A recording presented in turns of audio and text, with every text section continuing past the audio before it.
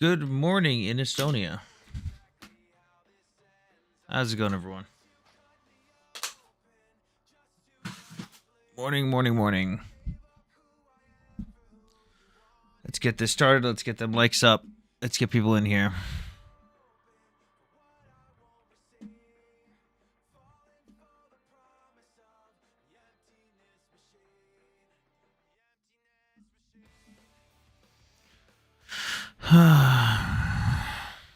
Let's get the likes up, and then we can start bringing people in here. Let's get the viewers in.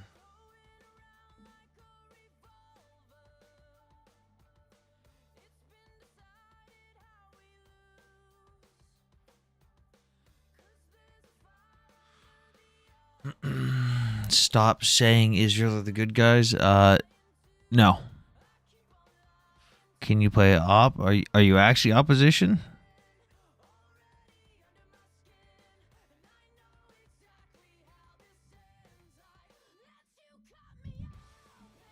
Just do what you read.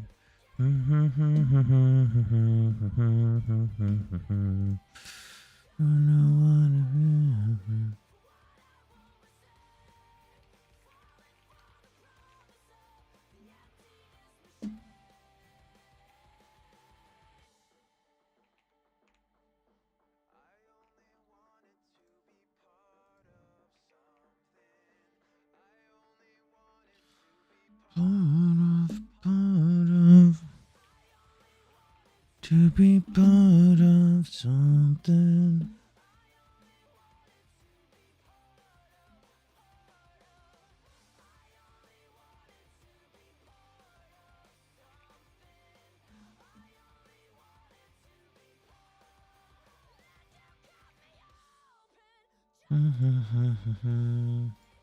Give up who I am for who you want.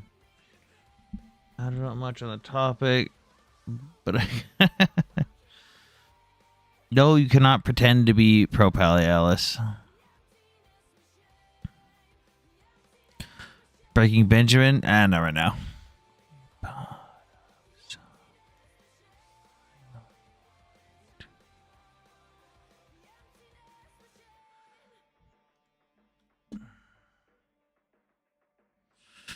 I might get my pro-Russian friend up. Oh, yeah, they're gonna dodge again this time.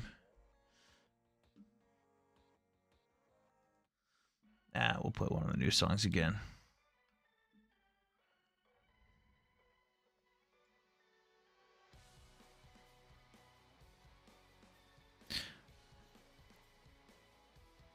It's all notes for the birthday girl. Everyone in chat also wish Alice the Jacobite happy birthday.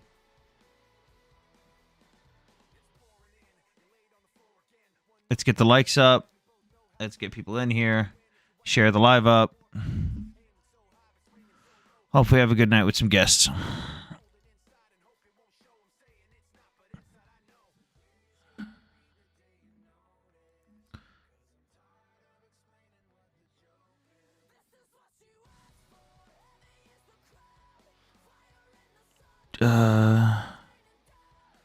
Join NATO. What about NATO? Wait. Why didn't Biden give the full ground support from the beginning? The reason we didn't give the full ground support from the beginning with Ukraine is the Budapest Memorandum, which we are abiding by, does not allow us to, unless Ukraine gets nuked. I'm doing okay. Is that from Arcane? I don't know what it was used in, but I know it's one of the new Linkin Park songs. Oh, I just got flashbanged by my own fucking program.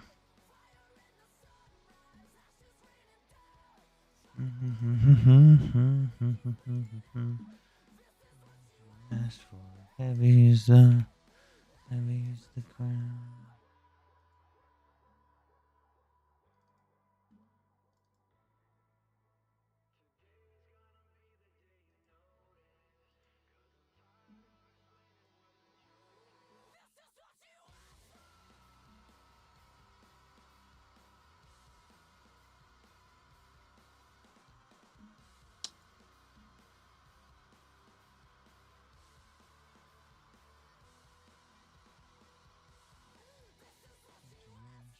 Heavy is the crown.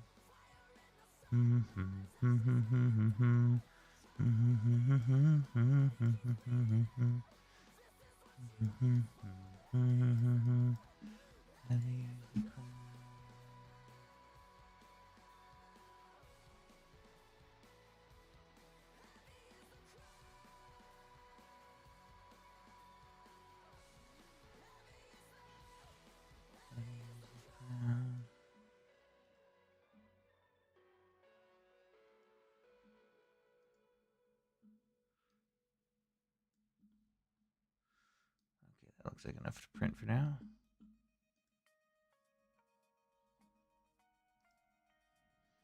Who am I getting text from?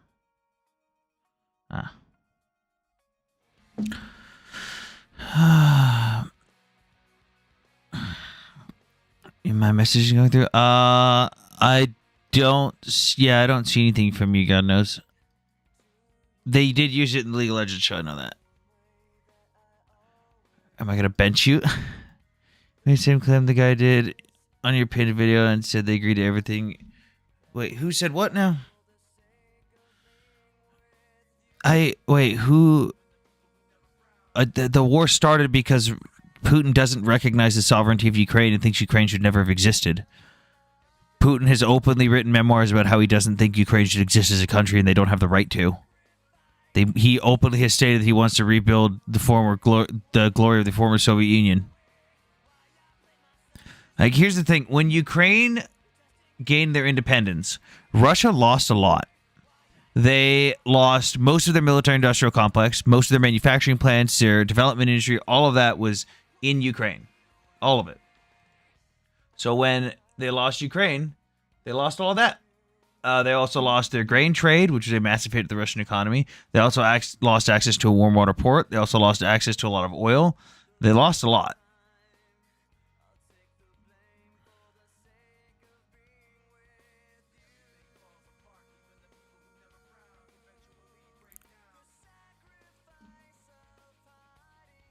Mm-hmm. 30 minutes left on that print, and then we'll start another one. Try rewording your question, God knows. Hello in Ukraine. Dobry den.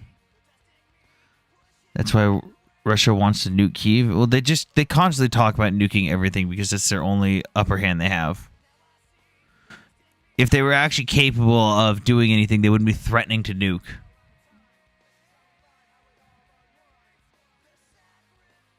Hello, Chervona. Doesn't Trump have ties with Putin? Unfortunately, yes. Trump and Mr. Putin are buddy-buddy, which is a really bad thing for Ukraine.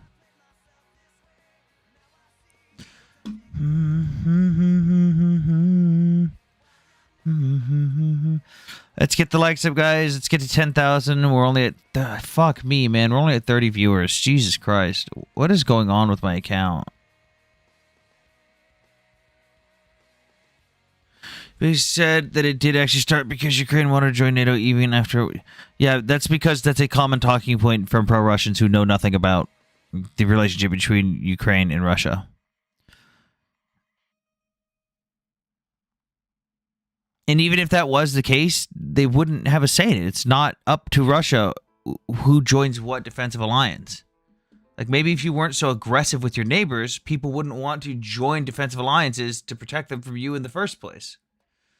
But again, it's just it is what it is. I mean, I'm pretty sure I debunked that claim when I said that in the 1997 Russian-NATO Founding Act for Peace and Cooperation, Russia agreed to NATO expansion. Does Israel support BRICS, or do you think they're more... well, considering they buy all of their shit from us, they really like the U.S. dollar. But now I can see them trying to capitalize on BRICS and manipulate the people that are within BRICS, just like Taiwan is considering doing. Taiwan has seen all the people joining BRICS and gone, oh boy, I can manipulate the fuck out of these people. Taiwan's not going to stop trading with the dollar, though.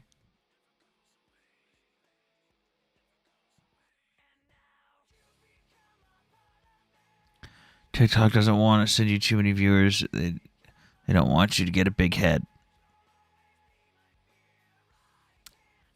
I'm just going to ban that person.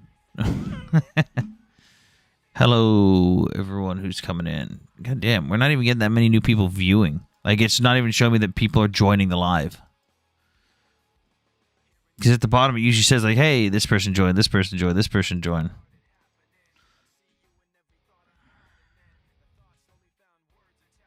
I voted Trump, but we'll see. I did not vote Trump. I was a write-in. I voted for Jeff Jackson, even though he wasn't on the ballot. Doesn't Israel have their own currency? Yeah, they have shekels. But they still trade in U.S. dollars.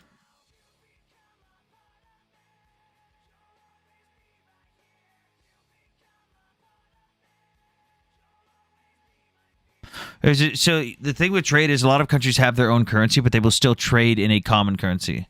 So I voted for Trump, basically. Shot, I am in Texas. I voted by my principles. Doesn't matter what my state was going to do. I cannot bring myself to vote for anyone that goes against my morals, my ethics, and my values, and neither candidate aligned with those.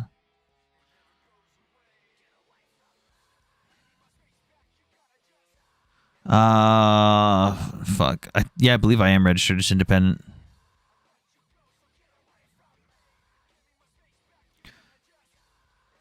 I think both of our candidates that we had were laughable, and I think it's a sham and a shame that we got all the way to the election, and those were our two best options we had.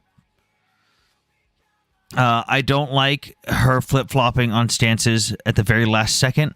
I don't like her inability to clearly state what her goals are when people ask her simple questions. Like, if someone asks you what your policy is on something, it should be a very simple thing to answer. You shouldn't be bouncing around with everything. Hey, thank you for the subscription. I don't like how her and the Biden administration handle stuff with Ukraine. I don't like how they've handled stuff with Taiwan. I don't like how they handle stuff at the border. And multiple times she stated that she was just going to be extension of the Biden administration. A lot of the plans are going to be the same. Then she said, oh, well, I'm going to be different, but couldn't say how different. It's like, if you don't even have a proper platform, like, and also her party just as a whole, doubling down on the, we must blame the people that disagree with us. Gaslight everyone who disagrees with us in the slightest and blame them and then tell them they're the problem. I do not like identity politics. Identity politics is beyond stupid. I have faith in Trump. He's super Zionist. Yeah, he's good for Israel. Very, very, very not good for Ukraine. Just join the Libertarian Party. I shall unfuck the Republican Party. I shall unfuck them. I shall bring them back. Problem is current Western governments? I wouldn't say that.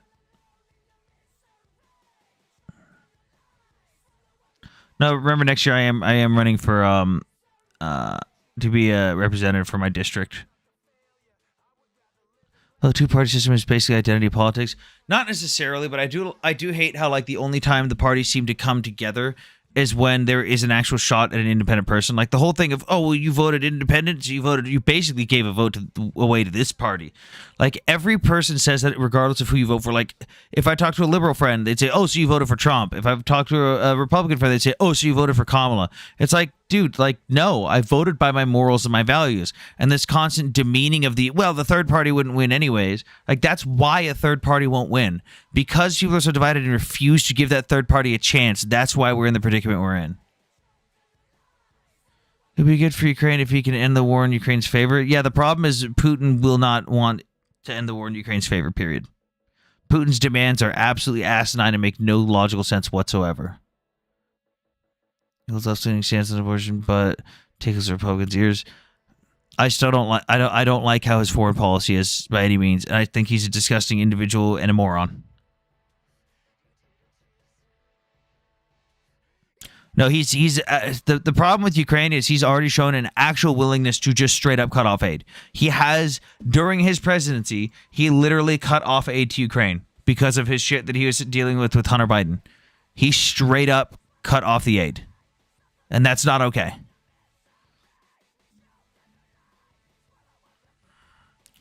What representative would care about you when he agrees with starving 2.5 million people? What in the hell are you talking about?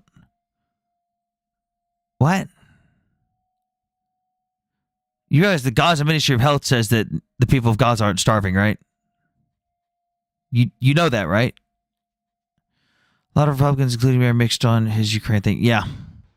I'm very worried for Ukraine under him. It's either going to go really good or really bad. Hello, Admiral. Come on, guys, share the live. Dude, what the hell? TikTok's not pushing my live out at all.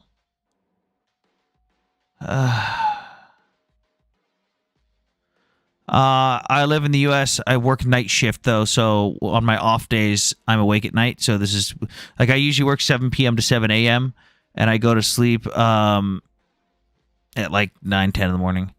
You applying to be a representative? Well, I don't apply to be a representative. I would run to be a representative. And again, there's not 2.5 million people starving in Gaza. Do you think the Paul Tyson fight was cooked? Oh, hell yeah. No, there's multiple videos showing Tyson pulling back punches.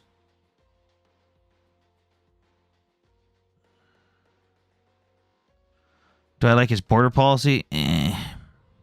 Kinda. I think he's overzealous with it. Overpromising and overzealous with it.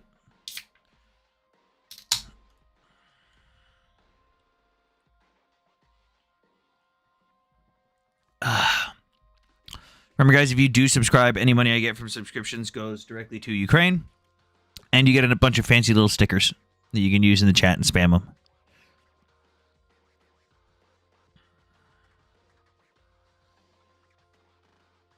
Yeah, I don't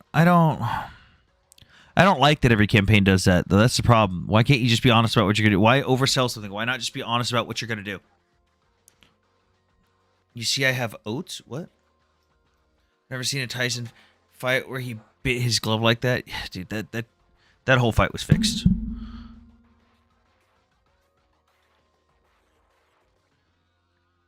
Supposedly the fight for the script for the fight got leaked too. And I've been hearing that it's debunked, but I don't know. From the river to the sea, Palestine will be free. Okay, you have freed it. Now what? Good job. Can I have one? Since they're free and all. Nez, let me be real with you, Nez. Coming in and spamming nothing but from the river to the sea, Palestine will be free is part of the reason your guys' movement has lost so much traction, why nobody likes supporting you guys. You are obnoxious. You come in and you disturb other people. You are not capable of having a coherent or cohesive conversation where you actually talk about stuff and learn. All you do is yell and scream and whine because you are not getting what you want without looking at any of the facts of anything. Like when people go into the mall in Australia and they harass the mall Santa and just harass everyone screaming free Palestine while having their faces covered. Like, how do you think that's going to make people support you? What is the goal there? Do you genuinely think that something like that is actually going to make someone support you?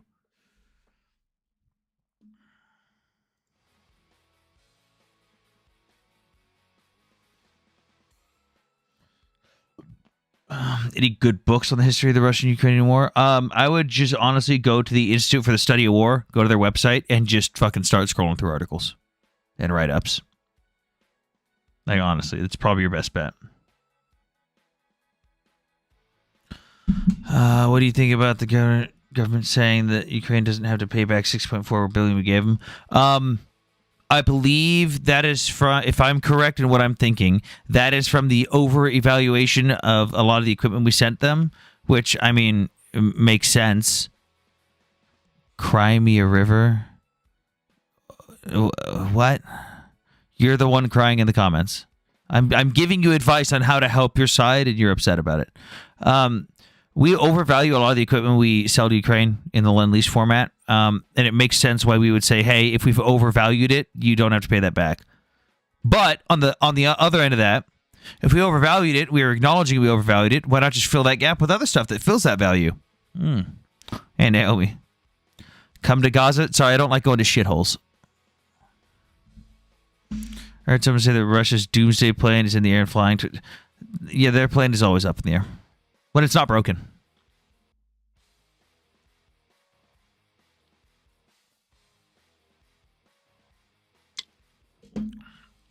We keep pumping the IDF. Really now? Why is the IDF still in Gaza then? I think the Iraq War wasn't a mistake. Iraq 1 was not a mistake. Iraq 2, 100%. We dropped the fucking ball in Iraq 2.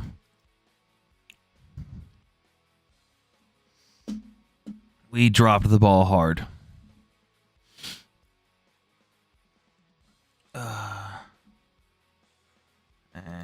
After this song, we'll bring some people up. Bada boop, bada beep. Or like the live, share it, get those likes up, and we'll get more people in here. We'll bring guests up in just a second. I'll bring Alice up. We'll bring up SKS. Yay! Oh God, you do sound like you're dying. Sorry.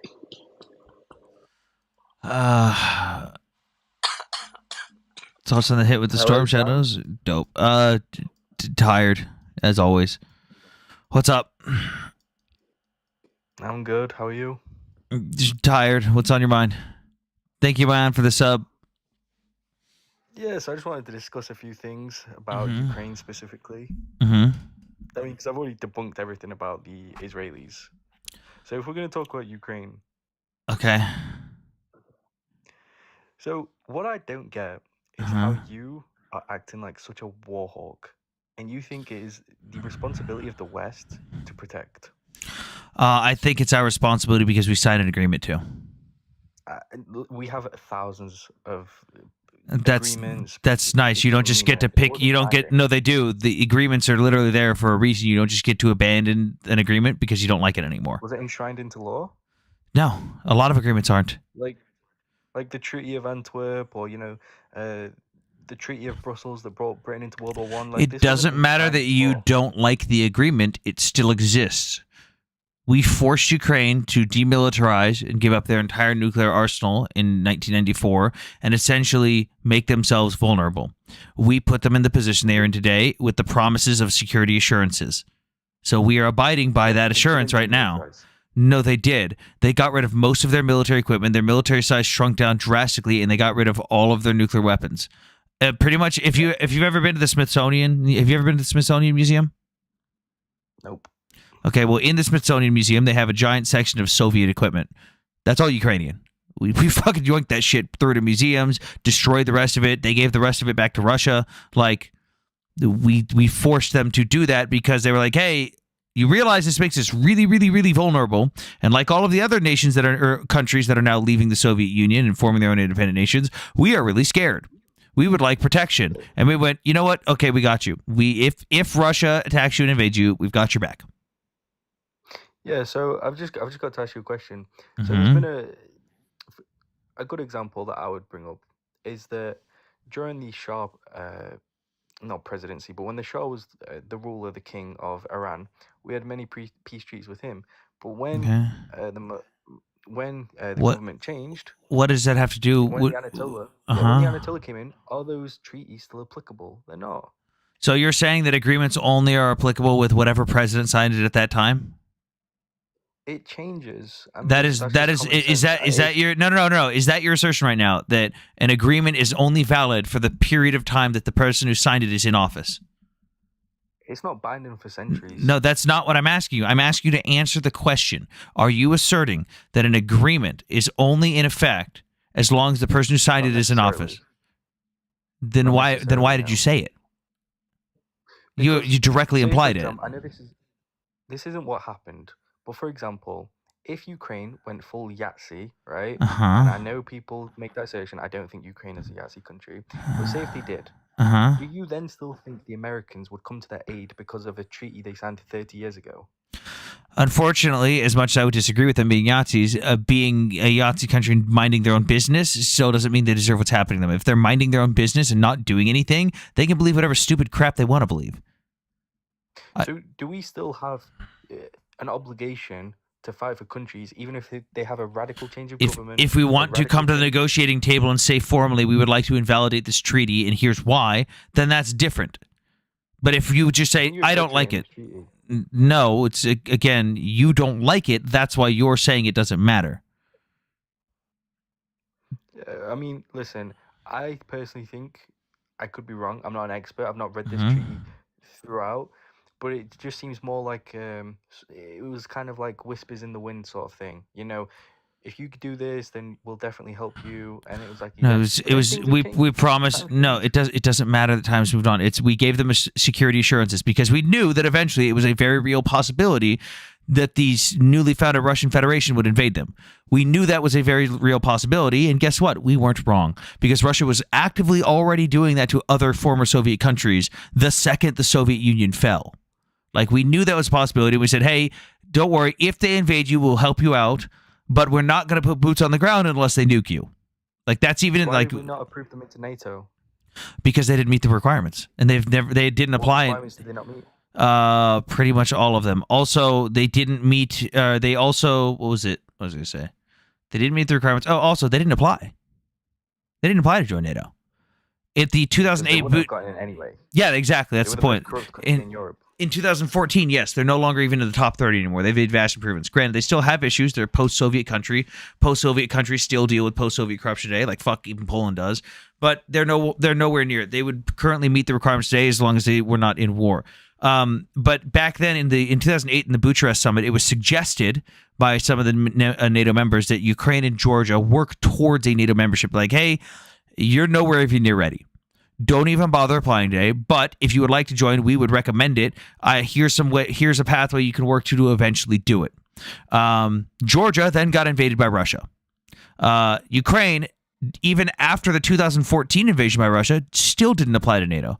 Ukraine's very first and only application to NATO was 7 months after Russia invaded in 2022, in September of 2022.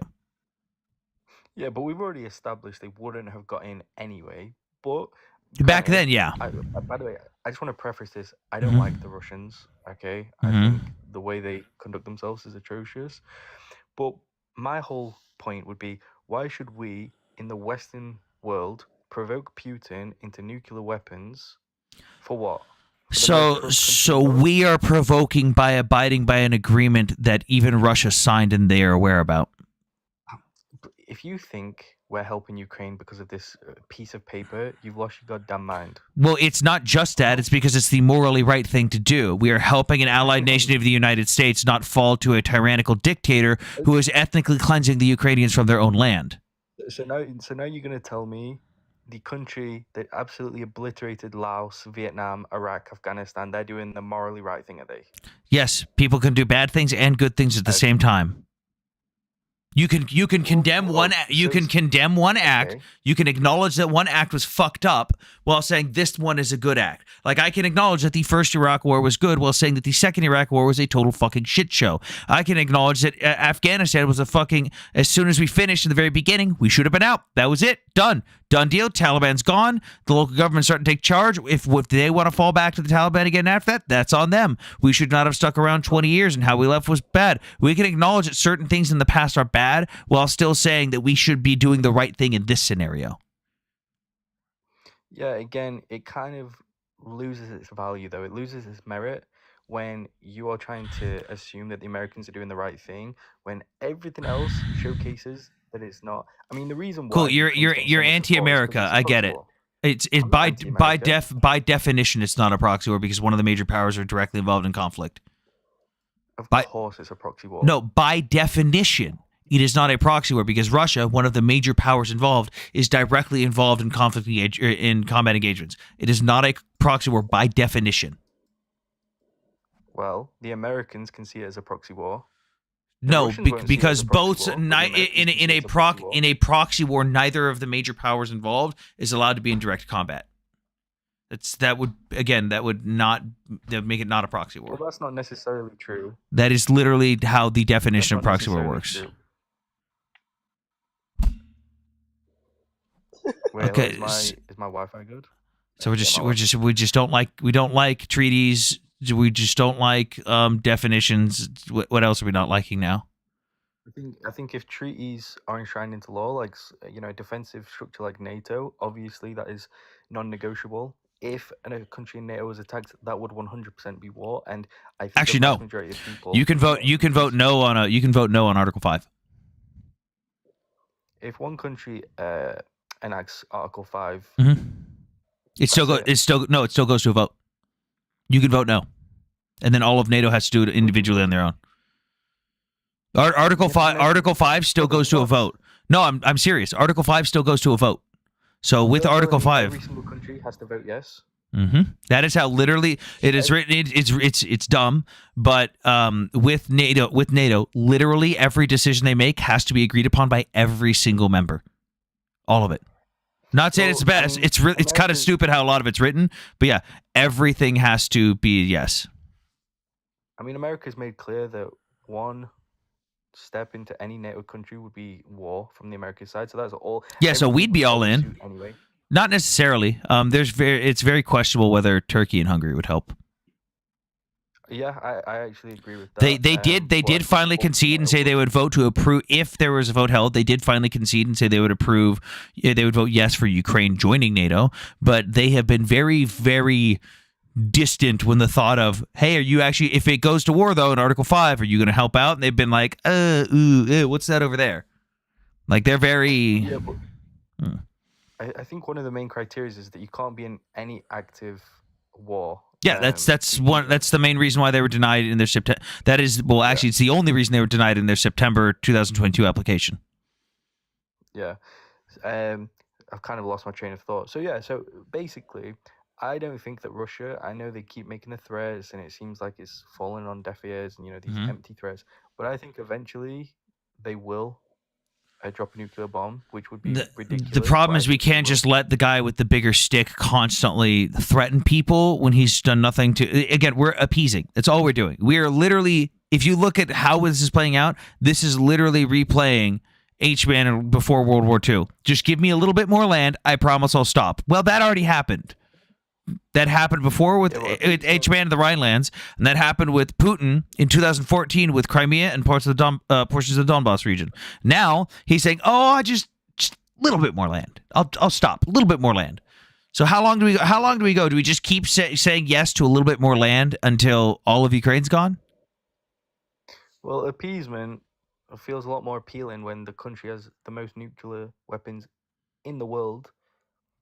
And again, yeah, I'm not really worried about their nukes.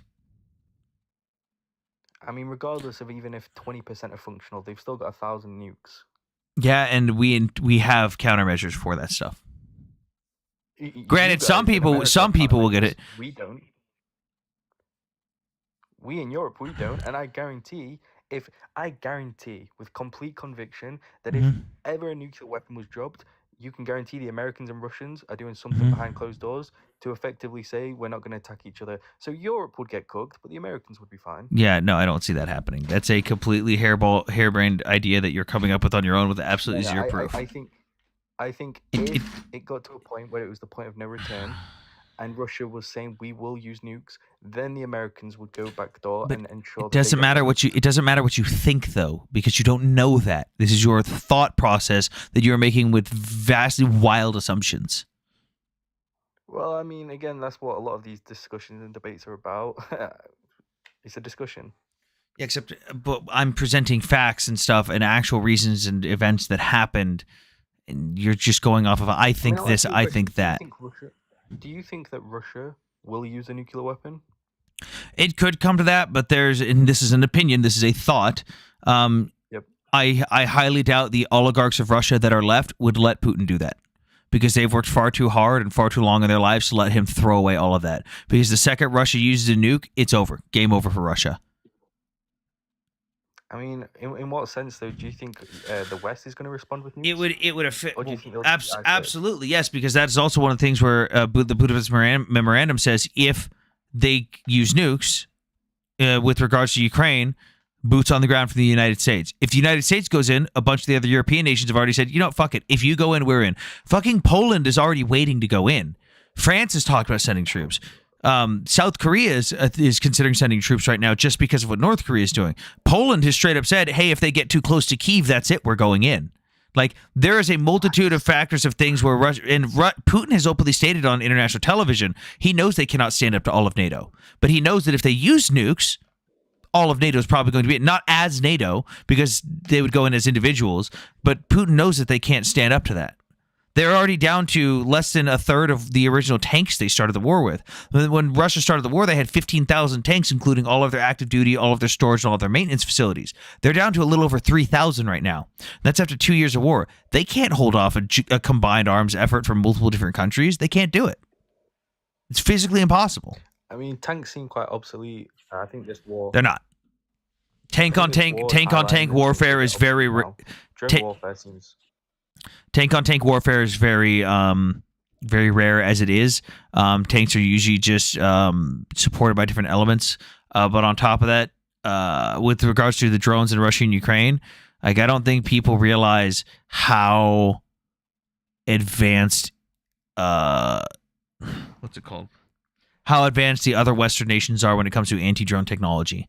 Like, we have stuff like that. We've been developing shit like that even I don't know about. I know about a lot of it that I can't talk about, but there's stuff that I don't even know about that I've kind of seen stuff and heard rumors about. We've been doing that shit for probably damn near 20 years now in development, because we saw the writing on the wall a long time ago. Like, we've been ready for this. I still can't fathom your way of thinking where you are saying that there is a chance that Ukraine gets nuked. Now, I get it. I get why a country wouldn't want to sign over parts of its country. I get that, right? That seems kind of exclusive to the Ukrainians, though. I still can't believe that even in your mind, you think that there is a chance, a possibility that Russia goes nuclear, and then you think there always is a chance. Response. Yeah, but when things like this happen, it obviously increases the likelihood. And then you think, oh well, that's okay because of the Miranda Agreement. The West will send in. So you think that it's okay for them in a modern day and age that we would just let them nuke an entire country, just go, eh? No, the point is I don't want it to get to a point where they're getting nuked. Okay, cool. So your solution is just let them die at the hands of Russia slowly by surrendering to Russia. Russia takes over and ethnically cleanses the Ukrainians anyways. Well, what if, I mean, again, this is just speculation. I don't know when Trump goes to the table and he proposes a deal. Obviously, Russia is going to want all of the land is currently taken. Again, I don't agree with that whatsoever. But if there was something in that said Ukraine can then be admitted into NATO, then I don't think that would ever happen again. And both sides. No, so that. Have you by any chance heard Russia's peace plan or what their offer is? It's the same plan. So it's the same plan they've had since the very beginning. It was actually proposed by China. It's a 12-point peace plan, but the main things are they want to force Ukraine to make Russian the state language for Ukraine. No one's allowed to speak Russian anymore. They want control of all of the territories they currently have, plus more, meaning they want to, like, if they only hold half of an oblast, well, they want to finish the whole oblast, so they want all of that land, which means more Ukrainian land.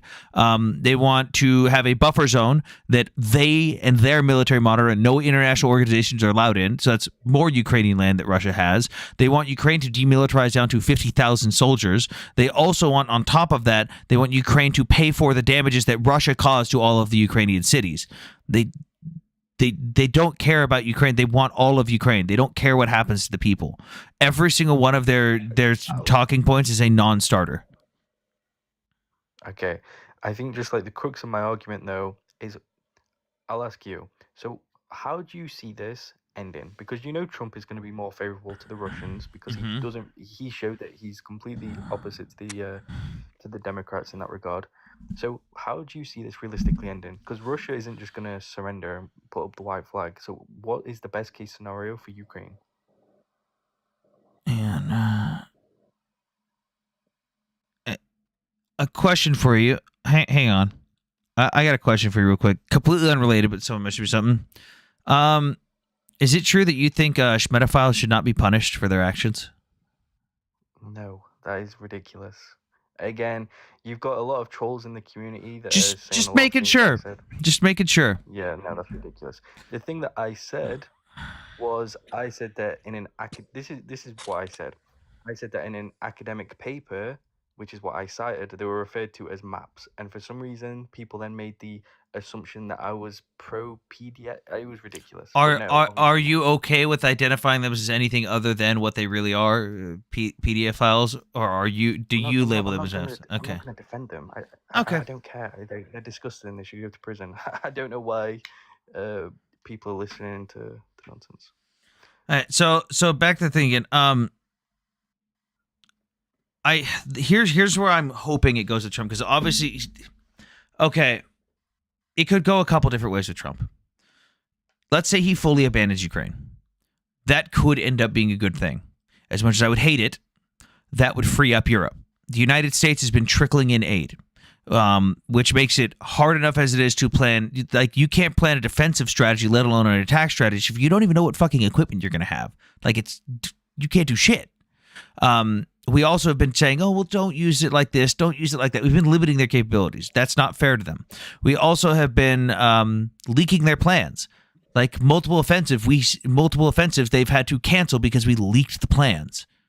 We leaked the plans again recently for certain missiles they were planning to use within Russia. Like, this is not okay, and we are actively hindering them. We've also been telling Europe to hold off on certain stuff. Like, no, hold off. We've got it covered. Hold off, guys. And then 6 months later, Europe's like, hey, where's the aid? You said not to send it because you said you got it covered. Where is it? And 6 months later, we go, oh, we pulled our head out of our ass, guys. We finally got it here. If we were to abandon them, that frees up Europe. That allows them to stop listening to us, to help Ukraine to the fullest, and not give a damn what we think. And if we were out of the way, I would still support Ukraine. I would still be going back over there to help out and stuff. I'd still be making them stuff.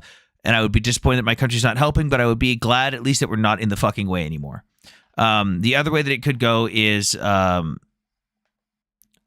if Trump's people that he's picked around him, because they're very anti-IRGC, they're very anti-Russian, very anti-China, they could play on his ego. A win for Russia is a win for China in this scenario. Because a win for Russia, when we are trying to supply an ally that has a direct rail route to them, like one of the easiest logistical things to ever do in a million years, if we are not willing to defend them, why would we defend Taiwan? Which gives China the go-ahead to invade Taiwan, and we've already calculated, the Department of Defense has already estimated they will be invading around October of 2027. So I'm hoping that they are willing to play on his ego and go, hey, if you let Russia win, you're actually helping China win.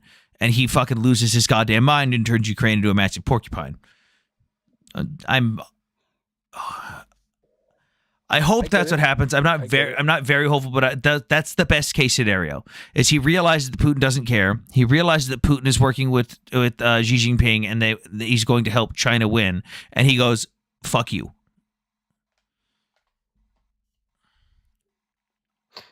Okay, so the best case scenario is that the war is prolonged because, like I said, Russia is never going to throw up the white flag. This isn't like an Afghanistan situation. They're neighbors. There's going to be too much of a humiliating embarrassment for Putin. Yeah, he can't back out. He has to be pushed out.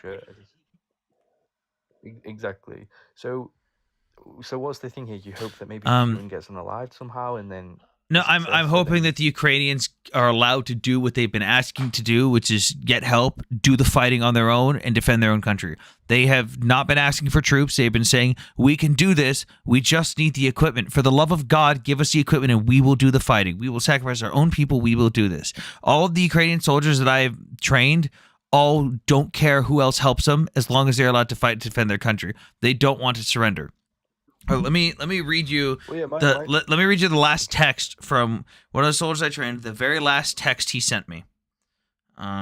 This was a couple days ago. He went on vacation to Odessa, and he woke up to the apartment building behind him being exploded by a Russian missile.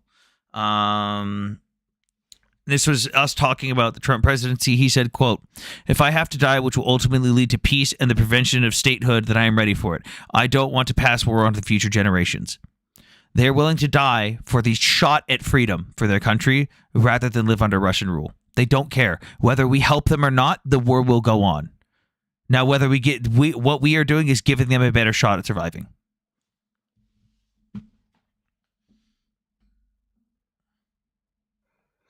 Yeah, and again, like I said, my country contributes massively to the Ukrainian defense, and I agree with that. I think it's a great thing.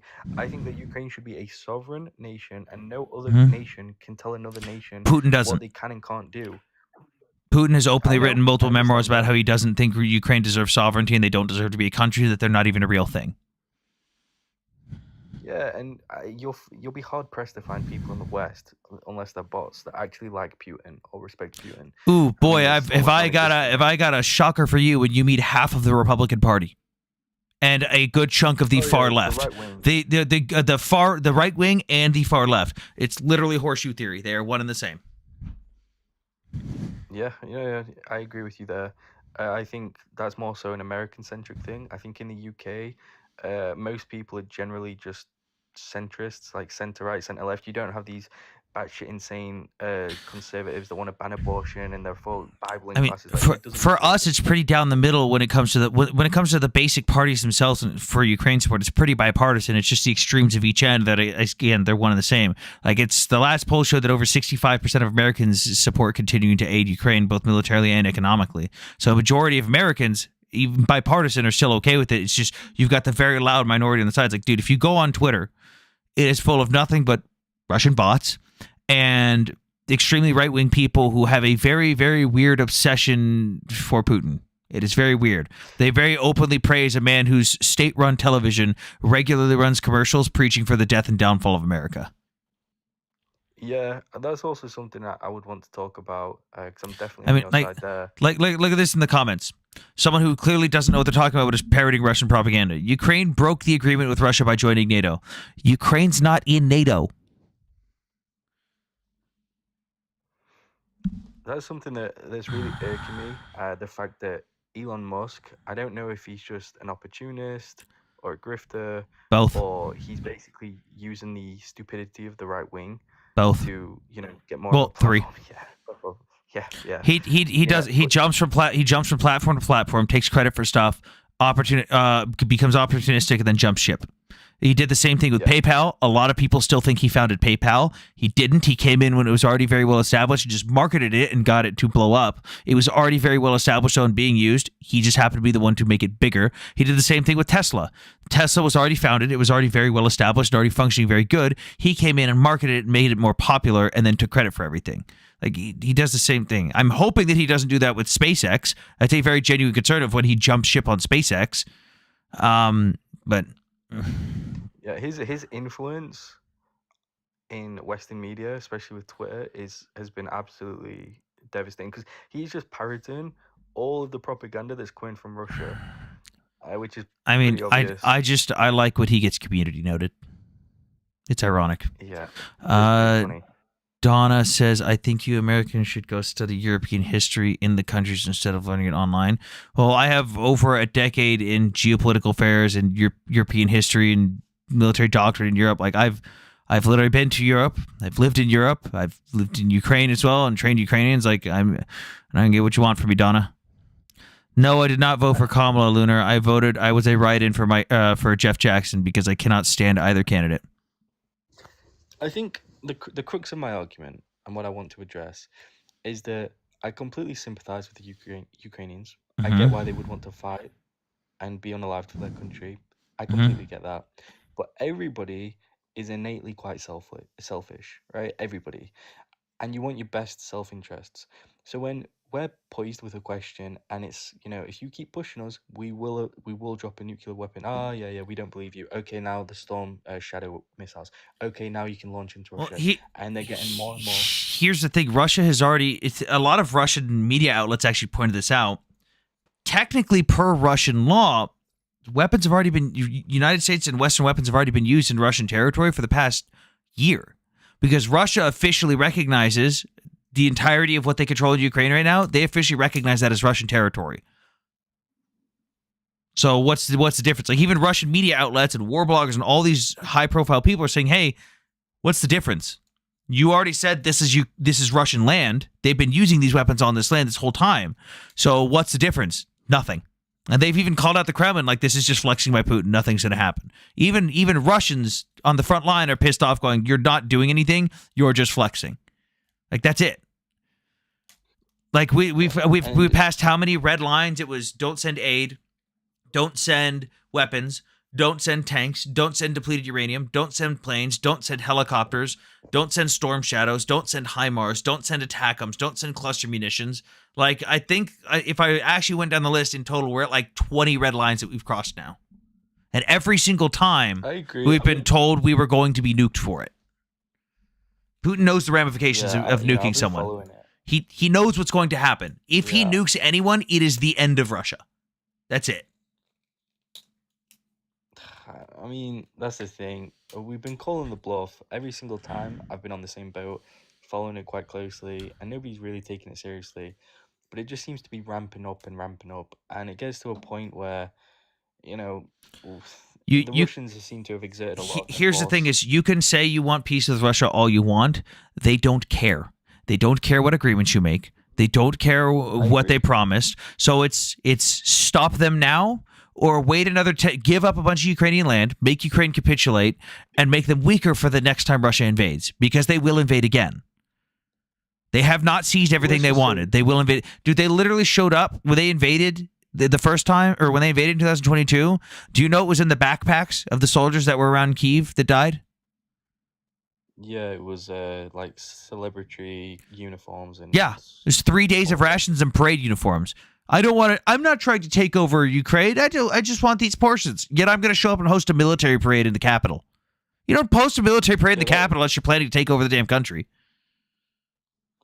I mean, that in itself just felt so surreal. Like when they declared war and then they tried. Oh no, they still haven't declared war. It's still not war. They still call it a special military operation. It's still not a war, which is why Putin is using conscripts in Russian territory, the areas that they currently occupy, because Russian law says that conscripts are not allowed to be deployed outside of Russian territory. But they still claim all that land is Russian, so he's been sending conscripts to the front lines nonstop. Yeah, and again, just kind of like, just the whole crux of my argument is that I support Ukraine. I think Ukraine definitely a country in which deserves its full sovereignty. But again, looking out for myself and my family, I know the fact that the UK will be the fit if there is an all-out nuclear war. I mean, you've already said yourself that you can't really say that there isn't going to be one, which to me tells me anything. You can't lean too far either way. I guarantee we're getting wiped out first as an island. Yeah, well, I mean, we're an island nation. What benefit with that? You have to think about it strategically. No, you have to think about it strategically. What benefit is there for Russia if they wipe out England? Nothing. That gains them nothing. They would take they would nuke places. The Russians despise us more than anybody. They would nuke very specific places. It's not just I'm going to nuke cities and countries willy-nilly. It's very specific places, because even a nuke, it has limited capabilities on what it can and can't destroy and what it's good for and what it's not good for. They're not just going to nuke England because there's no fucking point. What is the point of nuking this random fucking tiny island? It does nothing. You've just wasted a nuke. They would put it somewhere else. They would send it to France, Germany, or Poland. Those are the main places that would get hit first, and the United States. But even then, those places have missile defense systems, like high-altitude missile defense systems that can have exo-atmospheric interceptions that would hit those things before they even distributed into smaller payloads. Like, Russia sees the writing on the wall. Granted, again, you can't lean too far either direction, because if you lean too far either direction, you go into the extremes, and then you're going to be in for a really big surprise when it doesn't go the way you planned. But just the whole thing of they're going to nuke this, or they're going to nuke us, or we're afraid, like, England is the least of Russia's worries right now. Because even if, like, they say, oh, we're going to nuke England, so they can't supply Storm Shadows. Guess what? Guess where the rest of the Storm Shadow missiles are? France. They're already in France, they're in Poland, and they're in Ukraine already. So hitting England just stops the production of new ones. Doesn't stop the ones that are already there, or the French variants, which is literally the exact same missile.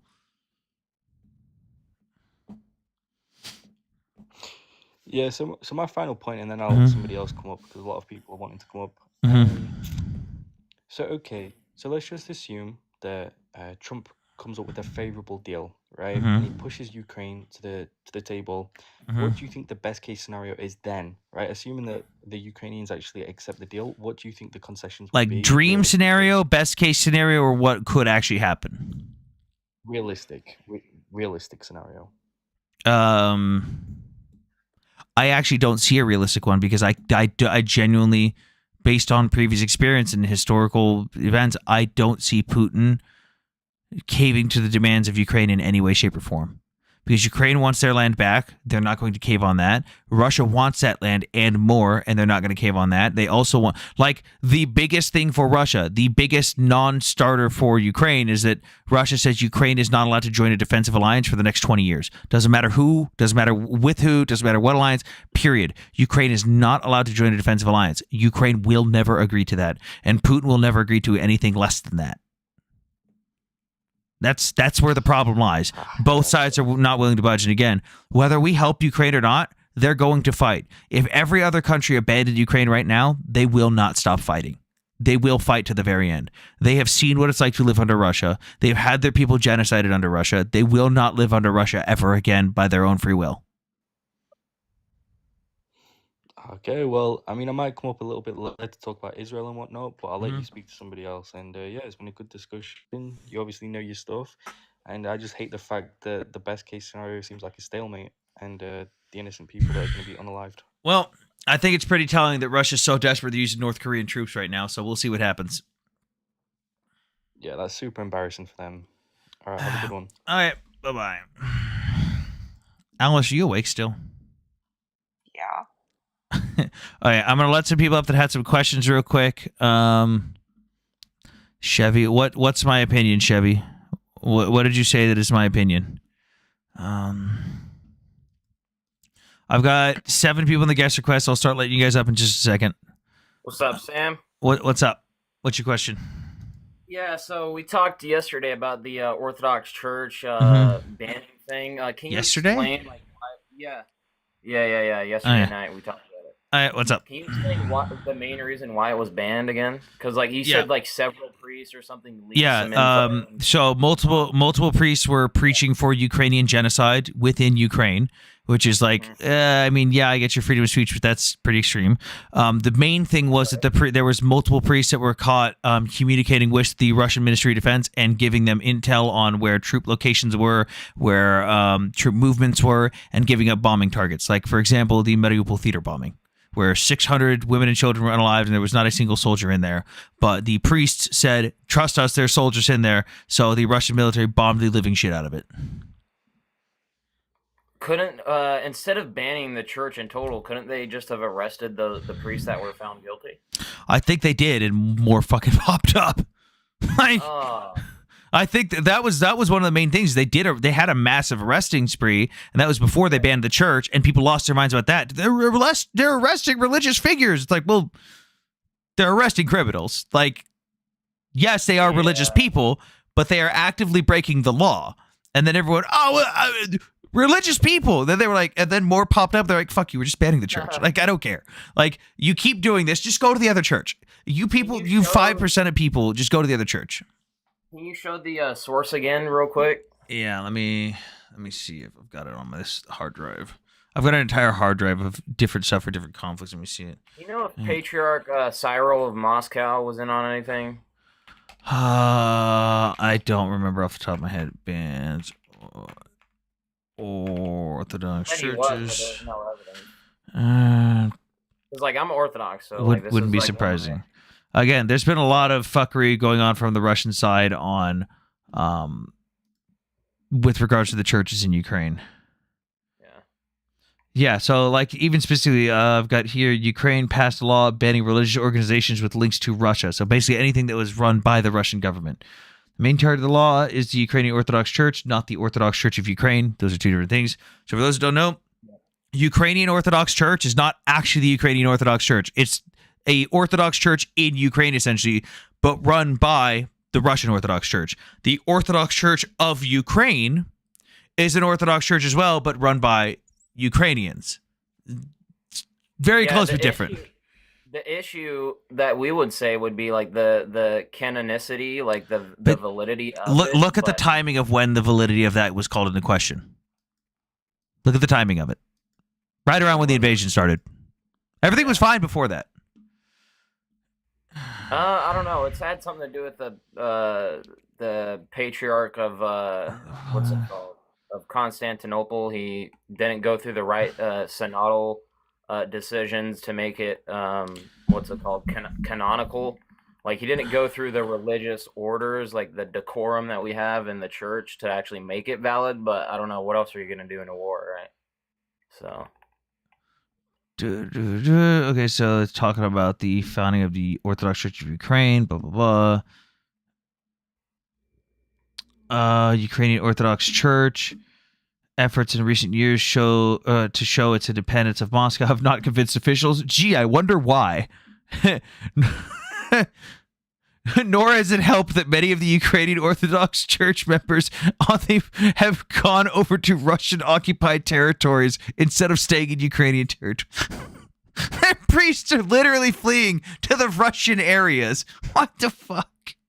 I forgot about that. Yeah, because they don't think it's valid, I guess. I don't know, but No, that was when when Ukraine started arresting leaders that were giving up this like intel and stuff. They started arresting the Russian church leaders, and the ones that there was some that popped up and still continued, and then a bunch of it was like, I'm just gonna go to the Russian area, and they just left. I mean, that's better than leaking shit. So, like leaving. You guys defending what Ukraine did, but when the Soviets did it, they are the bad guys for it. I have not talked about the Soviet Union and religion whatsoever, real Gauther, or Gauther, whatever the fuck your name is. We're not talking about the Soviet Union right now. Oh, God, fucking ad blocker. So what was the evidence for these accusations? I'm gonna try to find I will try to find you the Ukrainian original write-up from the SBU, but the SBU, which is their essentially intelligence agency, they did an entire write-up on it, and there was a massive wave of arrests at first. I remember I was there for some of them, and then I was involved when some of the churches started getting closed down. I don't remember exactly when they started actually closing all of them, but yeah, I was there for some of the arrests. There was a big wave. I remember. There was a Orthodox priest that was arrested and they showed the video. They showed the video of them pulling him over and then opening his car. He had a trunk full of rubles and Ukrainian hryvnia, which is their currency, and a bunch of weapons. And I went, "Oh, that man's fucked. that man is fucked."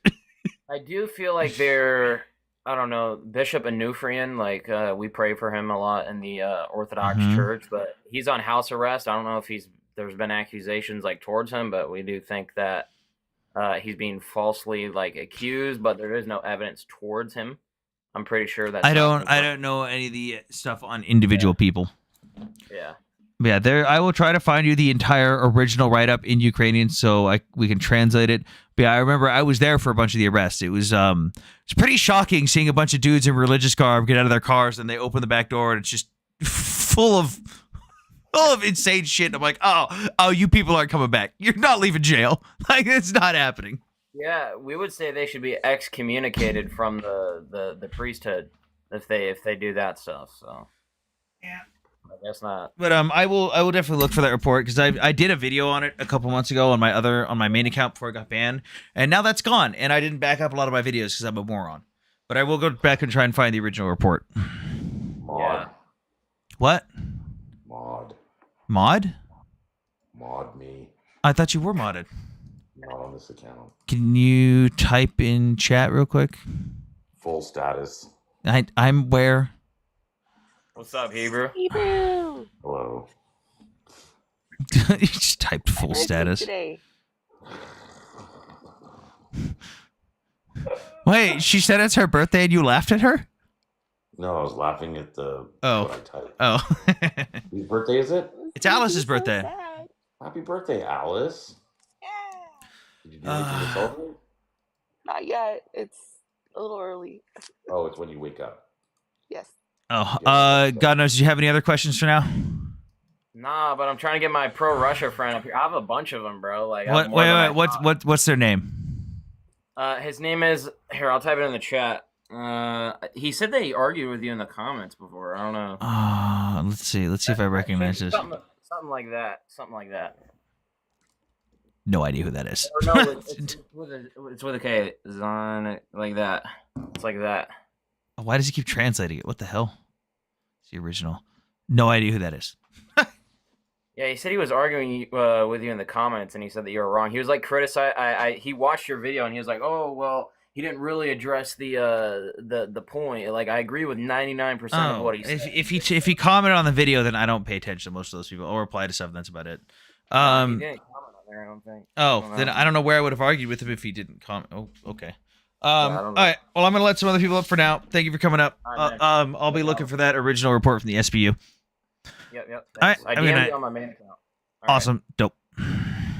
All right, let's this person up, and then I got Saul and AB.M in the requests. Hello, Big. What's up?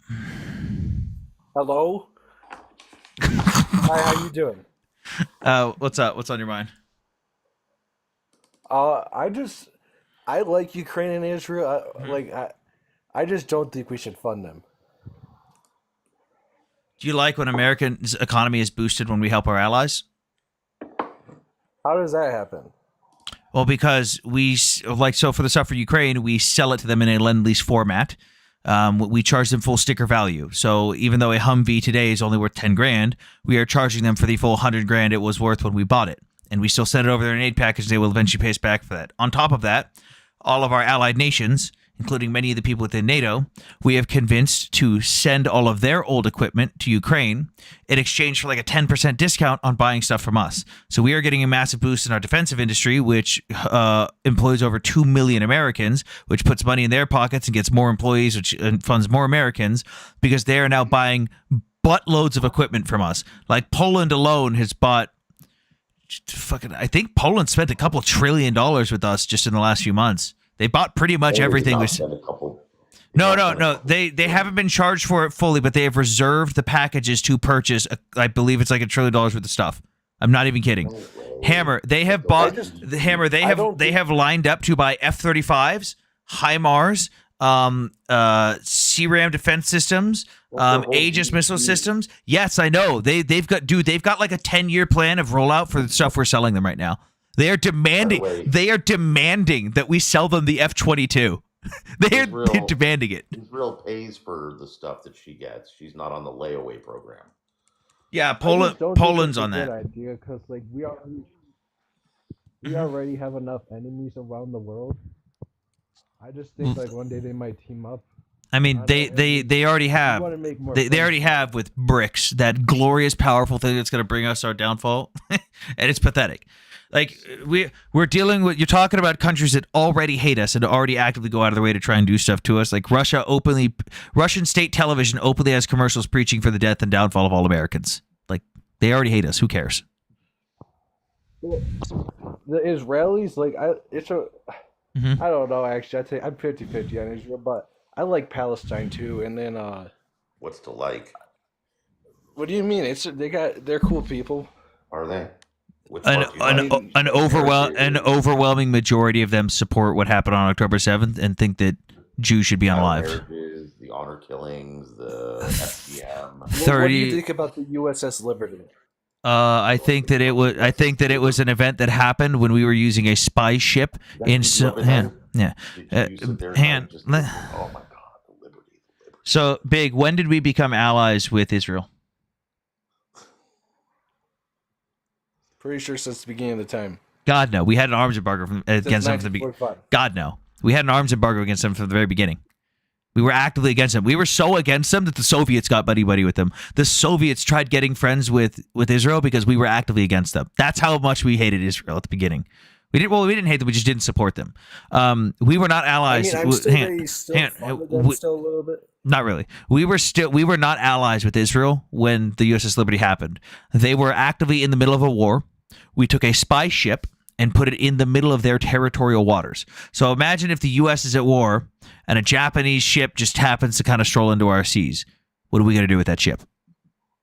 We're going to blow it the fuck That's up. not true. There was an American flag flying. How does an American flag negate the fact that we were in their territorial waters in the middle of their They war? didn't have their flag up. No, we Because they did. seen it was us We that had were- we had the they U.S. lied and said it was an Egyptian ship. Yes, They thought it was. the Egyptians had been previously flying American flags on their ships for the past week. They had been trying to disguise themselves as American ships. Now, they saw that it was an American ship. They tried to get in communication with the American ship. Nobody responded. We were on the wrong frequency. They were on the wrong frequency. We were both yelling at each other and no one was saying anything back. They requested permission to fire because we weren't answering. We were there under unknown intent in their territorial waters with a literal spy ship. And their command said, fuck it. They're not answering. We don't know their intentions. They're in our waters. Do it. You had to go all the way back to 1967. During the But 6-Day by the War. way, by the way, Yeah. that has nothing to do with the original point, which is what's to like about the Palestinians. I said, I named you all these awful things about Palestinian society, and instead of defending it, Well, how are the children? bro, like, you hear me talking? You hear how me, are the right? children? Well, I just want to make sure. Do you hear me? I hear you. Go ahead. Okay, so when I'm talking, that means you don't talk. It's basic, little children. Like know you're how trying to generalize a doing it whole again. group. You're doing it again. Like little children know how to follow these rules. One person. All right, go ahead. You're doing it again. You're doing it again. What's the problem? All right, go Hammer. So instead of defending the Palestinians with the fact that they marry off children, that they don't have any protections for marital rape, that they cut off the private parts of little girls so that they won't enjoy sex, that they have insanely high rates of domestic violence, that they throw gay people off the roofs of buildings. Instead of talking about any of that, you're like, well, let's go back to 1967 and talk about the USS Liberty. And that's what you like about the Palestinians? Well, again, I don't think a whole group is bad just because a few bad apples. I believe Well, that he it's not like just the a few. bodies Here's the before. thing. It's not just a few. Like there are statistics run by Palestinian research centers that show that these are very normal things for them, and that the overwhelming majority of their society supports. Like when October 7th happened, do you know how high the support in Gaza and the West Bank was for the actions of October 7th? But again, that's not No, true. hang on. I'm not talking about children right now. We'll get to what they do with their children. So, do you know what percentage of Gazans and Palestinians supported what happened on October 7th? I know like 90% of them support Hamas. So I guess Yeah, that it's about answers that. But it was the highest poll was, I think was it West Bank was 91%, Gaza was 89% or 87. Oh my God, yeah. Yeah, they overwhelming support for October 7th, overwhelming support for Hamas, overwhelming support for the actions of October 7th that unalived as many Jews as possible. Because they were Jews, not because they were Zionists, because they didn't walk around anyone and say, "Whoa, Zionist, are you a Zionist?" No, they just unalived people because they were Jews. They brainwashed their children from a very young age. Like, let me ask you this, Big, would you ever send your child to a summer camp where they are taught how to use an AK-47 and how to behead Jews? No. 100,000 children in Gaza did that last year. 100,000 children went to a camp called the Saplings of Jerusalem, which is run by Hamas, which they openly brag and praise about, and there's multiple media reports on it. They openly teach children how to use weapons and do plays where instead of, your classic little play where you're acting out stuff like, oh, this is Shakespeare. No, their plays are them beheading Jews. Well, again, like I've seen videos of Palestinians saying they hate them, but like I said, even though it's a small number, I still care about them because they're innocent, They're Yeah. not. They're not innocent. If they say they hate Hamas, how are they not innocent? Very few of them come out and say they hate Hamas. Yeah, Most the support few Hamas. the few that don't support Hamas, fuck it, more power to them. I hope they are okay. I just want peace, really, man. But what do you think about the They don't. dancing Israelis? Here we go. Here we Let me go. guess. Let me guess. Jews did 9/11. No, not Jews, but like you never know. Like No, we do know because the FBI investigated and found that this was a crock of bullshit. But why were they dancing? Is the real question. They were at a party. Is there proof on this? Hang on, Big. Have you read the FBI report? I heard that there were some Jews. No, I don't up care on what the you heard. building I don't care. dancing. Oh, it's Jews. Yeah, Jews. So when I said Jews and you hang on. When I said Jews and you corrected me and said not Jews, Israelis, and then you immediately double back to the word Jews, you really did mean Jews, and I called you on your bullshit immediately. Did you read the FBI report? I don't care what you heard. Did you read the FBI report? No. You should probably go read the FBI report. At least I'm honest. I didn't lie, but So passe. but again, like, how were they?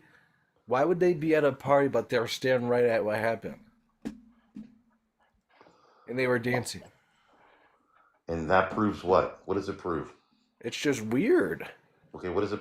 Okay, what does it prove? So And then you- all we the all hang know- on. What about all the Americans that were also doing the exact same thing? And when the planes hit the towers, they turned around and went, "Oh fuck." I think they were just Dude, surprised. there's a video of college students partying, watching football in their living room, drunk as shit at whatever time it was in the morning. They're all celebrating. them either. Hang on. They're all celebrating.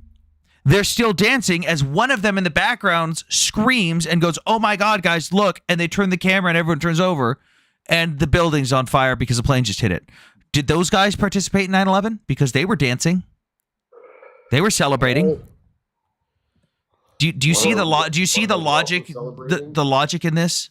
You know, But can you know I who else was explain why I celebrating? brought it up? You know who else was celebrating? A whole thousands and thousands and thousands and thousands of Palestinians. Oh, I know. I don't like that either. But the But thing you didn't is, bring that up. Yeah, you didn't bring up the thousands of people that were a majority in a country that was celebrating that. You brought up 5 people and said the Jews dancing on the roof. but the thing I don't get is, there's Mossad agents pretty much all around the world, isn't there? I'm just going to call you out on your bullshit now because here's how this is going to go. We're going to eventually go down the route of going through all your bullshit, debunking all of it, and eventually you're going to slowly start slipping up more and slowly start casually slipping in Jew for Israeli and Israel and Mossad and all this stuff. And it's eventually going to come out that you just Are don't they like not Jews. I don't have an issue with Jews. I Be Pacific, my dad was a Jew. really don't think that you're being honest with me now. I think you do have a problem with Jews because every time I have clarified I on think stuff, if I you've. was really gonna troll you with that, I would have done it by now. No issue with Jews, dude. I don't care about Jews. If they're cool out, I'm cool with them. Truthfully, I mean that. I believe you. Thank you, King Hebrew.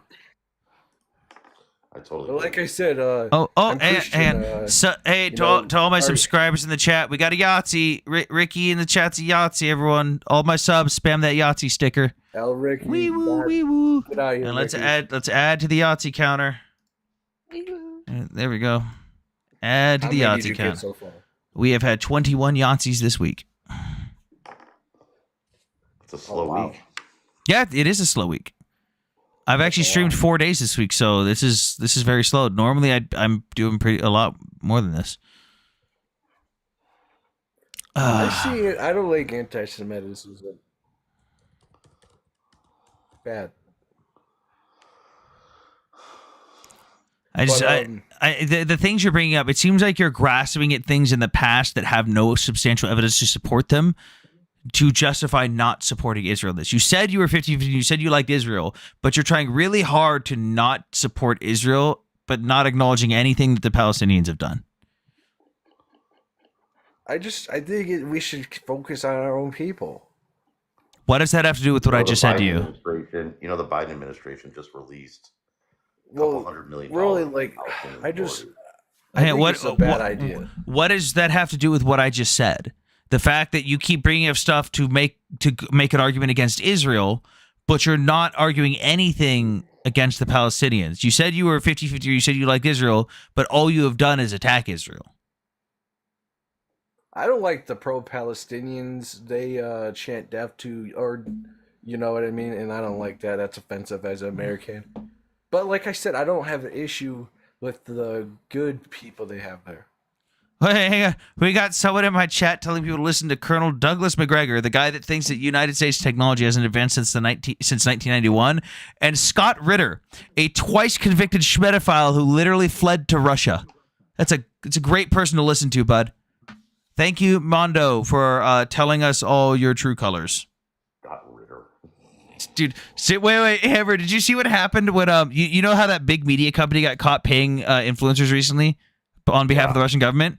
Scott Ritter apparently also his money got cut off at that exact same period. When that company got cut off, a bunch of other companies just suddenly stopped funding Americans. Scott Ritter came out and was like, I will no longer be doing news for Russia Today. And it was like, oh wow, I wonder why. I wonder why. I like Russia too. I think they got great culture. Their culture of throwing gay people in jail. Russia? Do you realize that if you wear a pride flag, it is considered an act of domestic terrorism? If you hold it, that's their culture, man. No, like I don't think genuinely, the it is. Russians are being gay, man. No, you can be gay. You cannot talk about it. You cannot show it. You cannot show pride for it. If you wear a pride flag, the pride flag is considered a domestic, or the pride movement is considered as a whole a domestic terrorist organization. Like genuinely, if you there's three sentencing terms. The first time you get arrested for wearing a pride flag or showing any LGBTQ symbols is 15 days in jail. Then it's 15 months, and it's 15 years. So They're probably scared they're gonna end up like the West. I love America, but like it's getting kind of soft. I love America. What is allowing gay people the right to express themselves have to do with getting soft as America? No, they can express themselves, but they can't push it upon the population. Wearing a pride flag, Clint, is not pushing it on the population. It's just, hey, I'm gay. That's all it is. They also openly want a Russian white ethno state. They don't care about their minorities. They send their minorities to the front lines first to fight in Ukraine. They want a Russian white ethno state. They have not hid that at all. I mean, it's been majority white for a while in Russia. So that has nothing to do with what I just said. You're just deflecting to what it is. I'm telling you right now, they want a Russian white ethno state and to get rid of all their minorities, which is why they send their minorities to the front lines first. Do you have any thoughts on that? This just sounds like nothing. It just sounds like you're a propaganda machine. You can literally Google. I am not a source. Google anything I am telling you. I am just relaying information. Russia very heavily pulls, especially from the Oblast of Dagestan, which is the second largest grouping of Muslims outside of the Middle East. That is where they. You mean? What? Dagestan. Yeah, that is the second largest gathering of Muslims outside of the Middle East. That is where they heavily pull from for their conscription. A lot of them are white too, though. Not all of them. Like white, not like white like how we are, but like they're still white. They might have like different origins from like Europe. But... Are you justifying a Russian white ethno state right now? Are you saying you're okay with that? No, you're saying that like they're not minorities. I don't think. Maybe I don't know how being a. I mean, no, I guess you're. I mean, they're Muslim. That's a minority in Russia. My bad. Go ahead. How old are you? Huh? How old are you, man? 22. Yeah. I love your shiny head. It's very. I like bald heads. Like honestly, I'm not saying this to make fun of you, man. Truthfully. I'm married, bro. It's okay, dude. No, look, I wanted a bald head, but my forehead's mad huge, so like I can never rock. I'm married. It. You can go. I can never rock a bald head, unfortunately, just because of that. Okay. Or if I did, wait. So obvious, it's a bit more comfortable. I wasn't making fun of him. I was just trying to explain I wasn't. There's nothing to make fun of. Bald is weird. It is hard. I wouldn't want it to come out here either. To the person in Twitch chat who says, "Dog, Israel forced Ethiopian women to use birth control shots against their consent." You know, they were issued birth control because of the conditions of everyone coming over and for safety reasons, and they chose the wrong birth control. It also wasn't Israel that did it. It was an international organization of doctors that worked together and recommended that the Depo-Provera, and then Israel took responsibility for it when they didn't have to. Israel took responsibility for it because of an international organization of doctors. Ethiopians keep coming to Israel happily. Yeah. So they've got a lot of them are Jews. No, that's what we're talking about. Ethiopian Jews keep coming to Israel. It's a nice area. Yeah. They're the most Zionist people in Israel. Dude, I'm not gonna lie. I love when Ethiopian Jews come up on the panel and lose their shit on people who make it about race. I fucking love it. They are the hardest core Zionists you're going to find, are the Ethiopian Jews. They're so angry. I love it. means is you believe in a Jewish homeland. Zionism is the belief that Jewish people have the right to self-determination in their ancestral homeland. It is literally a land-back indigenous movement. It is the biggest and most successful example of the land-back movement in the world. Are they like actually like native to it though? They are indigenous to that land. Because a lot of them, like, I know the Marazi Jews. I'm pretty sure I know they're native, but what's it? It starts with an A. Say that again? Ashkenazi. No. Say the first one. Marazi. Rodney? MIR.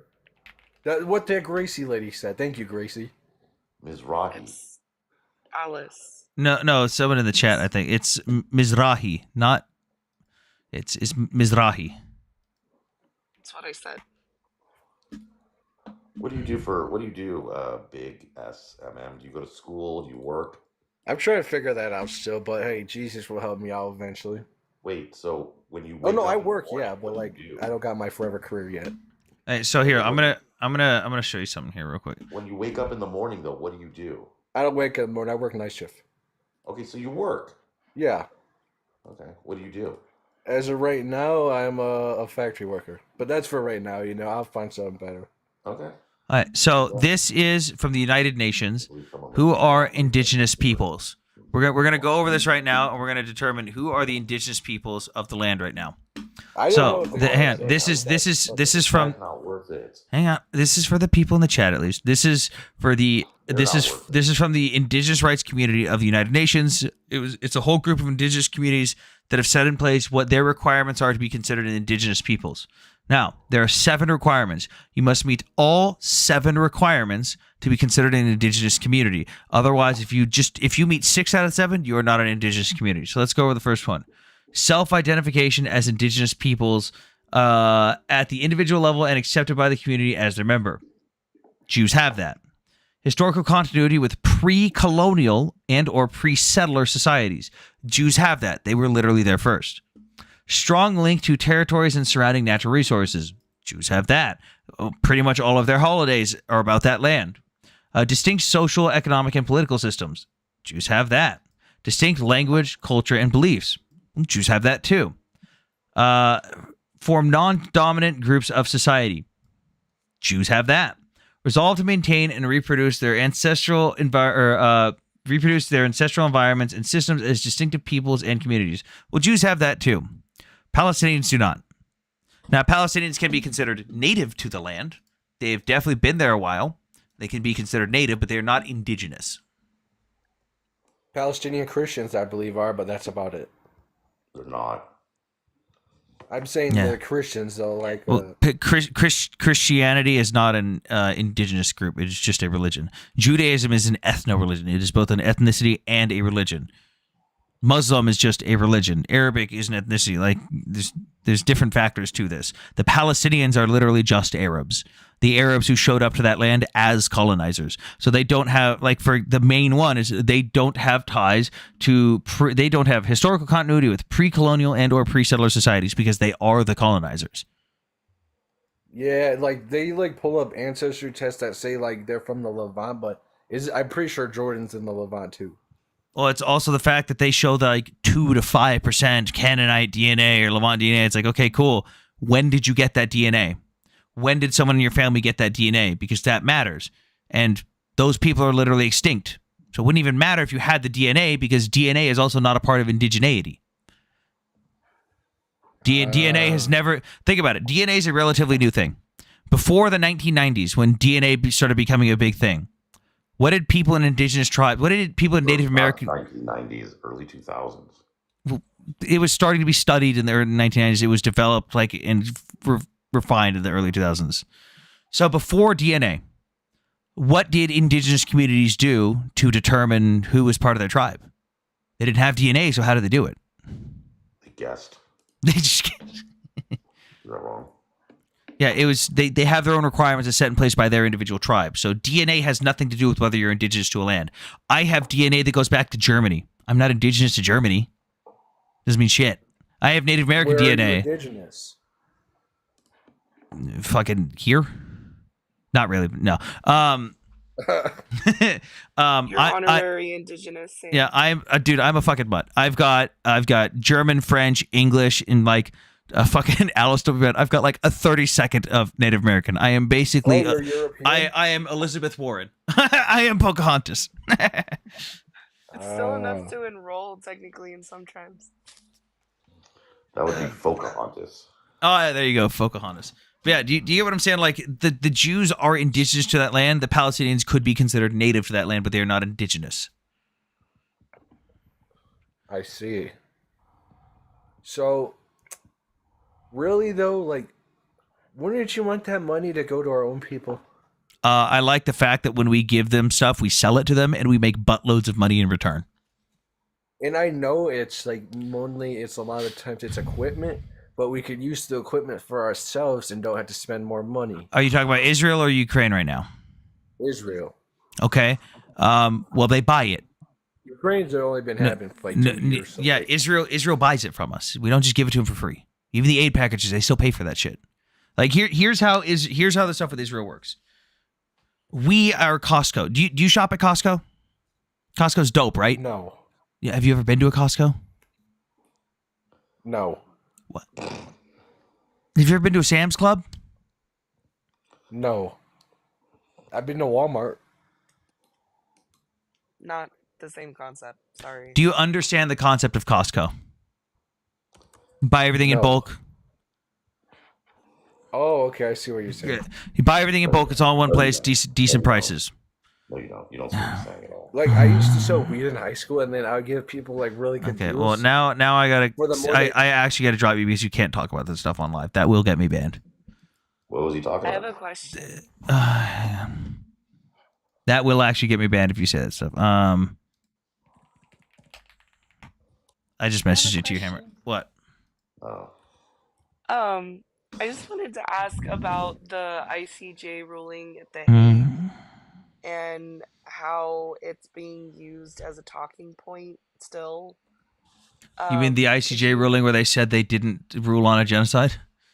Right, and they're like, these are the steps that need to be taken to prevent a possibility of a G-side happening Yeah. in Israel and It's Gaza. because I'm people like, don't read.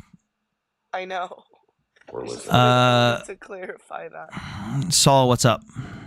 Hey, how you doing tonight? Eh. I'm sorry to hear that. What's on your mind, Saul? I cannot wait until Israel just destroys the places it needs to. Mashallah, that's great. God fucking damn it.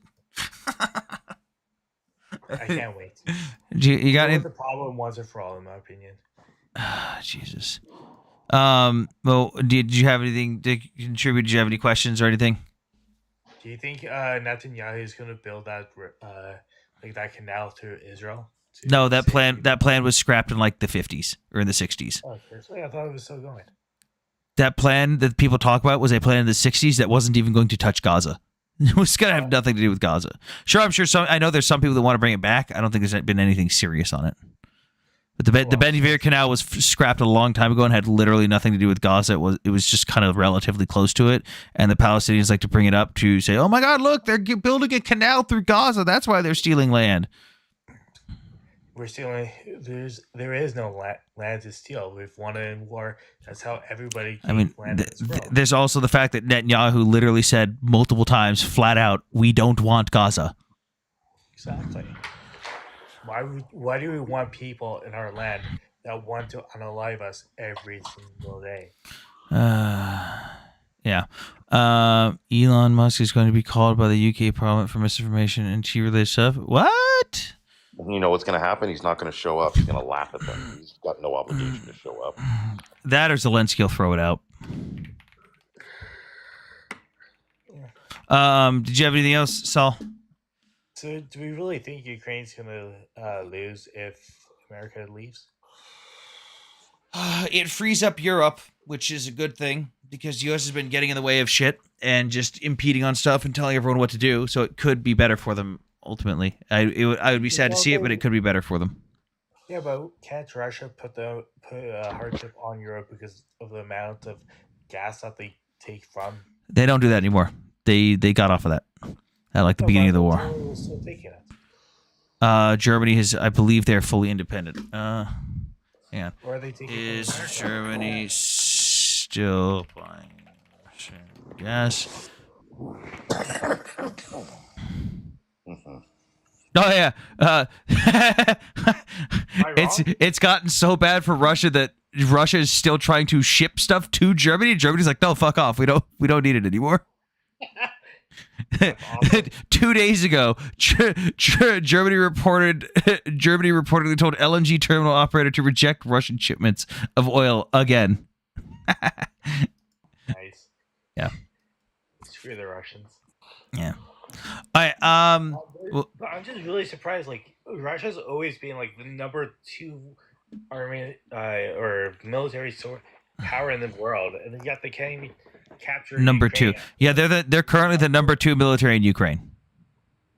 Yeah, exactly. Like come on, They were a Russia. paper tiger. We feared them for no reason. Exactly. Have a Yeah. good night, y'all. Have a good I, one. Let's I- see the Mashiach soon. Let's get the third temple in, boys. oh God, no! God damn it! Bye bye. God fucking damn it. Guys, I'm going in order for requests. Please stay calm. It just throws you up in a random order on my request panel. Please stay calm. Hello, Bashir. What's up? Hello. What's up? So you are basically saying that Israel are the good guys, right? Yes. How did they become the good guys? Bashir, where are you from, buddy? Ever not No, already? it doesn't matter. Bashir, where are you from? It doesn't matter. Answer my question. I'm just curious. It doesn't matter. Don't tell me what Answer my continent. question. What continent are you from? It doesn't matter. Why are you so unfriendly? No, just answer the question. Maybe So- you can't. Maybe you can't Bashir me. I'll talk a little louder.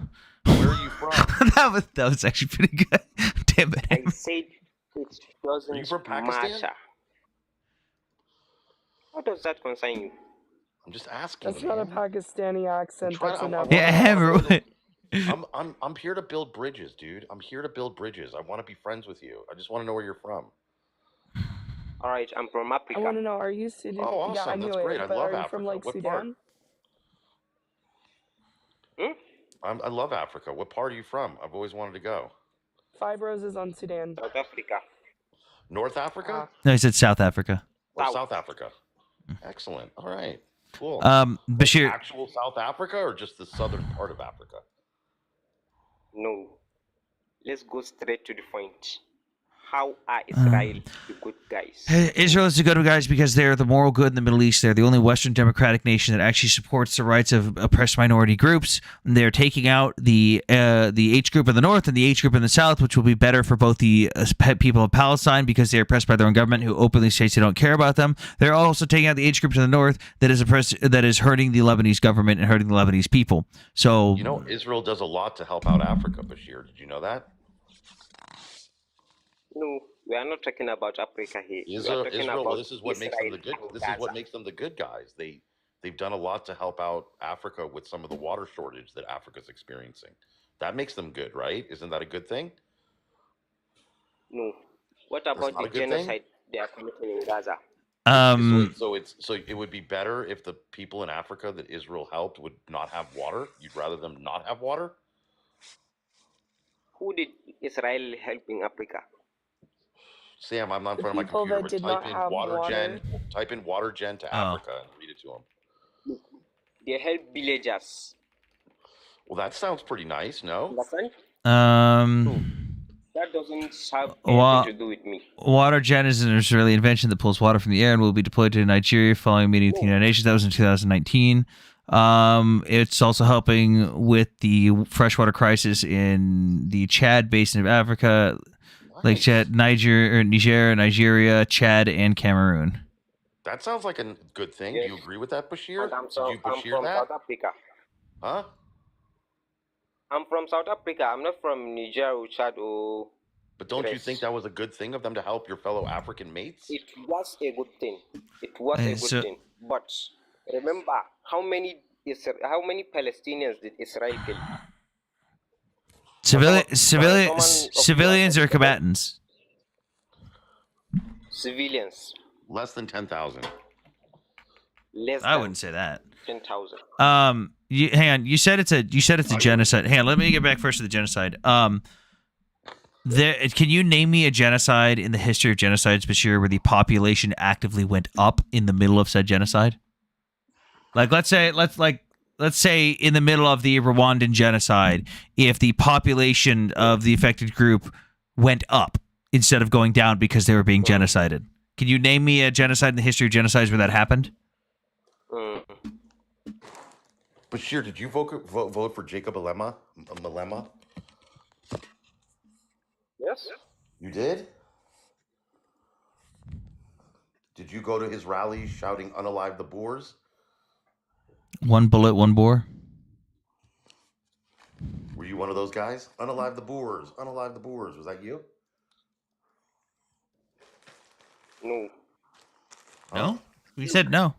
But no, Bashir, How many hand. I'll answer. I already know the answer to the question for the civilians, but I'm asking, can you name me a genocide in the history of genocides where the population went up?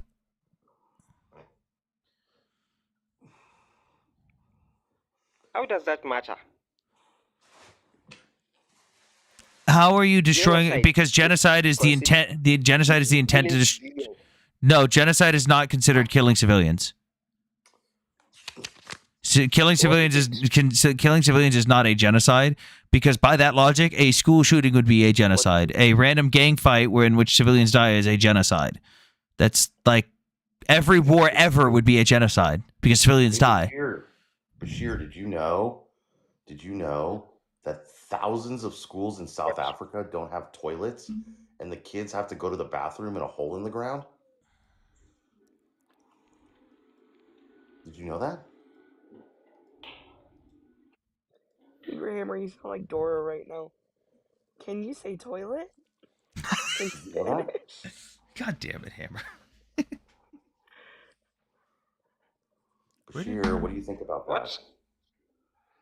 What do you think about that? What? Thousands of schools in South Africa don't have toilets for the kids. When they go to the bathroom, they have to go outside in a hole in the ground. Come on, man. We are talking about Israel, not South I know, Africa. but I'm thinking Don't maybe go you off the should worry. topic. Maybe you Don't should worry go less off the about topic. Israel, and you should do a little bit more to help your dog shit dumpster No, fire. I'm telling you, don't go off the 'Cause the topic. country is trash. You know that, right? You should worry about figuring out your own country and No. not worry Wait. about others. Have you ever asked yourself why did Hamas attack Israel at the first place? Because Why they did because they hate Jews. Because they didn't get invited to Pesach. Yeah, Bashir, they've said why they No, attacked. it's not Hang on, because they hate Jews. Bashir, hang on. So if I hang on, Bashir, wait, Bashir. If I walk up to you and punch you in the face, and you ask me why I did that, and I say, oh, it's because I don't like South Africans, would you then turn around and go, well, I don't think it's because you dislike South Africans? Would you say that? No, it's not like that. But it is because Hamas openly open air prisons don't have water parks and 5-star resorts and fucking Mercedes dealerships and zoos. Prisons don't have that. So again, Hamas has openly stated they want to unalive all the Jews. It's about Jews. No. Okay, so if I read you a portion from the Hamas charter, about Jews. hang on, Bashir, if I read you some quotes It's and not about Jews. Bashir, if I read you a quote from the Hamas charter that talks about unaliving all the Jews, would you take that back? Like their founding document. Okay, cool. Dope. Bashir, are you a Muslim? That a Hamas leader said that he want to eliminate all Jews, right? Can you not Bashir me? Are you a Muslim? What? Are you a Muslim?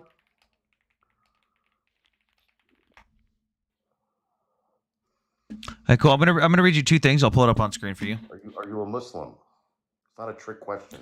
Here we have this quote first from Fatih Hamad, a Hamas leader in 2019. It says, If the siege is not undone, we will explode in the face of our enemies. With God's permission, the explosion is not only going to be in Gaza, but also in the West Bank and abroad, God willing. But our brothers outside are preparing, trying to prepare, warming up. He continued, 7 million Palestinians outside, enough warming up. You have Jews with you in every place. You should attack every Jew possible in all the world and unalive them. Wow, that sounds lovely. It's totally about Zionists, though, not about Jews. Now, let's read Article 7 of the founding Hamas document. From Article 7. The day of judgment will not come about until Muslims fight the Jews, unaliving the Jews. When the Jews will hide behind the stones in the trees will say, "O Muslims, O Abdullah, there is a Jew behind me. Come and unalive him." Only the Garqad tree, evidently a certain kind of tree, would not do that. Do that because it is one of the trees of the Jews. That is from Sahih al-Bukhari. There's no such thing as a Garquad tree, by the way. It's made up. Yes, that's a thing about history. So hang on. So you just said that if you acknowledged and said, if I read you something from their charter that said it's about unaliving Jews and not about the land, that you would take back what you said and acknowledge that it was about Jews. So do you acknowledge that it's about Jews now?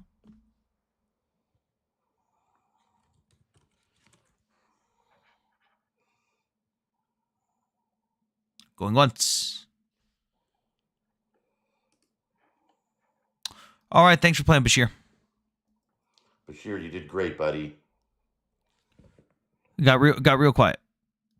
Nobody muted him, by the way. That was on him. I think he did great.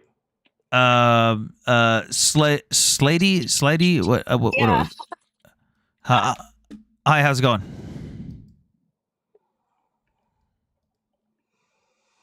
Can you hear me? Yeah, we can hear you now. Okay, cool. I'm Israeli, and I just wanted to refer back in the conversation when you were talking Mhm. about military aid to Israel.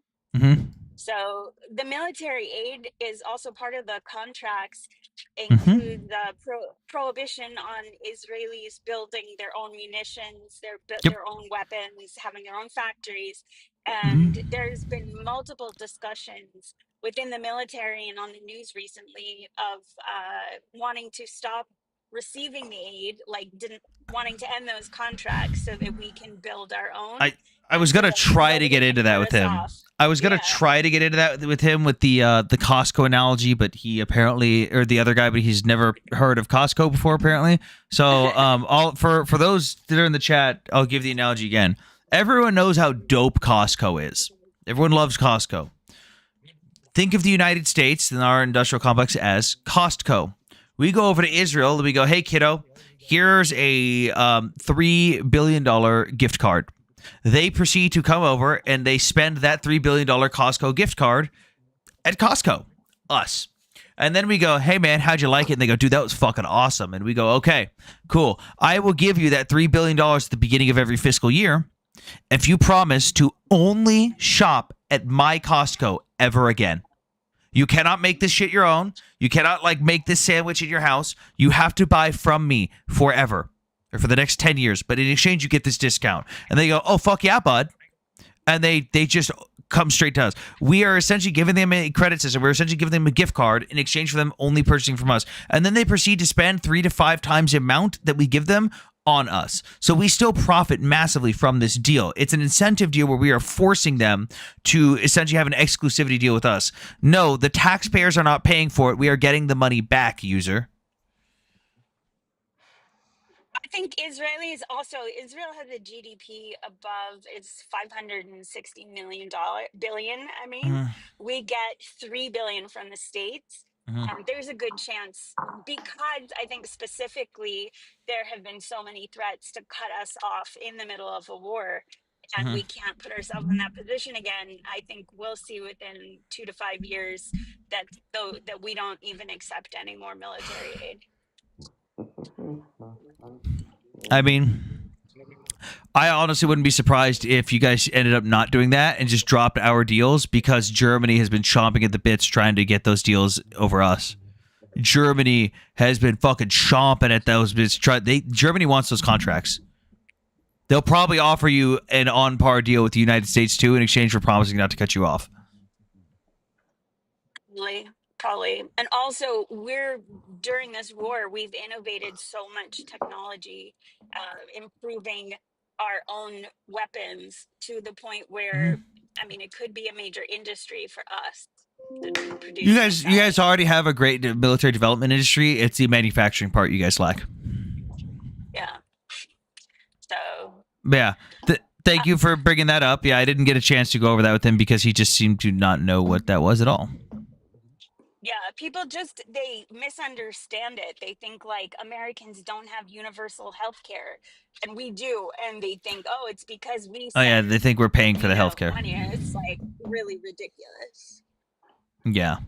Oh. But thank you, Slady. I appreciate coming up and reminding me about that. I'm gonna let you down because we're looking for opposition, so I'm gonna let some other people who've been waiting up. Sure. All right, thank you very much. Bye bye. Take care. Bye bye. Okay, let's see who was next in line. Remember, I'm trying to remember what order everyone was in. So if you guys don't get up right away, don't get mad. Why is Netanyahu native if he's Polish? For one, he's not native; he's indigenous, and two, he was born in Tel Aviv. Tel Aviv is not Poland. Hello, Convertica. What's up? Hi, I just want to come back on that remarks about Africa. Dude, that was really uncalled for.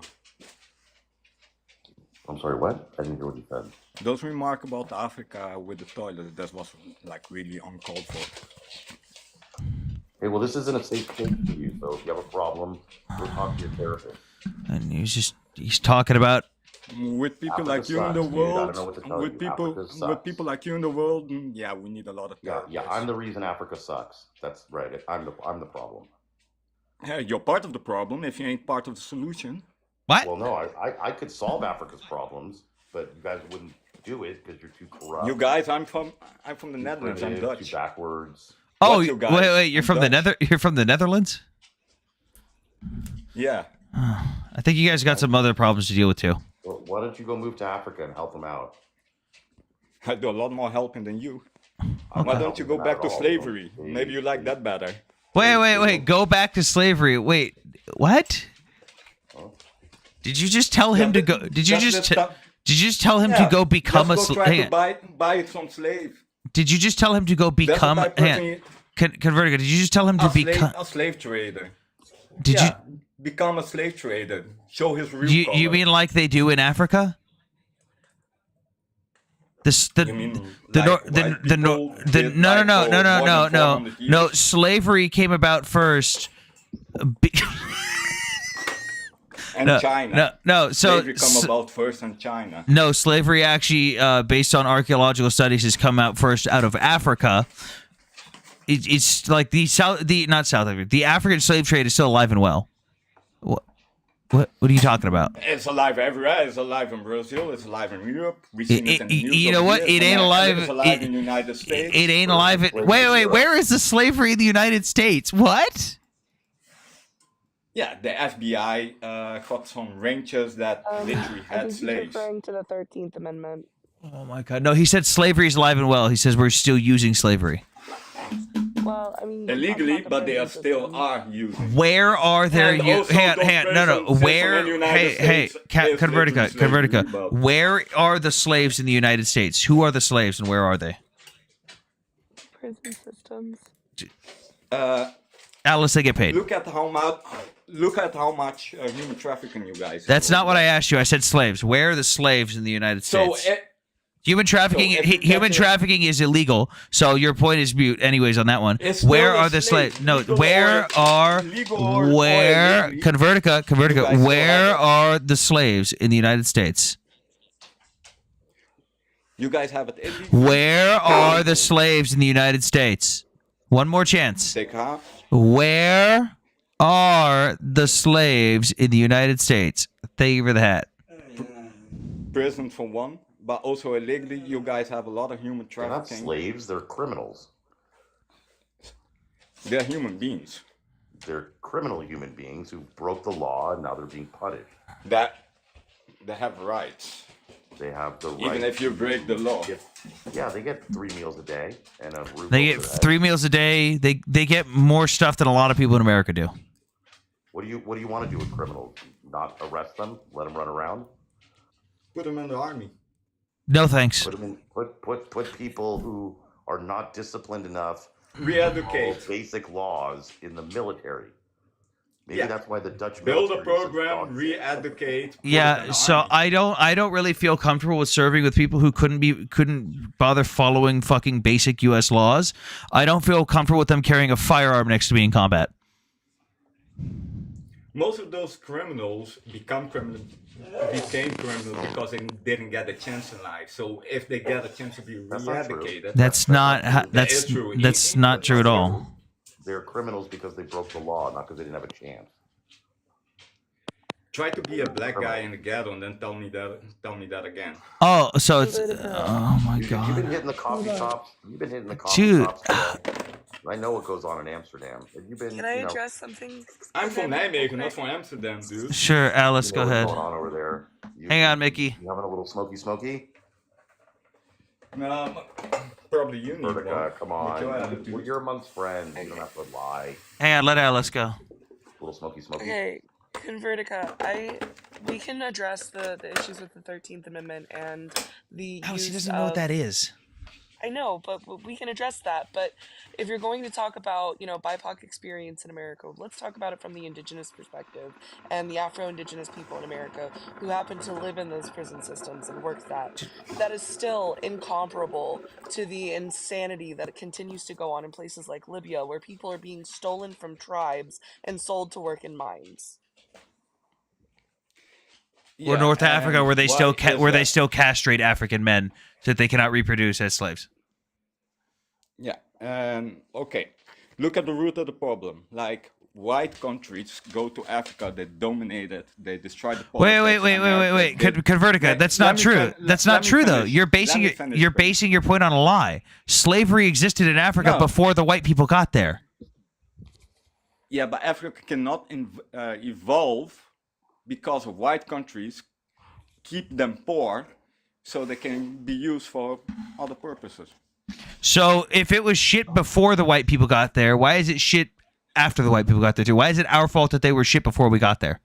Wait, you mean it's not their leaders who steal the money? That's not the problem? No, look at France. Why was France so mad that Russia got involved?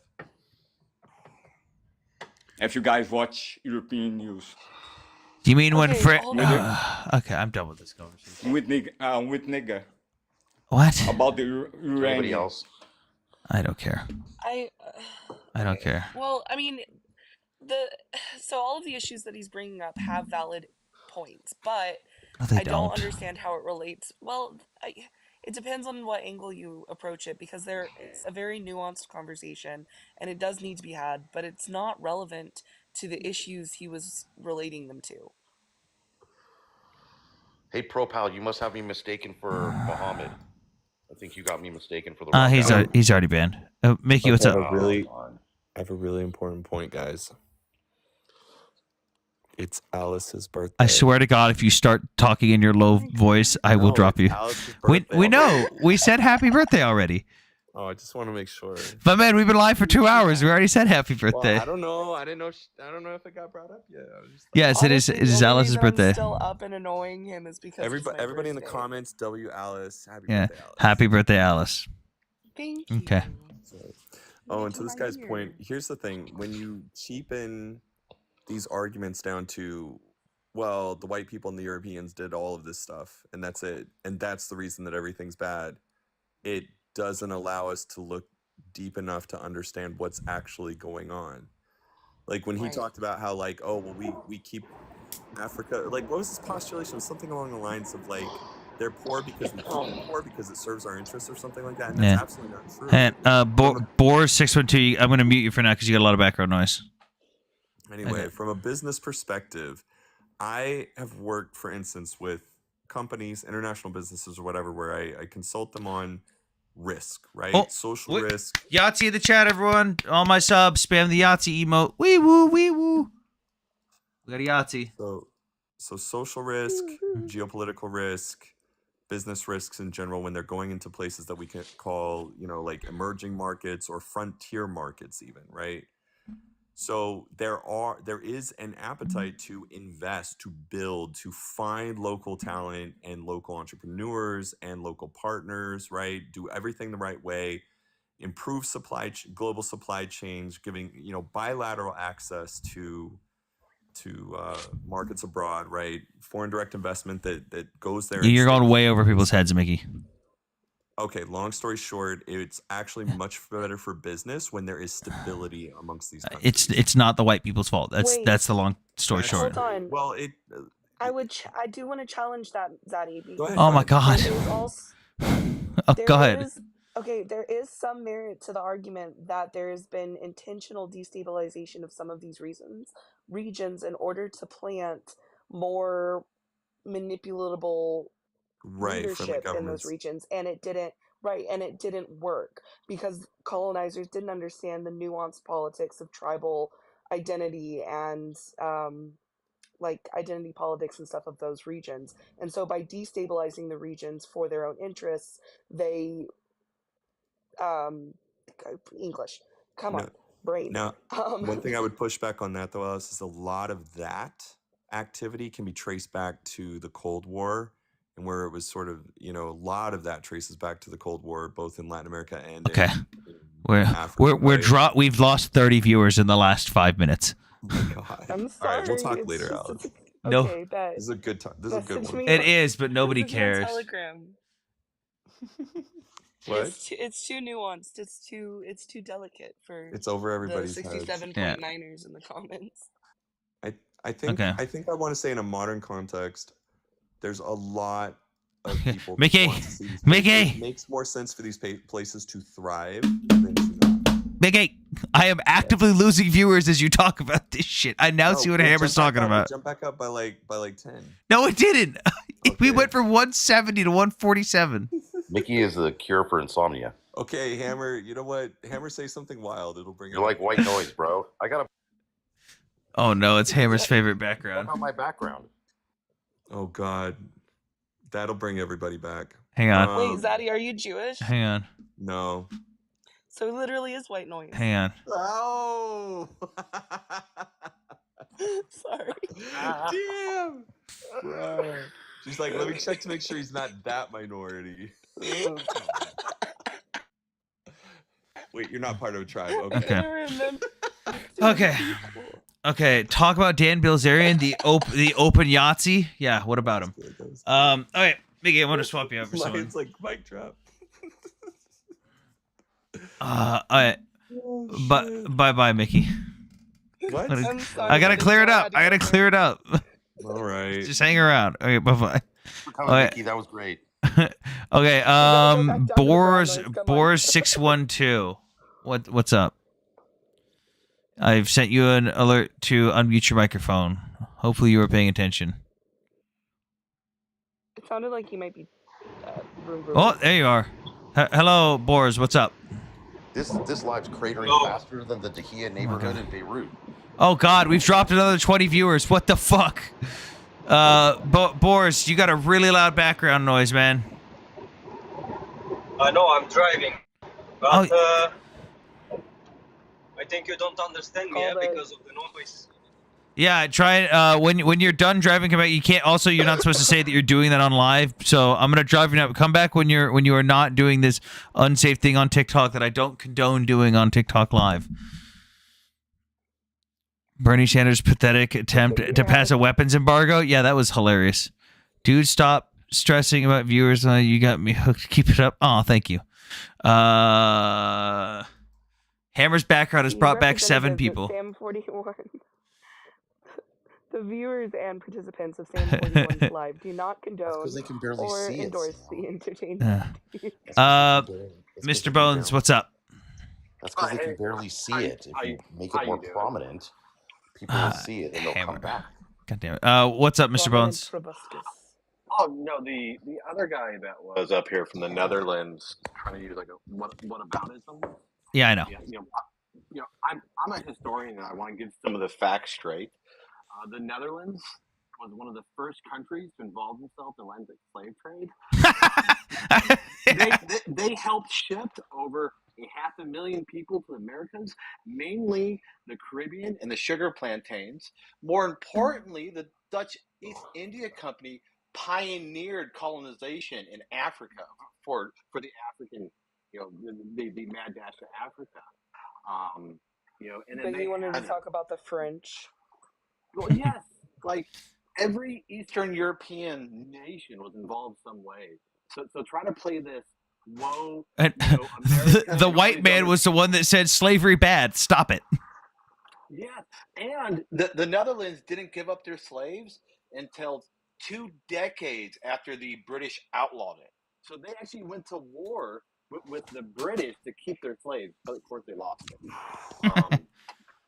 So like, is slavery bad? Yes, but you can't be pointing the finger at other white people when you also, as a society, contributed When to you it. literally started it, and this just found, hey, these white people have an easier way to do it. Let's keep going.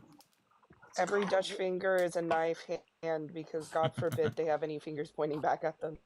Yeah, and then if you actually look at the UN's charter on, what we consider the modern slave trade, the Netherlands is ranked high up there because they have legalized prostitution to a certain degree. There's so many human traffickers there now, and even the UN Yes, says thank you. we cannot figure out who is being trafficked and who's working there legitimately because it's so deregulated. You Yeah. can't figure out who needs help. No, they get to unionize. Can we please also tie this into why there are indigenous activists who literally, there's an organization called All Eyes on Red Light. All eyes I on think it's an Rafa? organization. It might just All be Eyes on Rafa? no, All Eyes on the Red Light. We're on the same page, Hammer. I've actually been to the red light district. I gotta tell you, not impressive. No, because seriously though, Not Hammer, impressive. this is something that I heard before. I heard like I All was Eyes on Rafa trashed. and shit like this. But All Eyes on Red Light it's like an organization or a movement of people who literally watch corn websites for missing and murdered indigenous women, people who are on the missing and the MMIW lists. They look at these places and they look at the content that these places produce to look for stolen Native women. It was rough. Well, It was yeah, rough. I was doing some research about 2 Slim years pickings ago. is the word that comes to mind. Wait, Hammer, how much alcohol do you drink? Actually, 2 words. I wasn't partaking in that at that time. I was partaking in the other legalized substance that they have there. Well, I was gonna say, when you come here, do you want to take a shot of habu sake? No, I don't drink anymore. I don't do any of that anymore. Oh. I was 20 years old. You know how 20-year-old men are.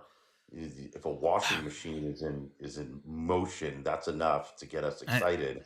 And you walk through the red light district, and you're like, this is pathetic. This is rough. Okay. We had in Not exciting. some of my Marines went to Korea, and one of the other sergeants was with them and was like giving them the off limit zone. Was like, do not go to the red light district, this area, that area, because of XYZ trafficking, blah blah blah, all this stuff. They come back hours later, trashed. And the sergeant asked them, "Hey, what'd you guys do?" And what the rest of them, or a bunch of them, go, "Oh, I mean, nothing. We just kind of went out and ate." And then one of them, trash, goes, "We went to the red light district, Sergeant." They were like, "What the fuck?" And he looks at the sergeant, and goes, "Yeah, it sucked. It was garbage. Everything sucked." What a Blue Falcon. Oh, he was hammered. Also, he was gay, so he didn't care what everyone else was looking at there. They dragged the trashed gay guy to the red light district. No, but seriously, to all the white saviors in the comments, if you want a cause that can actually make a difference here in your own backyard, how about you go and start putting posters up for missing and murdered indigenous women? Why don't you go volunteer at your local shelter and offer assistance to addicted individuals who are trying to get out of domestic violence and trafficking situations? You can still donate cell Because phones that's to something help you can women do. who are victims of that too. Yeah, exactly. Yeah, I was doing research. It was like 2 years ago. It's still kind of modern. And we were over at Stanford analyzing different case reports on European countries on does legalization of prostitution create a better environment.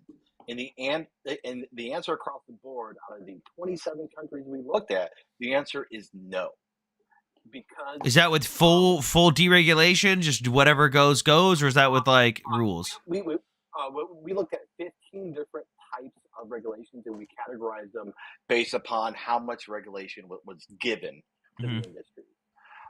Then even places like Germany, where they regulate it but also safeguard it, there's still human trafficking at a big degree. A lot of these women from Germany were coming out of like Slavic nations, Ukraine, places like that. And then because Russian mail order brides.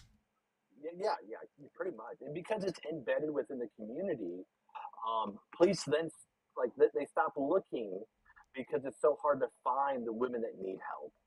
And guess what? There are. I can go on the UN's website right now and look at last year's case report. There's tens of thousands of trafficked individuals into their prostitution market. Tens of thousands, if not more than that.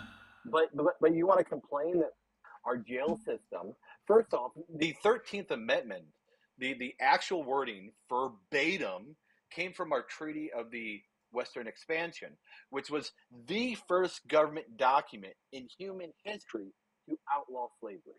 So you're telling me the first document, this is 37 years before the British were like, no, we're in slavery.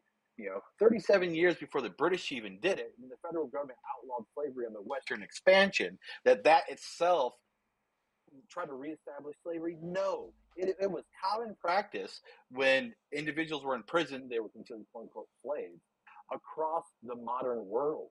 Like, no one in the 1800s was like, hey guys, we should make a prison industrial complex and start enslaving. No, it didn't happen. Yeah. Okay. Well, I appreciate you coming up, Mr. Bones. I'm gonna try and move to some opposition because I want to get back to some Israel-Palestine stuff. Also, thank you for your service. I saw in your bio that you're also a veteran. Thank you for your service too, man. I'm a crayon eater. Hey, someone got to eat those pink Shit, crayons. where's my crayons? Actually, I did have a pack of crayons here. Where did it go? I've lost my crayons. Somebody help. All right. Well, thank you for coming up, Mr. Bones. I appreciate it. Have a good night. Bye-bye. All right, let's bring up... remember, opposition to the topics. Come on up. I'm accepting people in whatever order I see them. Crowns? I don't ever want to hear I'm sorry, you did you just say... did you just say crowns? crowns? Like, you just pronounce it like C-R-O-W-N. No. That's how you just pronounce... Crowns. That's how you just said it. Crowns versus crowns. Both of what you just said sounds exactly the same. No, it might be because you're sick. Yo, Sam. Hello, what's up? What's your religion, bro? Agnostic. Christian? Agnostic? My dad was raised beat you with a ruler Catholic, and my mom was raised super Christian. And when I was born, they were like, "Yeah, you do what you want." Yeah, so I assume you're not Ashkenazi Jewish, right? You're like your ethnicity isn't Ashkenazi. No, I have no relation. So your little friend here, King Hebrew, hates Mhm. you because you're a goyim. You're not a part of the Ashkenazi Jews. Can you tell me where it says that? Look in the Talmud. Read the Talmud. Read the. Yes, the Talmud. I love the random Talmudic experts. Read the Talmud. Talmud says nothing about Ashkenazi. King Hebrew, don't Man, where does the Talmud say anything about? Hold on, let me get on King I'm Hebrew. tracking your IP address right now. Let me get on King Hebrew. Okay. CZ, hang on, guys, hang on, hold on. CZ, where does the Talmud mention anything about Ashkenazis? They call it the Khazarian race. Like you ever heard of? So Ashkenazis are the Khazar. What? Do you know the ethnic lineage of the Ashkenazi Jews? I like the how you just keep adding that little T in there at the end. Where does it talk about Ashkenazi Jews in the Talmud? It says the race of the Khazarians in the Talmud. Read. Where does it say Ashkenazi? Where does it say Ashkenazi? Not Khazarian. Where does it say? Jewish No. Zionist Where books, does it say Jewish Ashkenazi? Zionist books. Okay, so Okay. cool. Not all Jews follow the Talmud because most Jews have never even seen a fucking Talmudic book. So where does it say that? Where does it say? No, you're wrong. Where? No. Most of them, if not all, of them follow No. it. Most of them. Really? What statistic shows you that? By the way, I know from the personal Khazarians experience, came 1,000 years after the Talmud was written. Hold on, King, let me really get on you because you really got stickers that say Palestinian blood, and you put them on fucking gay kosher products. Like, get out of here. What? What are you really got talking that- about? When King Hebrew used to post, he'd post nasty stuff. He makes fun of kids dying in Gaza. He's a nasty person. What are you talking? Yeah, when did that happen? When? All right, sir. What did he So, say? like- What did he say? No. You keep bouncing around. So you keep bouncing Wait, around. hold on. Are you defending your Jewish daddy? I'm saying that you're an absolute liar. You suck up to Israel. I'm saying you're a liar. Join your Susie, have you white brothers taken your in the meds, fight against dude? Jews because they hate you. They want to enslave you. They don't like you. Oh, so you are just a Yahtzee. Okay. Hey, do you wear your swazi on your right arm or your left arm? Wait, why would I want to enslave? All the Hold on. time. And you're Why a would I want Zogbot. to Oh, enslave? because you're in the military, you're a Zogbot. So like, Quiet. Mhm. Why would I want to enslave Sam? He's like broken down physically. I'd be the worst I want slave. him in good shape. I want my slave to be like physically fit. Sam can you barely want get your out of slaves the to be chair. Palestinians, right? Because that's what you like. What? You want your slaves to be Palestinians, right? I don't 'Cause want that's what you do every day. slaves. I don't want slaves. And I don't so want Palestinians anywhere so near my I would like to ask. I would respectfully Your ask that hammer you doesn't pay follow. salary? What are you Can you talking about? follow in H Man's final moments, please? Is that possible for you to do? Like, take your meds, bro. Okay, We all bye-bye. want it once. But no, Hammer, you don't pay salary. You're not into slavery. I pay people for the work they do. But not salary. No, on a per job basis. Exactly. that's Let not me salary. update the Yahtzee counter. You're missing the joke, Haber. I got it. It's okay. I would never enslave. If you guys are a sub in chat, remember you get to spam that Yahtzee sticker. No, I just find it funny the people who say that. They just say the Jews hate wildest Goy shit. because my Jewish mother loved my Goy dad enough to have 3 kids with him.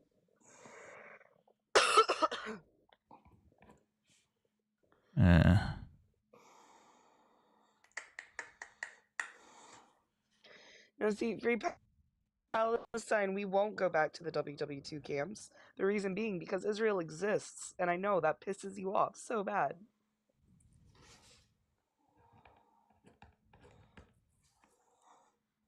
Duh. Sam, were you there for Jubilee? No, I was not. I was busy. W Bracha for that glorious win. Bracha did very, very well for herself. Very, very well. When doesn't Bracha do well for herself? She's a phenomenal woman. She's wicked, smart.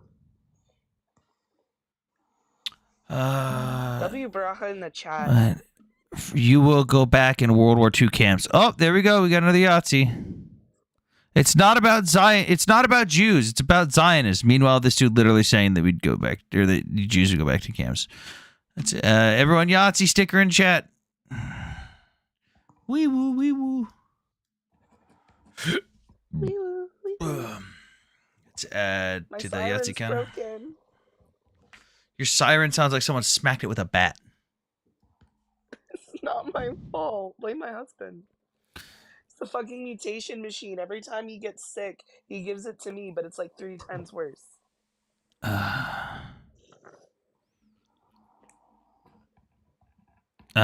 What's So I get up, pervaded Drew? Irishman, I guess.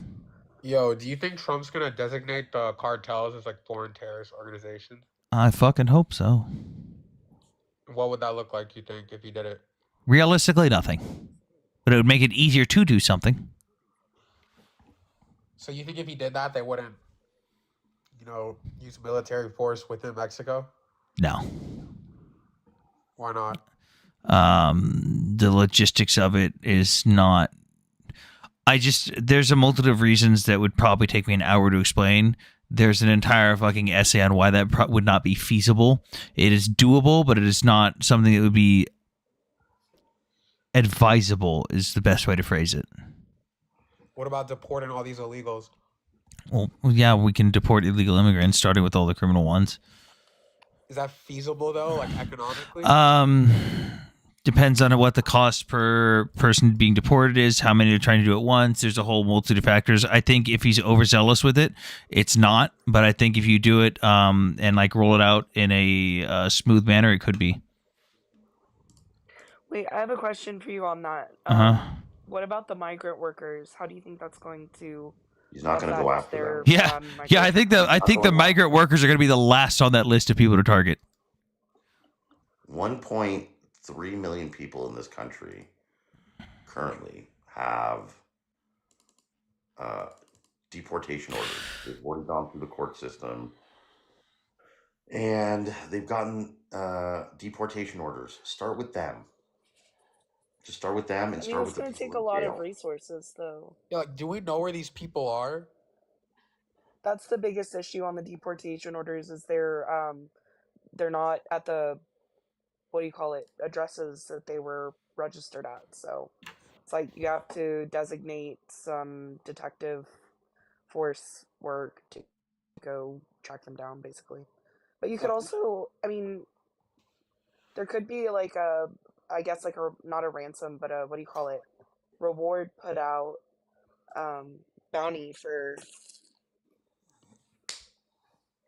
I'm just saying, like the scale where it would actually like have a real impact. I mean, I can't say. I'm not an expert on immigration, so I honestly can't say.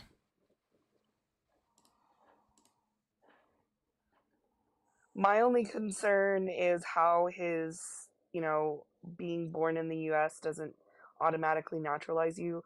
I'm concerned about how that's going to affect things. Well, like denaturalizing citizens?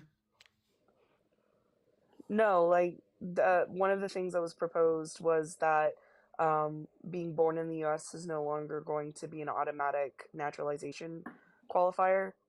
Oh yeah, I completely support I'm that. concerned about how that's going to affect that. I don't necessarily, because it's going to really mess up the system, in my opinion. Yeah, I'm not an expert on that, so I have no idea. Most countries that I know of, if you're born on their soil, you're automatically naturalized. I don't know if that's true or not, so. I mean, I feel like the system's being weaponized at this point, where these illegals are crossing and then having multiple children. Yeah, that's not the kid's fault. Did you have anything on the topics we got though right now? Because I don't. I mean, I asked you like a few days ago about Ukraine. I mean, I guess we're just waiting to see this new administration, but yeah, we got some time to see on that one. So, thank you guys for joining the team. Thank you, Deadly Bunny. Oh, thank you, Danielle. Oh shit, I didn't see you guys earlier. Yeah. Well, if you don't have anything, I got someone in the guest request who I think is opposition, so I'm gonna let them up. But thank you for coming up. Have a good night. You too. Let's see. What's up, Hakam? Hey, how are you guys? I'm in California, so it's kind of 1 a.m., 1:50 a.m. Am I talking to people in USA or outside? Yeah, I work night shift, so I'm asleep during the day. I'm in Texas. So the subject, I was listening to you about foreigners or immigration or people cross the border without any documents. Is that correct or no? Wait, say it again? Well, from listening to you for the last 10 minutes, your subject was open to say people walking across the border without documentation that, required as just walking in. We don't know who walked in, how many people walked in, what should we do with them, how can we deal with them? Am I correct? I'm like I said multiple times, I'm not really talking about immigration. I've said that I don't know much about how to go over the immigration stuff. Maybe Yeah, I it's just walked in the wrong time, but what's your subject? the one above. live topic is Ukraine. Ukraine deserves our full non-half-ass support, and Israel are the good guys. Well, I mean, they both need support. As we American, I love to support both. But it needs a knowledge to break down because you're dealing with Russia. I mean, Israel is a different subject. It's very easy to deal with. Why? Give them the power, let them solve the solution in their land. But Russia is a complicated issue, very complicated. Not really. They're a colonizing state that wants to ethnically cleanse the Ukrainian people from their land. They've respected 0 of their peace deals in the past. But you have, I'm sure you're a Democrat because from your headline. But Biden has 2 months to go. I'm an independent. I hate both of the people that we had running. I am ashamed that as a country, those were our 2 best options, and I was a write-in. Okay, beautiful. I mean, you said it outright, which is nice. But what I'm trying to say, is for Biden to give the authorization to Ukraine to use American missile inside Russia, which is Moscow or the major city, because the war was been for 2 years outside cities, outside major cities, like it's all between army and army. And Biden, before he leaves, authorized Ukraine, that short midget, this guy, playboy, to control and say, oh, let me throw missiles inside Moscow. Moscow is not a joke. Russia is not a joke. 2 things about Russia. I'm not trying to boom Russia, but Russia feels a threat all their lives between Europe and United States. And they've been quiet for 50 years, 60 years. And so what I'm trying to tell you, that Russia is worried so much about US getting involved and Europe getting involved because Russia cannot stand against them. There is no way Russia could stand against USA by itself alone. So Russia trying to stay quiet. So why the last 2 months of your president, January 6th, you're going to walk away. Why would you allow them to throw the missiles of U.S. missiles inside Moscow? Because Russia deserves it. They started a war. They suffer the repercussions of those wars. They invaded. I agree. They should have done it years ago, but unfortunately, our administration sucked and was holding Ukraine back. They should have been allowed to do it years ago. The point is, Russia started a war. They get to suffer the repercussions of those wars. They get to have the war on their land. No, I'm saying that the whole I'm saying that this. I'm sick of this whole. Well, why now? Why are we pushing for war? These things are going to cause war. I'm sick of it. I heard the speech of Biden Mm-hmm. the first day it started. Mm-hmm. He said, we will never go with Russia in a war. Russia is a hold of a nuclear weapon. We will never go with them with a war. Means he gave the green light to Russia, go in Ukraine. He gave them the green light. His speech, look it up in YouTube, not Google, YouTube. His speech, he goes, we will never go with Russia in war. Even if they go after Ukraine, we will never go after them with a war. Means telling Russia, go ahead, go after Ukraine. We will never get involved. That's a green light. You remember, I don't know if you remember, Saddam Hussein, when he went to Kuwait, United States, they didn't give him the green light. All they did is hush. Like they didn't complain, they didn't do anything. Boom, next day he went to Kuwait. Next day, they went in and they got the Iraqis out and they got Saddam Hussein out. They brought the Kuwaitis back to their country. Wait, you realize that that's not true, right? We made a big fucking huff and puff about them threatening and then going into Kuwait. That was a huge international thing that the entire international community was talking about, and we threatened them. We said, leave by this deadline or else. Absolutely. I remember just like today. But you just said that. Okay. No, I remember George Mhm. Bush, the first George Bush. Mhm. He said, "You have this till day, leave Kuwait," Mhm. and he did not. Yes, I'm with you on that part. Mhm. And he did not. I'm not saying this is different situation from Ukraine and Russia. Yes, absolutely different, completely different. Even with George Bush, the son, he told him you have 48 hours. That was his condition to leave Iraq. That was a different story. Of course, different years from 1991 to 2003. But we're talking about Ukraine. I mean, your topic is about Ukraine. Yeah, I don't really care. Russia invaded a sovereign state. We agreed to help that sovereign state. Honestly, I've been in Ukraine maybe 20 times. Mhm. You don't see police officers on the road, I swear to God. Man, they are so peaceful. They are so beautiful people. You will not imagine. It's I mean, just a peaceful again, land. we agreed to help Ukraine. We signed an agreement saying we would help Ukraine. We were abiding by that agreement. If Russia doesn't like it, that's tough shit. They shouldn't have started a war. I understand, but you need a management. Not right 2 months before you leave, you authorize Russia. The Ukraine. problem is we take too long on our aid packages. This is stuff that's been in the works for a while. It took too long. That doesn't just because the administration took too long doesn't mean that it should just stop.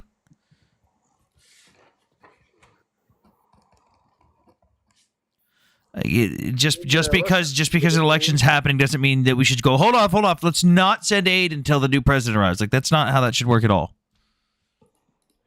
That's not what he was talking The new about. president, when he arrives, Mhm. I'm sure he's gonna step his foot down. You might not like this, maybe you like, but he's gonna tell Russia, slow down. Let me talk to the short guy from Ukraine. Mhm. Hey, you I have thought you no were talking power. about me. The power you're getting is from us and from Germany and from Europe. Mhm. You want that power? Let's settle it. What do they want? Hey, Russia, what do you want? You want this piece of land? You want that? What is it that you want? Russia has had the same demand since the beginning of the war, and they will not accept anything less. Putin has already stated that unless very specific agreements are met, he will not negotiate and he will keep going. He wants Ukraine to demilitarize. And the main points are he's got a bunch of them, but the main ones that he says have to be done. Ukraine demilitarizes down to 50,000 soldiers. They give up a fuck ton of their land, damn near half their country. Russia gets their own buffer zone inside Ukraine that Russia monitors, not any other country or organization. And Ukraine agrees to never join a defensive alliance for the next 20 years. Again, leaving them vulnerable for yet a third invasion of Russia, or by Russia. This is a surrender deal. Russia doesn't want to negotiate. They want Ukraine to surrender. They want them to capitulate. They want Ukraine. Putin does not recognize the sovereignty of Ukraine. He does not care. He does not think Ukraine should They want exist. the whole country of Ukraine, including Kyiv. You realize that when they invaded Ukraine, do you know what was in the backpacks of the soldiers that surrounded Kyiv? I don't know. You tell me. 3 days of food rations and parade uniforms. I don't show up to a country that I'm planning to not take over the capital with 3 days of rations and a parade uniform if I'm totally not planning to take over the capital. Like, if I'm not planning to hold a military parade going through the center of their capital, why am I showing up with parade uniforms like that? Do you have hope that Donald Trump, if he gets in the office, No.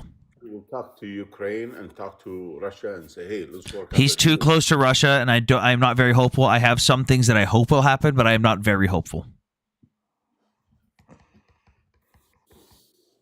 Well, I mean, he's a deal breaker. We all know. I mean, the whole country voted for him. We cannot deny that. But with Putin, you can't. Here's my thing: doesn't matter what Trump does. Trump could just miraculously get them both to agree to a peace deal today. Russia would still invade in another few years. It's not going to stop Russia. Russia doesn't care about peace deals. They don't care. They've violated every single agreement they've had with Ukraine ever. They took the weak part of the Democrat, I'm saying, and they went after Ukraine. That's what they did. If a Republican is strong, somebody have his message straight out, they will not do this. They will count twice. They will think twice. And they will say, hey, but Biden right away came out on the TV and said, we will never go with Russia as a war. They are you. I think you're misquoting that. I don't remember exactly what it said, but I'm pretty sure you're misquoting that. Look it up. It says right We have away. a question though. Who was the president when Russia took Crimea? Are you asking me or him? You. Obama.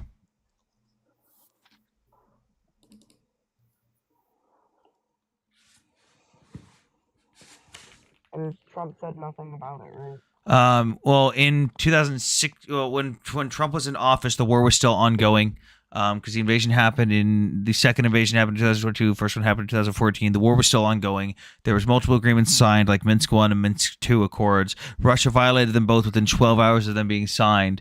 Ukraine was bombed regularly. There was fighting going on regularly. There was multiple cities that got attacked and exchanged hands. There was multiple military bases in Ukraine that all got bombed during Trump's presidency, and he didn't say shit about it. He didn't stop it. He didn't tell Putin to stop. He continued to abide by the Budapest Memorandum, where he armed Ukraine and trained them. And at one point, because of his personal squabbles with the whole Hunter Biden crap, he cut off aid to Ukraine. He didn't do shit. He doesn't care about Ukraine.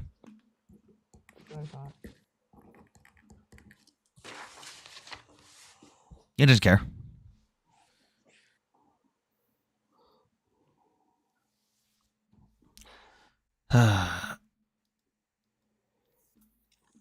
Did you have anything else, Hakam? No, I'm just listening to your guest. Oh, that was it. That's all I got on that. Can you show me the source you're reading right now? Here, I'll show you what I'm looking at right now. Display capture. I am looking at. Let me drag it over. I'm not reading a source right now. I'm looking at my 3D printer setup. Oh, and it is. Oh, there we go. I'm 3D printing stuff right now. That's what I'm looking at right now. Not at a source.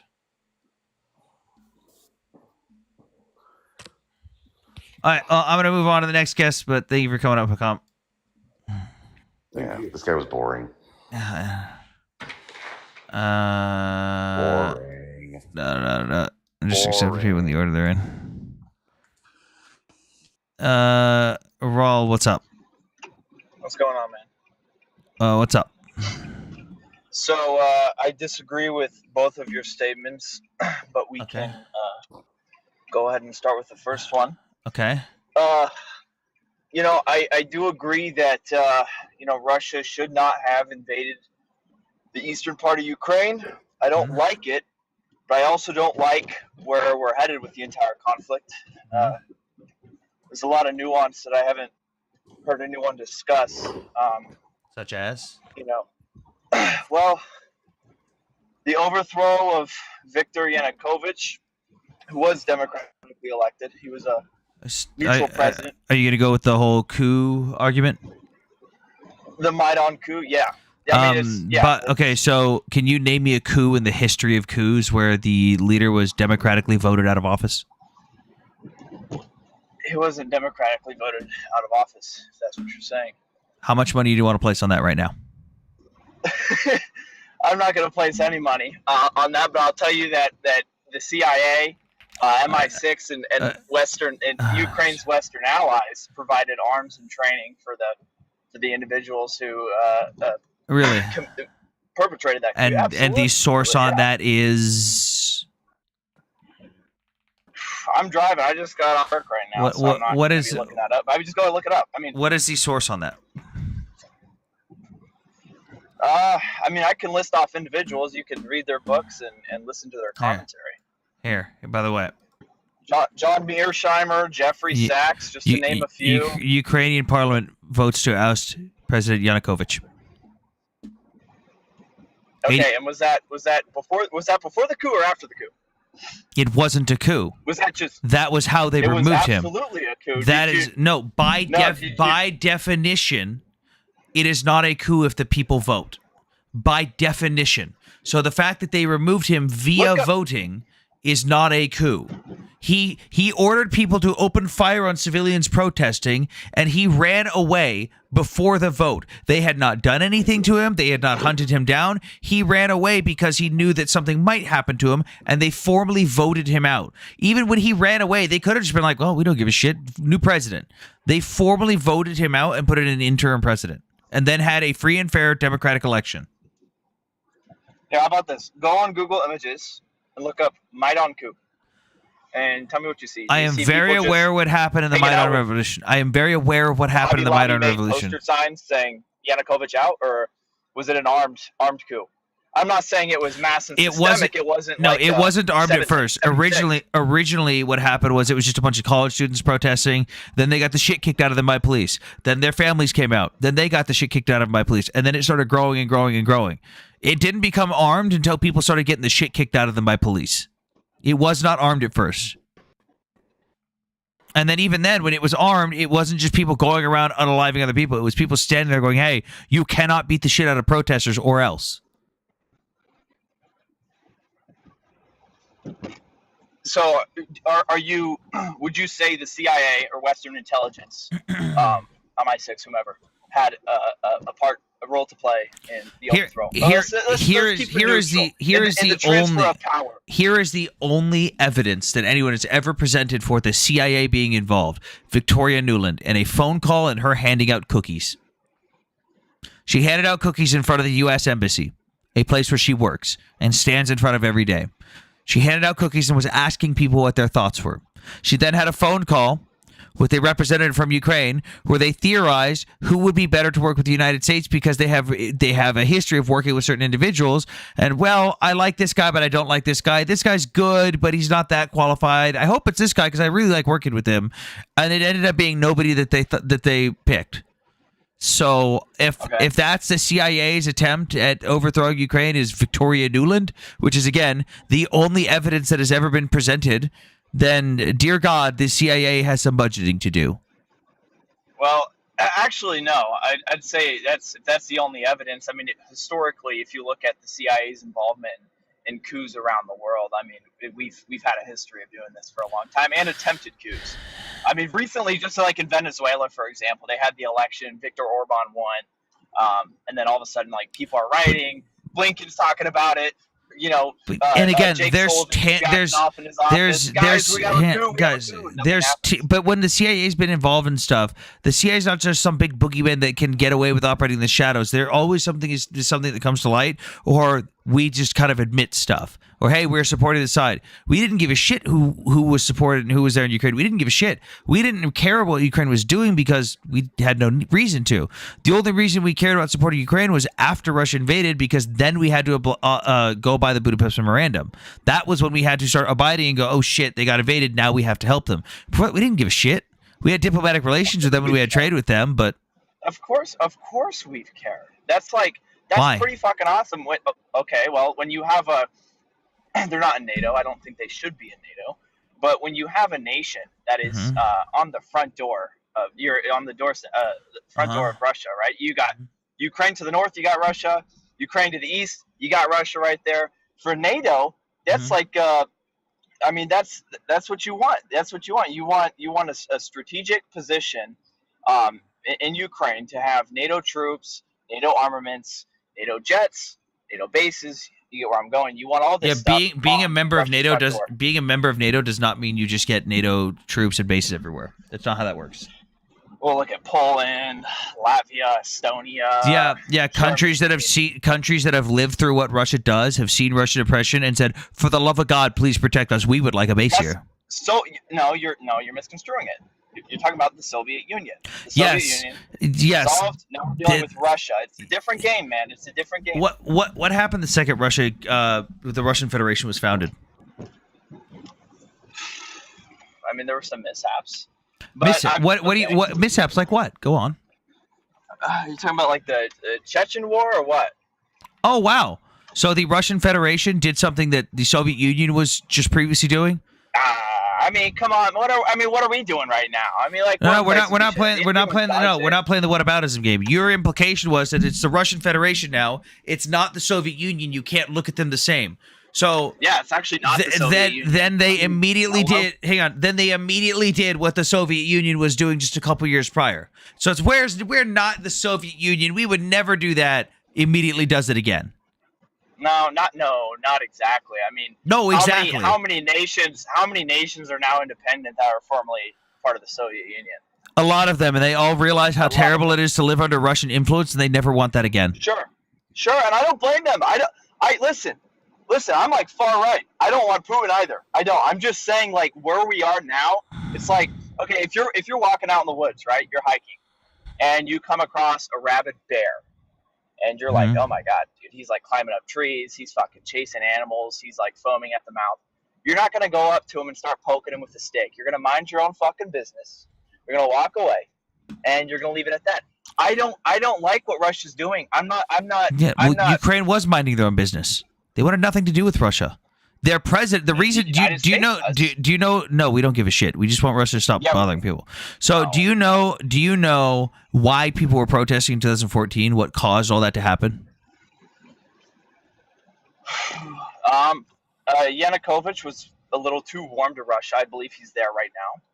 Yeah, he is. But that's part of it. But do you know what it was that he did that pissed everyone off in Ukraine? Was it banning the Russian language? No, they were supposed. No, nobody gives a fuck about that. Oh, that was Zelensky. Sorry. No, he didn't. He didn't ban the Russian language either. He just made Ukrainian the official government language, meaning, hey, government business needs to be conducted in the language of our country, like how England, because that's how countries operate. Like the United States, government paperwork at the actual professional level or the official level is in English. Poland, their language is their government. Sometimes too, it's in Hebrew. If I'm being honest, sometimes I'm behind closed doors. There's a lot of meetings that are in Hebrew. But we can talk about that later. Did you just casually slip in? Did you just casually want to let us know that you're a Nazi? Is that what that was? No, I'm not a Nazi. It's objective reality. Jews run the country. I wouldn't say they don't run the country. I mean, if you look at that's stupid. I don't like that argument because if you look at Trump's recent appointments, 2 out of 20 are Jewish. I don't buy that. But they do have a pretty strong influence, and that's hard to argue. Do you trim your mustache every day or is it every week? My friend, I can't even grow one. I wish I could, but I wouldn't know. Listen, about that H guy. Anytime you say, hey, these people are a problem, you start rounding them up, that's bad. I'm not. So let's not even go there because I'm calling something out. It doesn't No. You just casually let the anti-Semitism just casually slipped out. Oh my God. Yeah, it's just no. Yes, if you just casually say if you just casually go, well, I mean, it's written in Yiddish because the Jews. Yeah, that is literally anti-Semitism. Well, it's not. My fiance's Semitic. Anti-Semitism has nothing to do with Semitic. You can also be a flaming racist piece of shit while being black. That doesn't mean just because you're black you can't be racist. Anti-Semitism is not about Semitic people. Anti-Semitism is literally being against Jews or saying something against Jews. I'm not against them. My favorite book is written by a Jew. My favorite podcaster is Jewish. I don't care. How can I hate the Jews if I go to them for information and resource? That doesn't make any sense. That's antithetical to being anti-Semitic, right? No. Yes. Alice, you sound muffled. I said you can hate and have racial prejudice against a community while still taking resources from them. But if I had that prejudice against them, why would I listen to them every single day and read their books? I just don't get it. Because Jews I have are a problem with statistically more successful as a minority than the majority of the leading population of the country. Just because of how we teach our children. And I mean, I'm sorry that your family wasn't as successful as, some of the Jewish families in your community and that you struggle with that. But that's... No, I don't struggle with that at all. I think if you work hard, you make your money, you make your money. However, when it comes to foreign policy and our placement of troops and the wars we've been involved in, we need to start asking some questions and saying, hey, why were we here to begin with? Who was the you know, who was the main antagonist behind this? Who wanted this war to occur? We need to start asking questions. In most cases, Raul, it was us. Sorry. Us, the United States?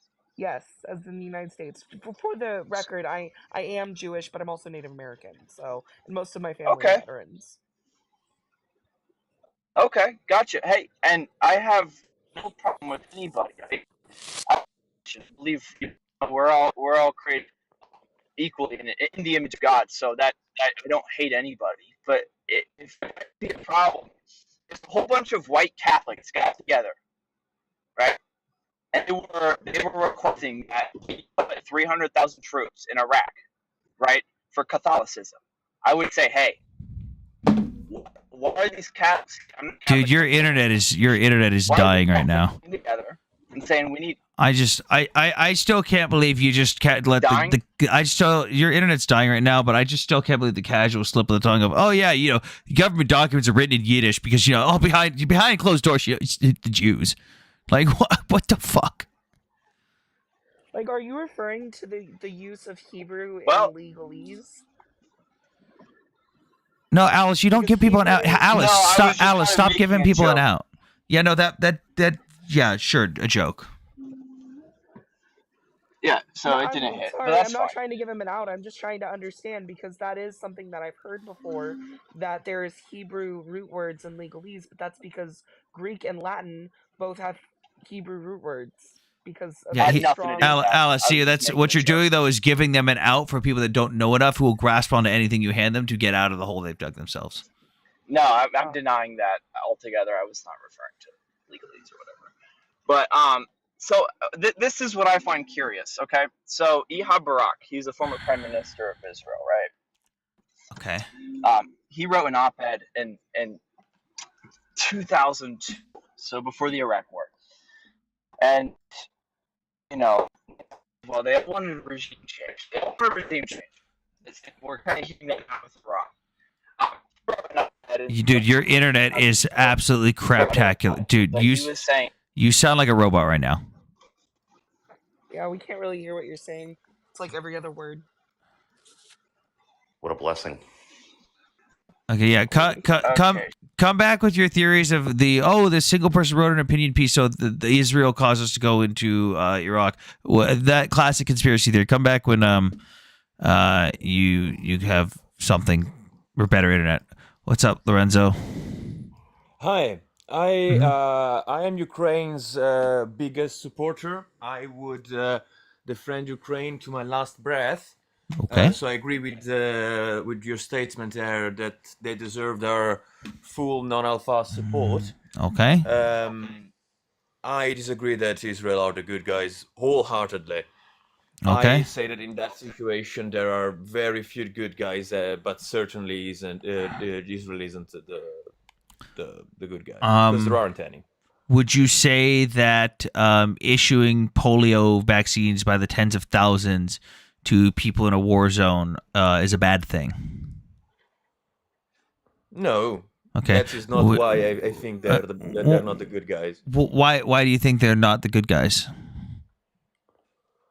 Oh well, I mean the West Bank and generally the amount of casualties in the civilian.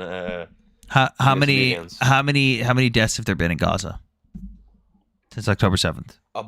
I don't know the latest number, to be fair, but it's already like it was too much 2 years ago. So wait, it was too much 2 years ago before the war even started? Well, I mean, if you look at what Israel has been doing for the last decades, I mean, they've not become the bad guys recently. That's why I said they're the only ones who've been They're the only ones who've been offering peace the entire time since their inception. Please stop attacking us so we can be at peace. Yeah, but the peace that they have been offering have always been completely unjust.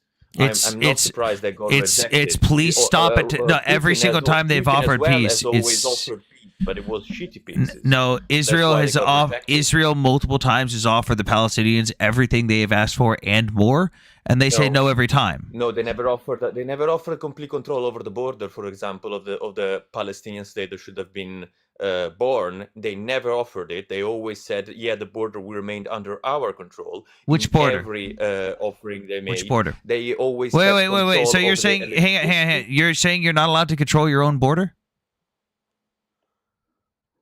No, you are, but Palestinians would not have been. Why? Who says that Palestinians can't have control of their side of a border? Nobody has ever said Israel that. said it. When? Israel said When? it. You can look up every When? peace offering they made. When from and where? 67 to now. When and where? When and where did I they say said that? every peace Cool. offering from 67 to So now. I want you to provide that source, because I can tell you right now that in the especially 2008 realignment plan, Israel offered the entirety of the Gaza Strip, the West Bank, under full Palestinian control. They offered a land bridge in between the West Bank and Gaza, full control of Jerusalem, including all the religious sites, and 10% of Israel property to be added on top of Gaza. They offered the Palestinians literally everything they asked for and more. They were told Wait, no. but in the 2008 plan, there was also Israel would have kept control over Gaza's water and electricity. No, the Gazans could have been that was the breaking point of that. No, the Gazans that was not the breaking point of that deal. That was not the breaking point of that deal. was. The Gazans could have been independent with their water and their electricity if they wanted to. Israel is under no obligation to provide that stuff. They provide it for free. So when Israel was in the Gaza Strip, they built up. Hang on. When Israel stop. When what percentage of Gaza's water does Israel control? Most of it. 10%. No, it's 10%. It's three pipes. Come on. Okay. Now we go to. I'm going to show you a source. So I'm going to show you a source right now. Yeah, then. the source Israel Today. Sure. Yeah, that's totally my source. Let's see. What percent also, why are you not mentioning of Gaza's water does it's Israel weird that you just don't care about what's happening in the West Bank. Mm-hmm. Let's see. The very violent and clear colonial project that is happening there is. You mean everything agreed upon by the Gaza or by the Palestinian Authority in Oslo too? Yeah. So let's go to the water. Let's go to the water here. So sure, yes, a puppet. The government. Stop, Lorenzo. Shh, Lorenzo. Every time I bring something up, you pivot. I would love to know.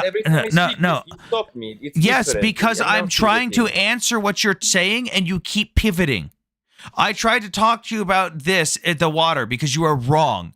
You immediately pivoted to, well, the West Bank. I said, well, the West Bank is controlled by the Palestinian Authority. Well, the puppet state. Yeah, the puppet state that openly pays their civilians to unalive Jews. Yeah, that's a real great puppet state. So here, this is not from Israel Today. This is CSIS, Center for Strategic and Internal Studies, right here. Gazans struggle to access adequate safe water even before the current crisis. About 90% of Gaza's water supply comes from the coastal aquifer basin. The remaining 10% of water not pumped from the coastal aquifer comes primarily from 3 Israeli pipelines from the small-scale seawater desalination plants. Israel does not control most of Gaza's water. You are lying. Yeah, but when the war started, what did they do with Hamas blew up. No, cause a humanitarian crisis or not? No, Hamas blew up one of the pipes. No, Lorenzo, I'm answering your question. Lorenzo, I'm answering your question. You need to stop talking so I can answer your question. Hamas blew up one of the pipelines and damaged the other 2. Ben-Gvir wanted them all shut off. Israel did not shut them off. They instead fixed them, and they are all operational. They immediately fixed those pipelines. Not immediately. Yes, they did. It was very publicized. Yes. That is a very deep statement you are trying to prove. Immediately would require magic, my friend. You're joking, right? You're harping over the. It wasn't fixed within this second. But I am parodying. You're being disingenuous. You're being disingenuous. You're being disingenuous because you don't actually know what you're talking about. Beyond the point. You're being disingenuous because you know you got fucking schooled right now and you got called out. I'm You are talking about No, I'm not. I'm talking about real issues that you are pivoting away by talking about useless details. How many deaths have there been in I'm Gaza? sorry, Just but give me an estimate. Let's just go back to this. How many deaths have there been in Gaza? over 40,000. Yep, you are correct. The current number right now, the most recent unverified number from the Gaza Ministry of Health is 43,985. That was as of 23 hours ago. How many births have there been in Gaza since October 7th? I don't care. You don't? Can you name me a genocide in the history of genocides? I honestly don't. Like, Can you name me a beyond the genocide point in the? completely. Can you name me a genocide in the history of genocides? Are you allowed to Hang kill on. people as long as someone else is born? What the hell are you No, talking about? Lorenzo, wait for the question. You can't answer the question if I haven't finished the question. Can you name me a genocide in the history of genocides where the population had an active growth during supposed genocide? Yeah. What genocide? The genocide of the natives in the U.S.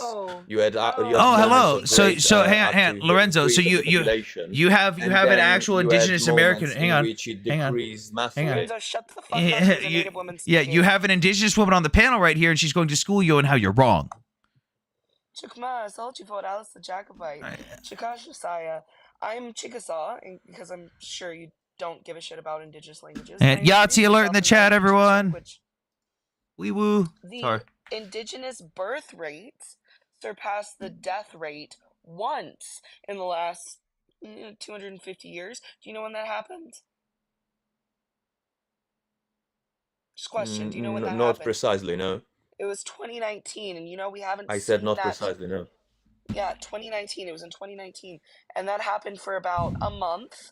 And then we had the COVID struck, and now all of our elders are starting to pass away, and that number has once again dropped by significantly. We will never, ever reach the numbers that we were before colonization, ever. Hang on to the racist Even fuck that every- said "back to the res." Get the fuck out of my chat. Afghan American? Wow. No, sure. Wow. Go back to fucking your shithole Afghanistan then. Wow.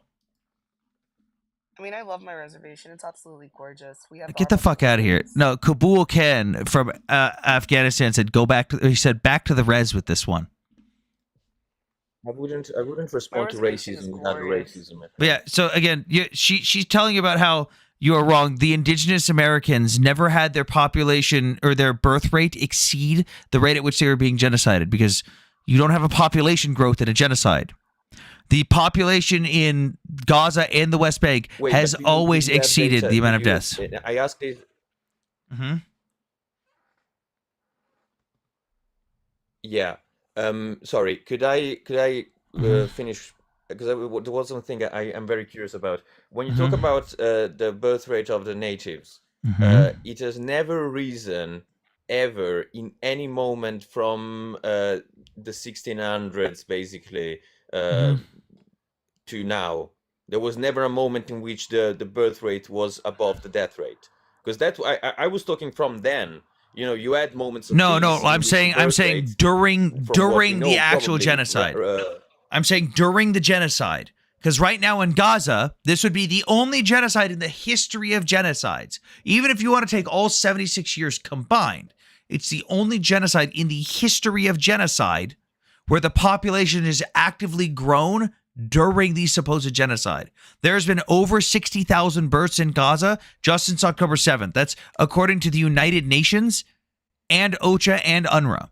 So there's been over 60,000 births. On top of that, of the 43,000 deaths, about 17,000 of them are combatants. Hang on.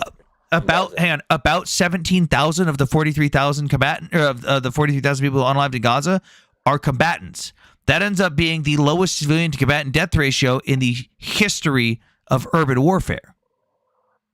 And that's going off of Hamas's numbers, not my numbers, not Israel's numbers. Wait, don't forget natural deaths as well. I don't even go into that. If you look at like the civilian casualties, if you look at the civilian casualties in Ukraine, for example, they are comparable. They're not. And, like it's a war. They're not. No, again, I said urban warfare, and on top of that, they're just not. Would you care to talk about the city of Mariupol? But that's like it's still relevant. Hang on, Lorenzo. Let's talk about Ukraine then. What happened in Mariupol? Did you ever watch 20 Days in Mariupol? Oh man, you had you had urban warfare, but Not really. on the scale of Not what's really. happening in Gaza. The urban Because, warfare like, occurred. You have the Azovstal, right? Yeah, the urban warfare occurred in one individual place in Azovstal where civilians weren't over there. Azov was basically besieged by Russian forces. Lorenzo, your internet's crapping out. But yes, you had Azovstal, which was on the outskirts of the city where the civilians were not in harm's way. How many civilians died in... Deb, I'll let you up in just a second. How many civilians died in Mariupol in the first 30 days of the siege on the city?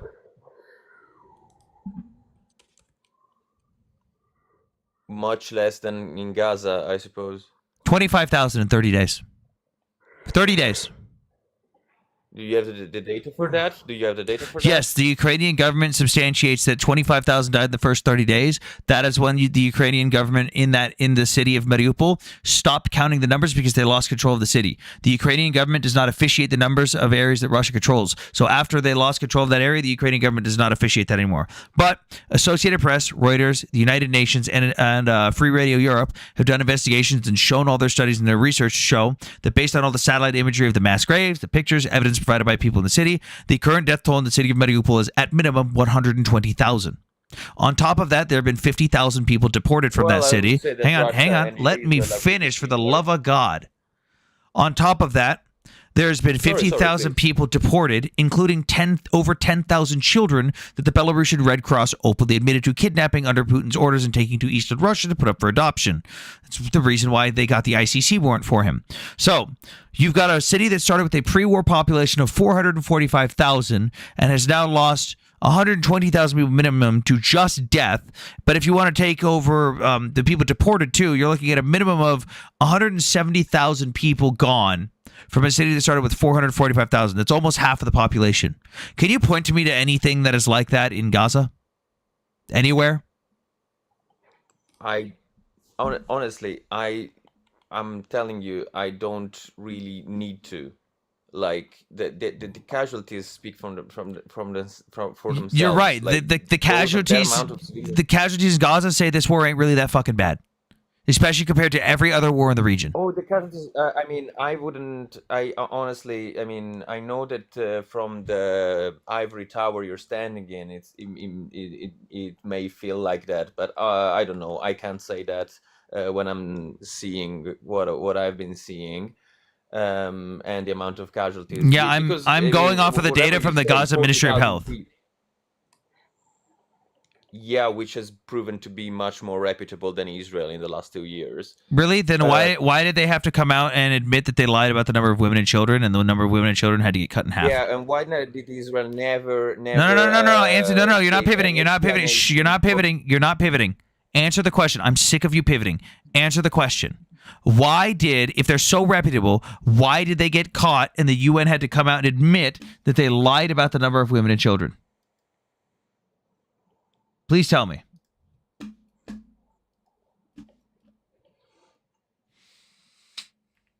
They lied once, whereas if you look at what once. Doing Wait. So the fact that they lied isn't a big deal to you? They flat out lied about over 10,000 people in a context in which there are two sides, and one side lied. That was 10,000 deaths they lied about. That was no. They lied about 10,000 deaths. That's a really huge number. That's a really huge number to just lie about. On top of that, what about the Al-Ali hospital bombing? Oh my God, what about more than we suppose we killed? What about that's amazing? No, sure, yeah, sure. So what about the fact that the Gaza Ministry of Health has just basically stopped reporting on natural deaths? Natural deaths basically don't exist anymore in Gaza. I mean, I suppose that's what happens when your infrastructure gets completely destroyed. Because Ukraine still has natural deaths. Yeah, but I mean, they still have control over most of their country. Like Gaza doesn't exist anymore. Okay, so how does the Gaza Ministry of Health operate and accurately get these numbers? If you say they're so accurate, how do they accurately get these numbers, but they can't accurately count the number of natural deaths? Well, once your infrastructure is almost entirely blown up, you have to allocate the remaining resources you have. So I'm not surprised that since they're in a war, they're more concentrated on war casualties than anything else. Like I can totally understand that happening. So Can't so you? they just don't. So that you just stop counting natural deaths. Just natural deaths Yeah. just disappear in a war. You have other priorities, yes. You're joking, right? No, I'm not. And you should know that in any state that is in dire situations, that is what happens. That's not what Historically, that's happened. always That is not what happens. Oh no, really? Like if we want to go back to Roman times, okay, and if We're going like, back to if- Roman times to talk about how I don't know, organizations like, I count mean, if deaths? look Are at you what they're kidding left in me? Gaza, I would There's no say, need to go yeah, back I mean, it's probably that situation. I'm sorry, Lorenzo, I'm an ancient historian. Lorenzo, That's there's what I no work need to with go most of back the time. there. We can also show you how Hamas lied about excess males being unalived. We can also show you how they changed the age of adolescence. We can also show you how they lied and they ended up having duplicates. We can show you how Hamas and the Gaza Ministry of Health has also lied about genders of who's been unalived. Yeah, like we This is can not look just at. one We've lie. already said that hang the on. thing has been We lied can. upon, but still. Well, we're it's talking, not. like, They lie a lot. That's what we are we're getting saying- at. Hang on, that's what we're getting at. No. You can look at this here. I don't know if you've read this. You should probably take a read at it. This was before the UN finally admitted that the Gaza Ministry of Health was lying about the numbers. This was before that. So hang on. No, I have no problem with that. Have you But what read this? Hang on. Have you read this? No, and I believe you. So But hang on. what I'm This is saying- important. I don't care. This is important. You should care because this goes over the fact that they were flat out lying in a massive scale in inflating death numbers that were statistically impossible to have happened. They flat out lied. But now we're talking about And then 40,000 after that, and then we're talking hang on. about more than 30,000 civilians, and that is already a big number. It's That's not a more big, than like, 30,000 civilians. It's not. That's what I'm telling you. What it was sorry. At you were minimum, at 43. at minimum, we know that up to 17,000, we know that at minimum 17,000 of the deaths are combatants. At minimum, that is Yeah, per okay, so Hamas's own 25,000. internal documents. That is a 1.47 to 1 civilian to combatant death ratio. That is the lowest civilian to combatant death ratio in the history of urban warfare. Yeah, still, it's so. shows We're how they talking lie. about how they are the bad guys, but I'm not a fan of Hamas. Like I don't know why you're trying to wanna make read me this? defend Hamas. Why don't I'm just saying that read what they Israel do? is a bad guy, no matter like the But evilness that it nothing, fights everything you have against. said to use as justification to call them a bad guy has been debunked. No matter that Hamas No, wait, reclassifies you've said nothing hundreds- about the West Bank, and I know you don't want hundreds to of talk about that. adolescents. Oh, I'm But more you than happy to talk really- about the West Bank. really, Child like, unalived. that- Hang on, that's really hang on. Let Nazi, Tango what they're go. doing Let in the let West Tango Bank. go. Let Tango go. This is The fact another that- thing. The fact that Hamas reclassified hundreds of adolescents down an age in order to boost the child unaliving data to lure people like you who are Khomeini's useful idiots. Hamas has issued a new list of 28,000 identified unalivings at June 30th, many with invalid names but alter ages from its April 30th list. And we have not only their names, their ages in April, and then the ages they were aged down to in June, which, by the way, you can see 19-year-olds were made 18-year-olds. 18-year-olds were made 17, 17, 16, 16. These are all lies. What- It's really How sad could to me that you they? don't- Wait, why do you hold them hang to on, a different- Lorenzo. why do You just said they were infantilize them? honest. You just said they were honest and they don't lie. Yeah, well, No. That's not what I said. I said they were more honest than Israel. Except when they're talking not. About their atrocities. They're not. Israel has been terrible in discussing their atrocities from the beginning of the war, and you cannot deny. Like it. what? Like they shot at what when they fired missiles at journalists. Missiles at or journalists. was Show it, me missiles at ONG? journalists. Missiles at journalists? Yeah, Missiles. Do you remember? I don't remember if it was a away from me missile for or 1 second, though? or an artillery an artillery shell. It was on the car that was transporting 3 international workers of the Red. If you remember, if they were journalists or the Red Cross, it's been a while now. So one incident that Israel owned up to and said we fucked up? No. Wait, they didn't say we fucked up. They said it wasn't us initially. No, they did. Then it was No. found that it was No, them. they did not And deny it. after They that, did not then deny they it. said it was They us. didn't. But Lorenzo, wait, you're lying. They first You're first lying. authorized the passage of, of Lorenzo, those you're people, lying. and then they shot at them. Lorenzo, you're They lying. You're lying. What am I lying? Because Israel Of never course, denied Of it. course, because Israel never does anything bad ever. They are the good guys. No, they never remember now, denied of it. course. They never denied it. They said we're looking into this, and then when fuck, we fucked up. That's not denying it. That's Yeah. not lying. That's them coming out and being honest and going, we fucked up. I'm sorry. I don't believe that, because as well they said It doesn't that matter if you don't believe they it. It's a never came up- fact.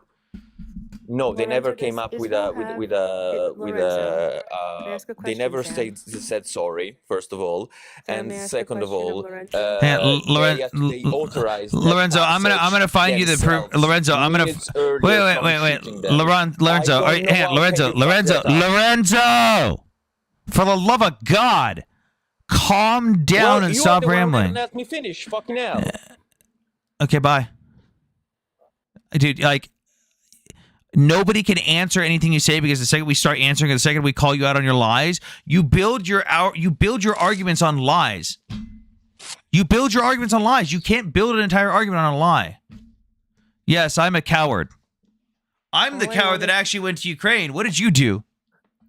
All I wanted to ask him was, is he aware if Israel has military prisons, and then ask him where Hamas has their military prisons, and then we can actually have a good faith discussion about how Hamas's goal is to unalive whomever, whenever, and the IDF actually holds their people accountable. But he's too chicken. Like, you couldn't even let Tango talk.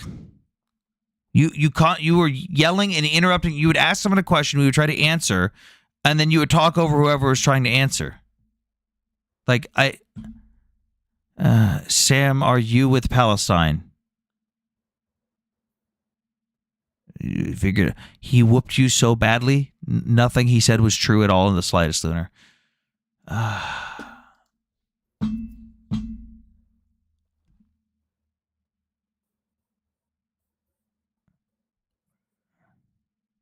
It's amazing that the people who were treated so badly in World War II became the same as them today. Oh, so you're saying Jews are Nazis now, Ghost? Good one, Ghost. Oh, Tech Career. You liked mouthing off in some of the comment sections. Why don't you come up? Rawls, I think it's not letting you connect. I think your internet's still fucked. But Tech, why don't you... I saw you mouthing off at Kansas Steve's live. Why don't you come on up here? Israel is fascist now, yes. Again, another pivot. You got proven wrong on the water. You got proven wrong on the border thing. You got proven wrong on the deals that were offered, the peace deals that were offered. You got proven wrong on the Gaza Ministry of Health lying. You got proven wrong on Israel owning up to the vehicles that were attacked. You're leaving. You can't listen to any more lies. Okay, let me help you out. Bye.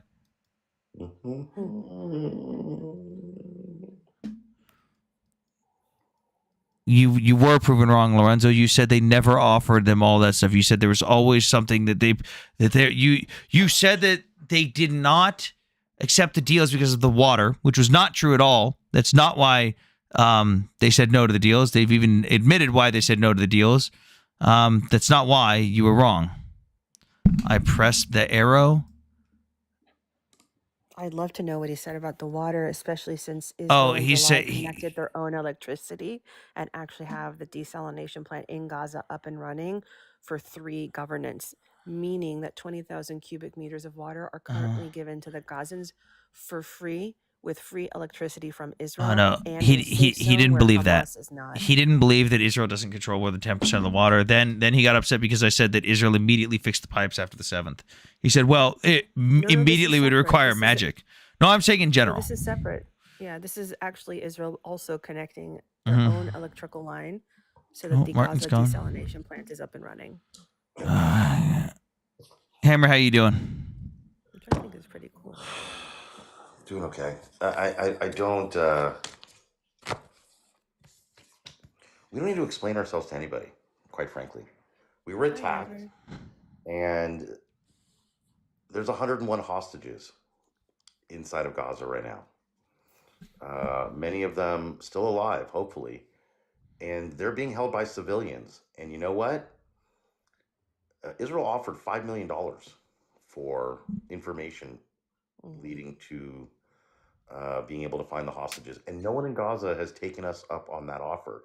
And so you know what's going to happen? They're going to have to suffer. They're going to have to suffer for siding with evil. They're going to have to suffer for supporting the enemy. If you support the What's enemy, up? you become the enemy. Excuse me, I'm talking. You hear me, right? Can you hear me? No, do you hear me? Yeah, hey, let Hammer Yeah, I finish. hear you kind of You hear low. me? Yeah, sorry about that. Okay, yeah, I'm in the middle of a sentence here. So that's just what's going to happen. And quite frankly, the people of Gaza deserve what they're getting because they are bringing it onto themselves. Turn over the hostages, put your arms down, and this ends. You want to keep fighting, then don't complain about the ass kicking you're taking. That's just the way the world works. You're losing a war mainly because you're losers, but tangentially because you're primitive and barbaric and backwards and evil, corrupt. Gaza is Sodom. If anyone's ever read the Bible, Gaza is Sodom. And the way God brought down hellfire and sulfur onto the people of Sodom, the IDF is bringing hellfire and sulfur onto the people of Gaza. And that is a good thing because maybe they'll learn their lesson that when you fucking mess with the bull, you get the horns. Don't fucking eat the bear and then complain when the bear strikes back. Israel is better than you. We are superior ethically, morally, technologically, educationally. We're a better society. So until the Palestinians, I should say the Sodomites of Gaza, catch up and recognize the error of their ways, they should just accept the beating they're taking. Because that's what they deserve. They deserve it. Everything they've gotten, they deserve. Every single thing. We have no reason to apologize for it. We have fought this war in a humane way. Too humane, if you ask me. Too much mercy. Too much benevolence.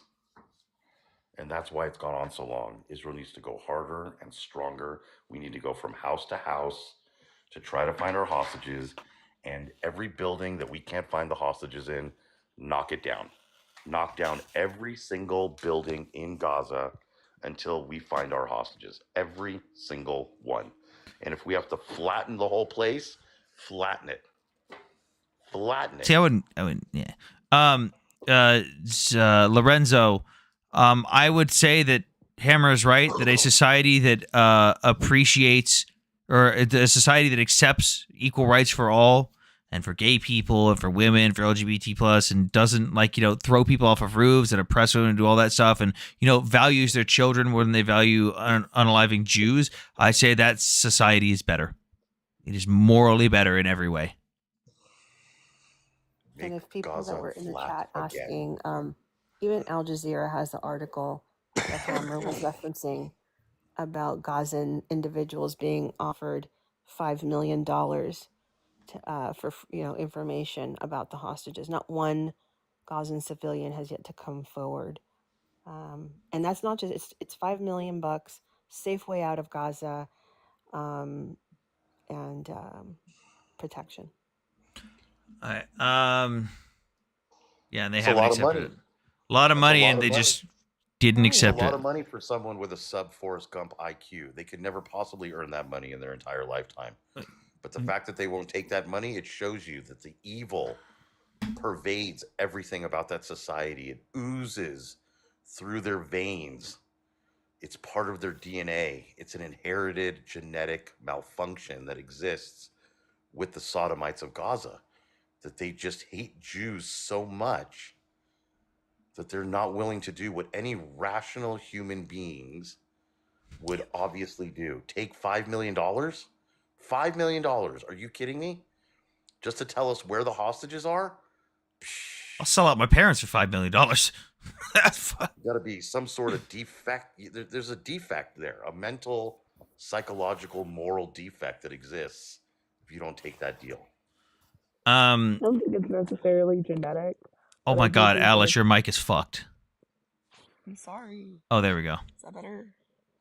It keeps switching earbuds. Whenever I turn over, it's like my head is on my pillow and it's like muffling the crap out of me. But anyways, I don't think it's a genetic defect, but I do think it's societal programming. And when you have a population that is governed by fear, whether that is, fear of an afterlife or fear of, your family or yourself being mutilated or tortured for, straying from the path or becoming an apostate, it does change your brain chemistry, and it's not something that is genetically inherited, but it's something that absolutely does begin with programming. Sometimes, in utero, children are born traumatized by systems like these, and I Like think that I don't value a society that openly teaches their children that the Jews are the reason everything's wrong in the world and to unalive Jews. I do not value that society. Well, and the massive inbreeding, That doesn't help. which leads to recessive genetic traits. We got a new guest, Tech. So what you got? What's on your mind, Tech? No, I mean you told me to come up. I guess you saw Yeah. my comments. Yeah, you were all loud talking about Ukraine and stuff. So what's up? No, I The was people just of Gaza saying were in the that United when States, they'd Trump all be wearing helmets and riding the short bus to school. Oh, All God of damn them, it, every Hammer, single Hammer. one. Let the new guys go. What'd you say, Tech? I was just saying that when Trump gets in office, I Uh-huh. feel sorry for Ukraine.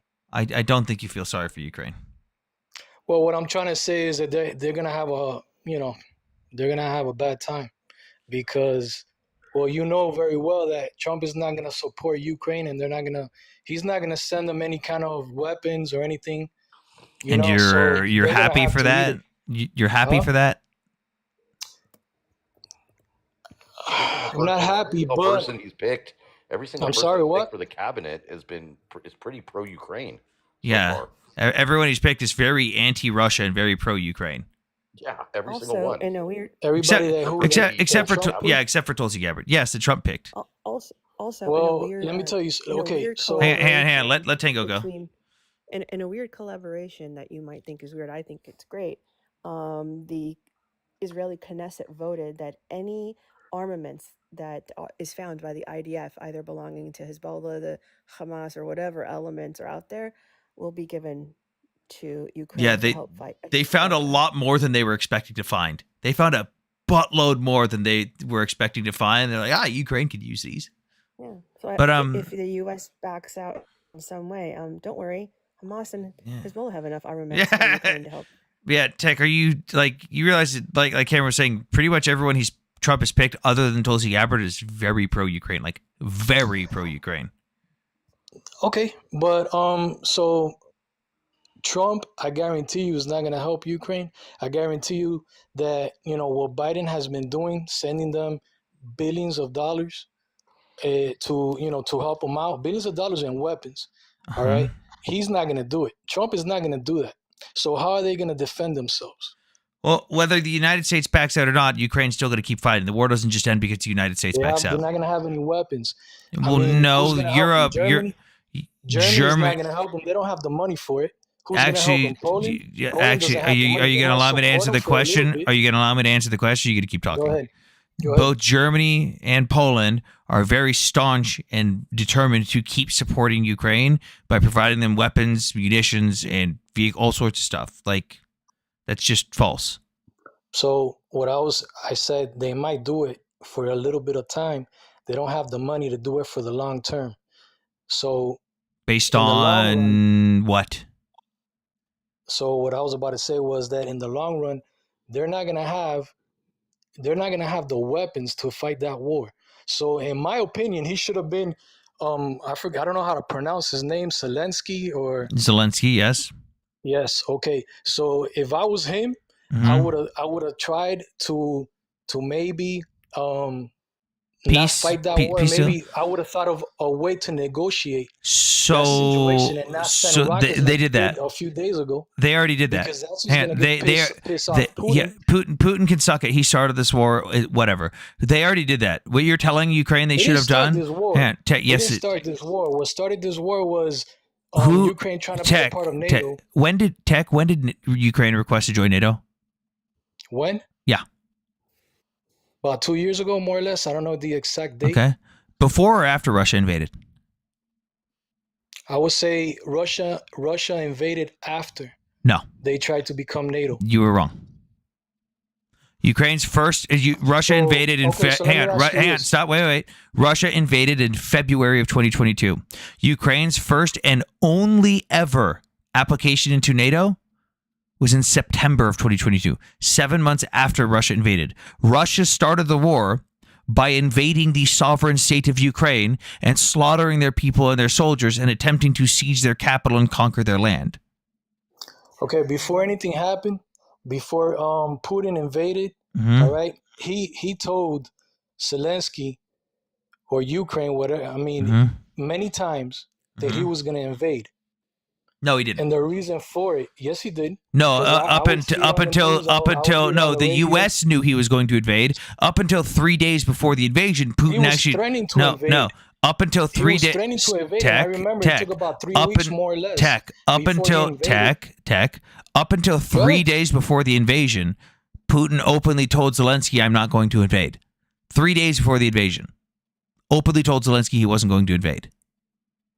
Okay, but he It isn't invaded. just confined So to that Mhm. date. I mean, look, Because it comes Russia down. invaded It's Crimea simple. The reason why they went to war is because they tried to become NATO. Is that not right?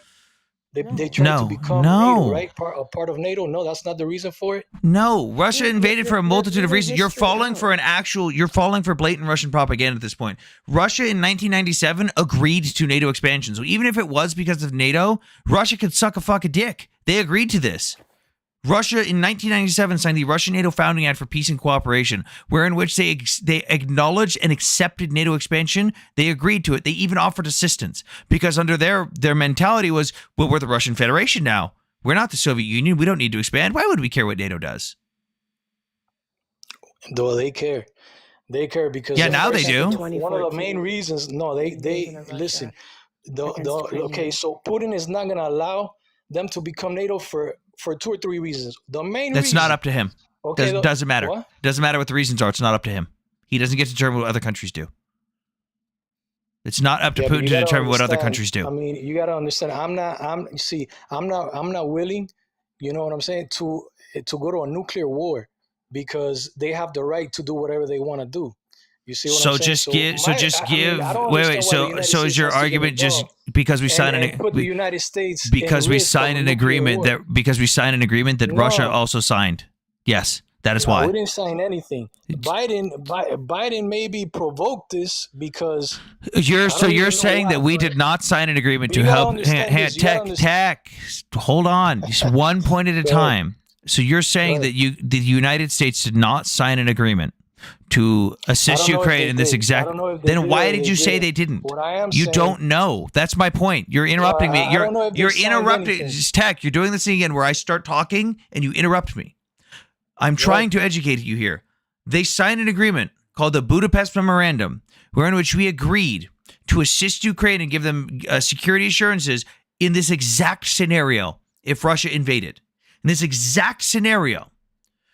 And part of that agreement was if Russia nukes them, we will put boots on the ground.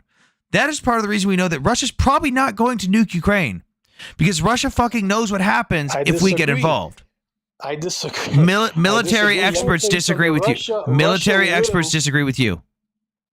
Okay, This also so started way they could before the disagree with me, Biden but what I'm going to say is Russia Can I will add? nuke Hello? if he sees himself losing Let Russia. Tango add on. If he sees Let- himself, you know, with Ukraine his doesn't back want against Russia. the wall, I Ukraine doesn't want guarantee you he Russia. will. Okay, cool. Let Tango go. I'm just wondering why he's so focused on like the last I few can't really years hear and you. not Yeah, not Tango. remembering Tango, you're really quiet. and not remembering that Russia invaded Wait, hold Crimean on. I Peninsula, can't hear it, like, which is kinda part low. of Ukraine and annexed it in 2014. Like you're leaving out a bunch of history, dude. Yeah, like Is that better? like she said a little bit. Like Okay, she look, said, I understand. hand. What she's saying is the thing you said Ukraine should have done, like just give up some of the land and ask for peace. They already did that. They did that in 2014. Russia invaded again. The war never stopped. Russia invaded in February of 2014. It's continued to fight Ukraine since then. They annexed the entirety of Crimea and portions of the never Donbas said- region. Hang on. You said Zelensky should have just negotiated. They did that in 2014. And guess what? Another invasion. Russia doesn't care about peace deals. They want all of Ukraine. They want all of it. They don't care. They ethnically cleanse the Ukrainians from their land when they take over villages. They don't care. So look, this is just what I think. You know, I don't think it's worth it. I think that if Putin sees himself in a situation that he's gonna lose this war, he will send nuclear missiles to the U.S. because the U.S. is helping Ukraine and to other countries of Europe. So it's very dangerous. You know, I might not know all the technicalities that you guys know, but it's simple common sense. All right, I But believe isn't he will common do sense it. because you're negating geopolitics and the way the It's economy listen. and I believe trading he will works nuke. He will globally. send nuclear You're missiles, also and not I taking into believe consideration that the decrepit this system that war Russia's should under not right have now happened. in terms of You their know what I'm military saying? Well, capabilities. not that it shouldn't have happened, but that the U.S. shouldn't have helped Ukraine because it's So putting just let our US so just citizens in danger. fuck the contract we signed to abandon our ally, let them be swallowed up by a genocidal I'll colonizing be honest. country. Listen, I don't care about Ukraine. You know, I don't care about the Ukraine. I care about the U.S. Okay, well, That's helping it. Ukraine helps us. Yeah, how is that? How does it We help make a us? buttload of money off this, and our technology advances, and our allies get more powerful because of it. All of the countries that are our allies. Wait. So you said, how does it benefit us? I gave you how it benefits us, and you go, oh, it doesn't It matter. doesn't benefit us if we're gonna. It if we're gonna does. have It does. No, it 30 literally nuclear missiles directly benefits in us. the U.S. It doesn't benefit us I at all. am personally getting a larger bonus this year because the semiconductor manufacturing industry, my primary job, making See, it's all microchips. about the money with you, but not to No, me. it's To just that me, it's a benefit. I kind of see it. I really see don't it think kinda you. like I don't think stupid. you know Jack from fuck. I don't think you know your own head from your own ass. I don't think you know anything That's about fine. this. So what I'm hearing from Tech is that he's a coward and a narcissist. No, I'm not a coward. It's not my war.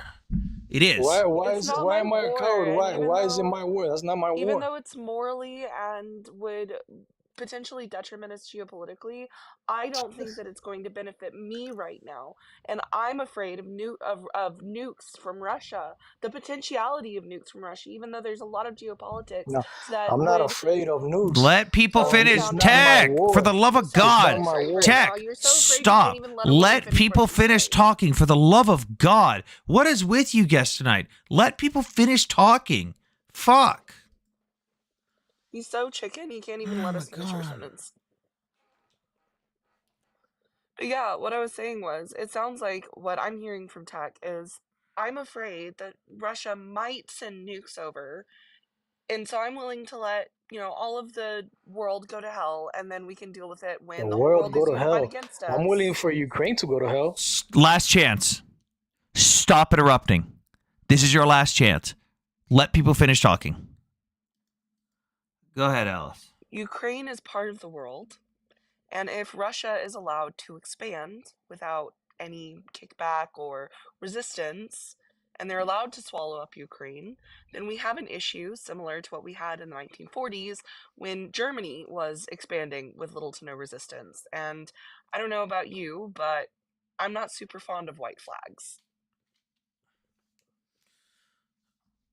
Okay, now you can respond to her, Tech. She is now done talking. Don't be a coward now. Unmute, buddy. I sent him the invite to unmute. No, I was talking there. Nobody heard me. Okay. Well, yeah, So what I Tech. was saying, in 2 months, all I of this is gonna muted stop. you because you So were talking over her.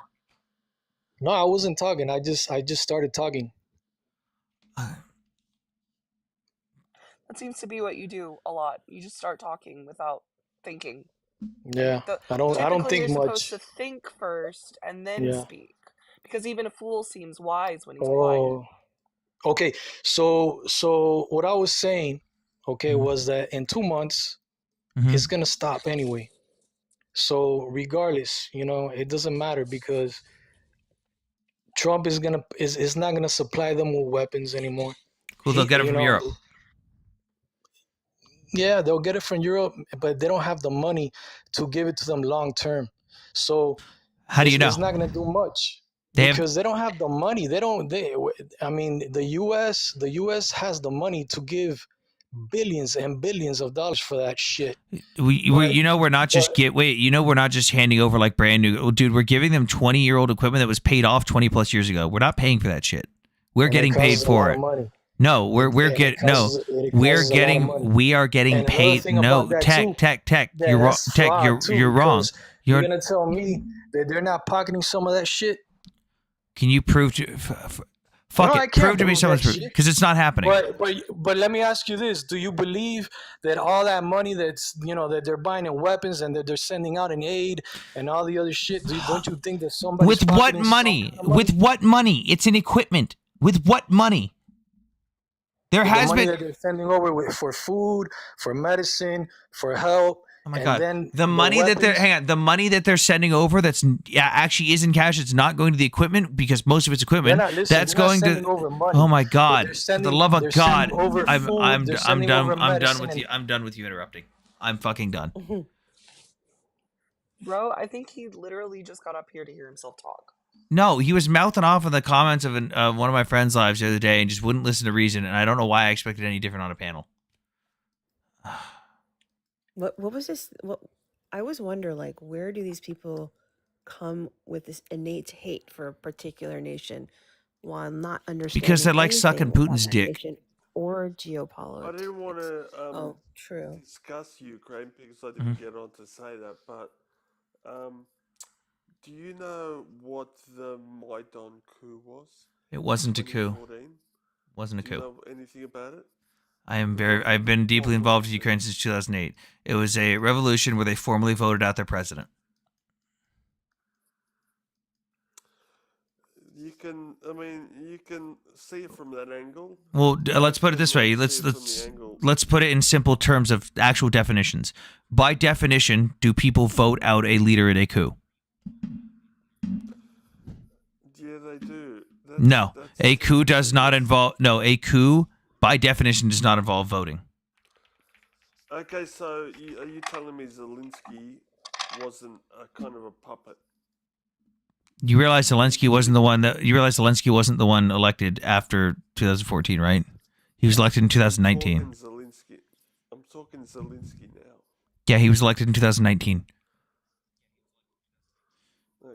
He was elected in 2019. It was internationally observed as one of the most free and fair elections in all of Europe. There was only one small pocket of corruption, and that was the sitting president who actually was trying to pay people in his hometown to vote for him, and they actually just took his money and didn't vote for him. That factoid just bit false in the butt because we can't keep going with the script that way. Hang on, Ukraine being a member of NATO, kind of a provocation to Russia. They're not a member of NATO. Like, you don't think that. But if they were to become one. Well, they hadn't even applied to become one. Russia can pound their foot and say they think it's provocation all they want, but they agreed to NATO expansion in 1997. And again, Ukraine had not even applied to join NATO until after Russia invaded a second time. Their first and only ever application into NATO was September of 2022, 7 months after Russia invaded in February. And why does Russia get to have so many temper tantrums? What that guy was talking about before, if Biden decides to go to war with Russia, he can technically stay on as president. No. Do you know about that? Are you talking about Zelensky? As a president? No, Biden. How would Biden? If you go to war with. No. If it develops to a war. No, you're wrong. Different nations run martial law differently. The United States Constitution and the way we have our founding document set up allows for a leadership change during a time of war. Places like England in World War II, they didn't have that set up, and Ukraine, unfortunately, doesn't have that set up either. They have theirs similarly modeled to how England was. They've got their constitution is like a clusterfuck if they try to take a bunch of stuff from good nations and throw it all together, and it's very hit or miss. Unfortunately, the way martial law works in Ukraine is in order to host an election, they have to cancel martial law. But unfortunately, canceling martial law really fucks up a lot of the stuff for the war effort. Like curfews go away, lights out after certain hours goes away, like certain rules on military members joining goes away. So like That's just how it is for Ukraine. That's how it was for Europe in World War II or England in World War II. The United States is not set up like that. We can have an election during wartime. And yeah, I do agree with you about the other guy talking about Trump changing anything. He's not going to change anything at all, in my opinion.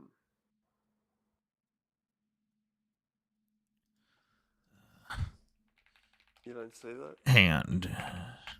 Golda, what the fuck does that even mean? You just sent me some. You gained some pixels. What the fuck does that mean, Golda? Sorry, someone sent me a message. I don't know. We'll see what happens with something. I'm sad for what could happen. I'm not very hopeful, but I've got my fingers crossed. Yeah, and finally, I wanted to talk to Hamster for a little bit. Please tell me how a 2-year-old is paying for what others did. Like, why does he deserve to pay? That's the question. Hammer. Hammer. Oh, Hamster. Hamster. Hammer, that was for you. I'll call you Hamster. I'll call you Hamster. For What? Hammer, he was talking to you. Oh, I didn't hear what did you say? So how does a 2-year-old, is he culpable for, No, his dog shit parents are. His dog shit's parents are Okay, responsible. so what does he deserve? Because he has bad parents. So you might have bad parents. I don't get to unalive your parents. No, a parent's no. That's not how it works. See, a parent's number one responsibility. Are you a parent? I am. You are? Yeah, That's a I'm shame. a proud parent. Anyways, a parent's number one responsibility is to protect their children. Are you? Keep your. I'm Are talking. you? I'm talking. I'm talking. If you keep your kids in a war zone, if you actively support a terror group, if you assist in helping a terror group, then you are the one responsible for your child's demise. Just like if you But go we drink don't. alcohol, We don't and you, do. I'm still we talking, don't dude. do- I'm still talking. Yeah. Okay. Go. Okay, well then don't interrupt me. Remember, Try not to. you come up on all these lives, right? You spend countless hours coming up on these Dude. lives. I'm still talking, saying the same stupid shit over and over and over again with your silly little accent. I love it. And dude, you maybe you don't understand how this works. King, Dimmy. How does it work? You're the Dimmy. I'm the king. So keep your mouth shut when I'm talking. Of course. Let me maybe simplify it. Cameron, do you want me to simplify it for him? No, hold on. Okay. If a parent goes out and drinks and straps his kid into the child seat and goes and get into an accident, it's his fault for drinking and driving. If a parent goes and takes their kid while they go rob a bank and the kid gets shot while they're robbing a bank, it's the parent's fault. When parents put their kids in unsafe situations, it is the fault of the parents who are refusing to take responsibility for their primary goal, task in life, which is to keep your kids safe. You see, the difference between me and a Palestinian parent is I would take a bullet for my kids. A Palestinian parent would push their kids in front of the bullet. It's just a totally different way of life, totally different way of thinking. That's why they're evil. That's why they're dog shit. Now you can talk, Dimmy. Yeah. So let me put it simply for you, false flag. So false flag. You're a parent, right? You said that. I know you know how to unmute, dude. Come on. False flag. Hello, you're muted.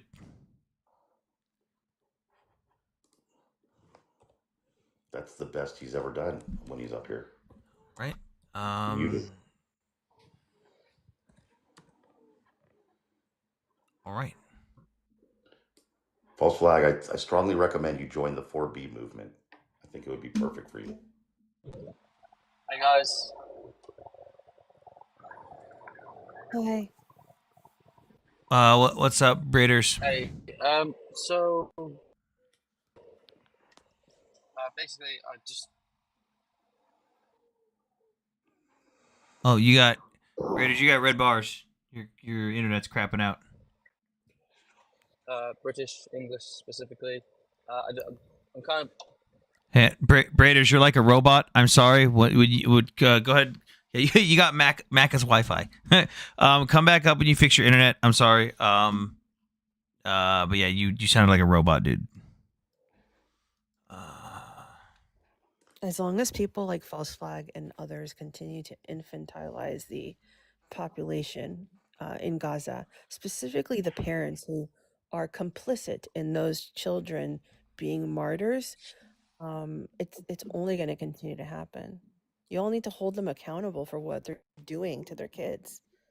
That's child abuse. Putting your kid in a Saplings of Jerusalem summer camp is child abuse. Simukai, what's up? Can you guys hear me? I can hear you, Alice. What's up, Simukai?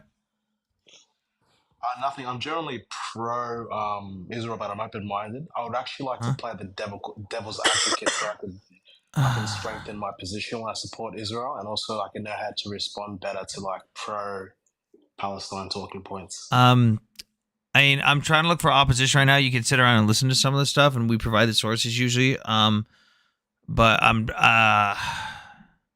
Ask him what's his question. Maybe. Yeah. Do you have a specific question that like of something that someone's tried to talk to what someone's tried to use against you that you need a source for or something?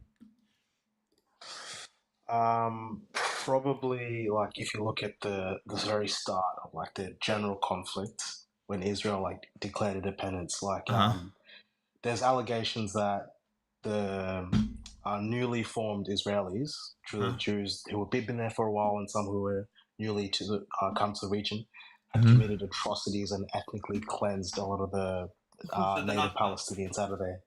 Yeah. Nope. Watch this. Watch this.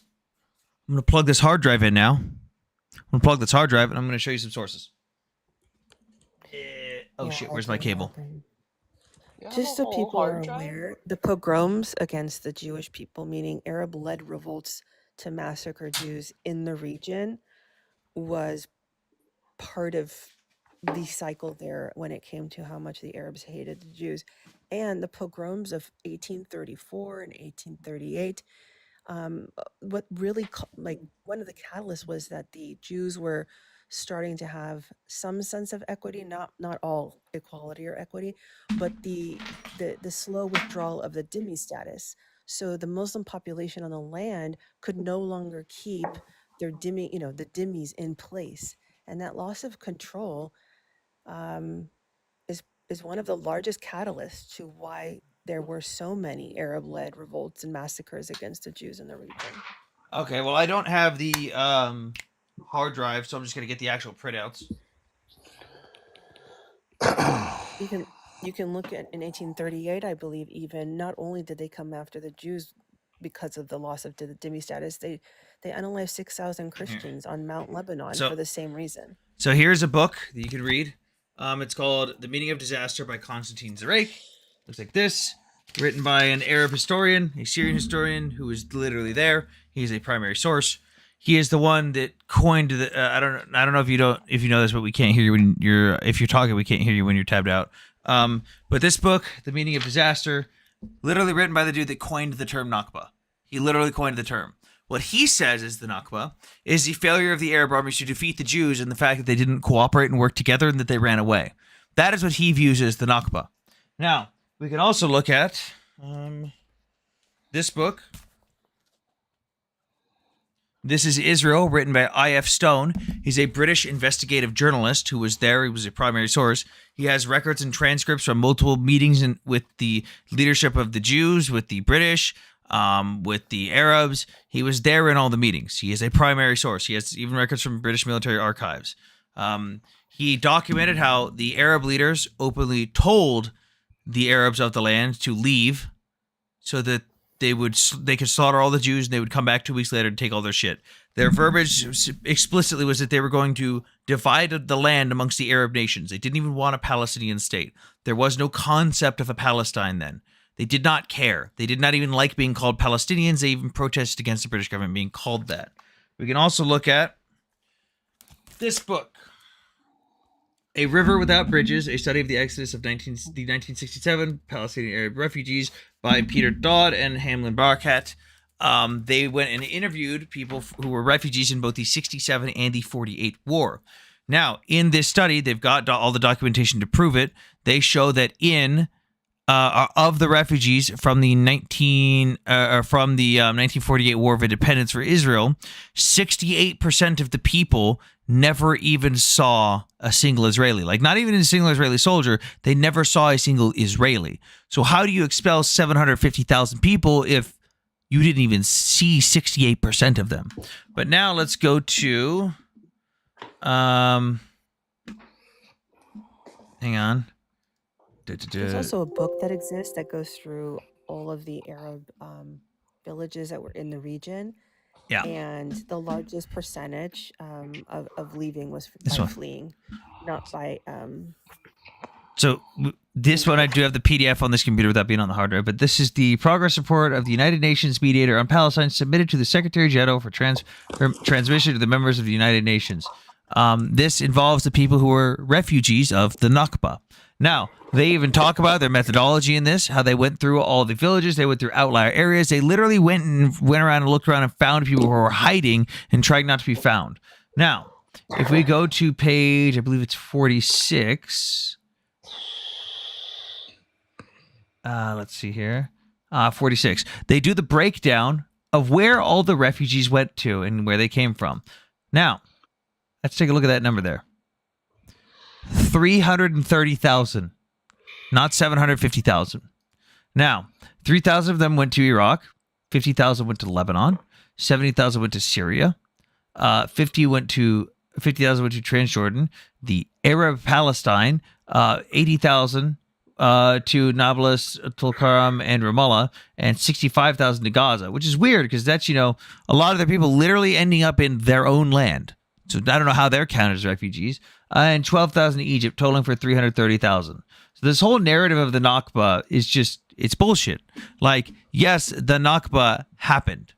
Is it what they claimed it was? Absolutely not. I hope people in chat learned with some sources there.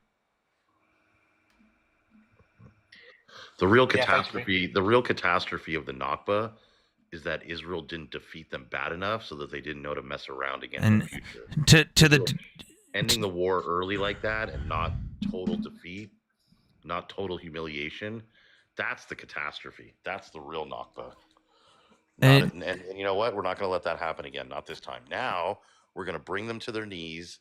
We're going to shame them and embarrass them and defeat them so overwhelmingly that they're going to talk about it 10 generations from now. Remember that time we messed with Israel, what they did to us? And that'll be the lesson learned. Hey, to Twitch chat, no, I'm not Jewish. But I love the guys. Look, he says, "quote Guys, look at this niche book. Totally not Israeli propaganda. Every single book I just showed you was from a very openly anti-Zionist source." I'd also like to add that you know how there's the refugee status in perpetuity for the Palestinian people, or I hope you're aware. Is it Simon or Samuel? Sorry, I can't read your name. Many Palestinians are actually internally displaced in Israel, and they still claim refugee status. 250,000 in Israel proper, 870,000 in the West Bank, and 1.4 million in Gaza currently still consider themselves refugees, even though they're living on the land.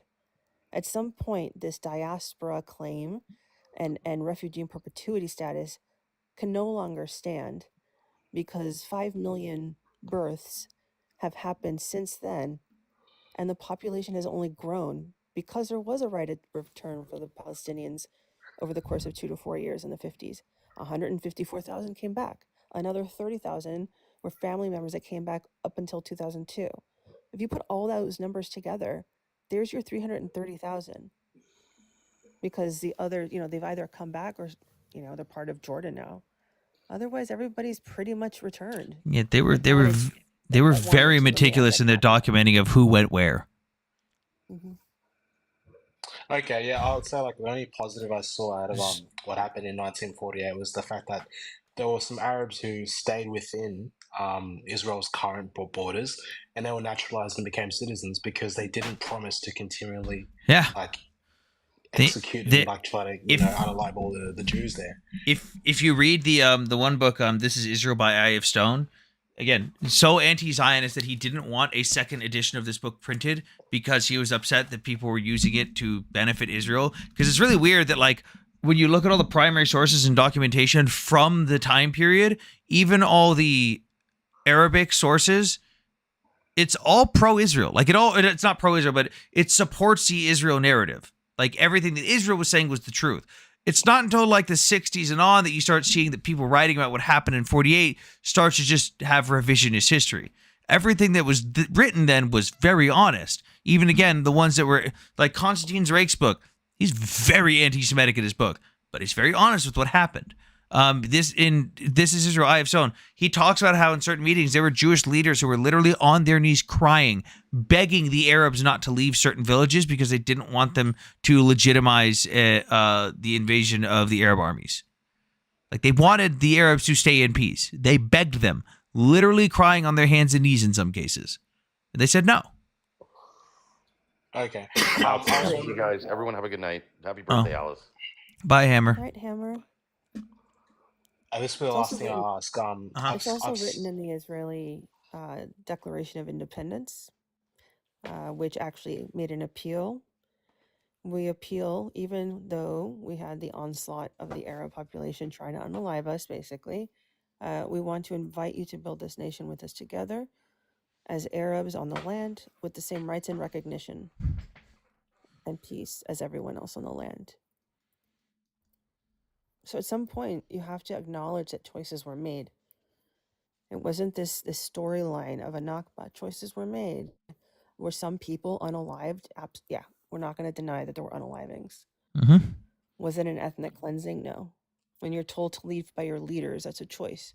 And the Arabs of 48 that stayed, they're Israeli citizens. Yeah, I see. Like, there's examples of countries, like neighboring countries, like especially in the Balkans, where acts of war crimes have been committed, but it seems like the populations can like generally move on, and those countries can find some level of like stability and normality, and they have good international relations with each other. So that's just what I want in the region. Hopefully, like the culture can advance where the Palestinians and the Arabs can just kind of move on.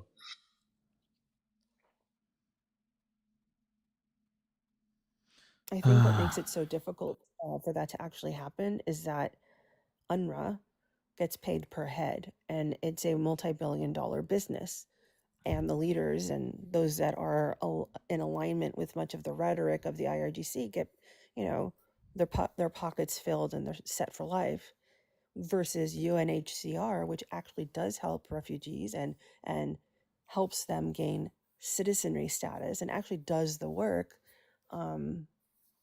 UNRWA's existence is actually also a catalyst for how shit it is. Yeah, well, good. Thank you, everyone, for trying to educate me on this. Appreciate it. Yeah, no problem.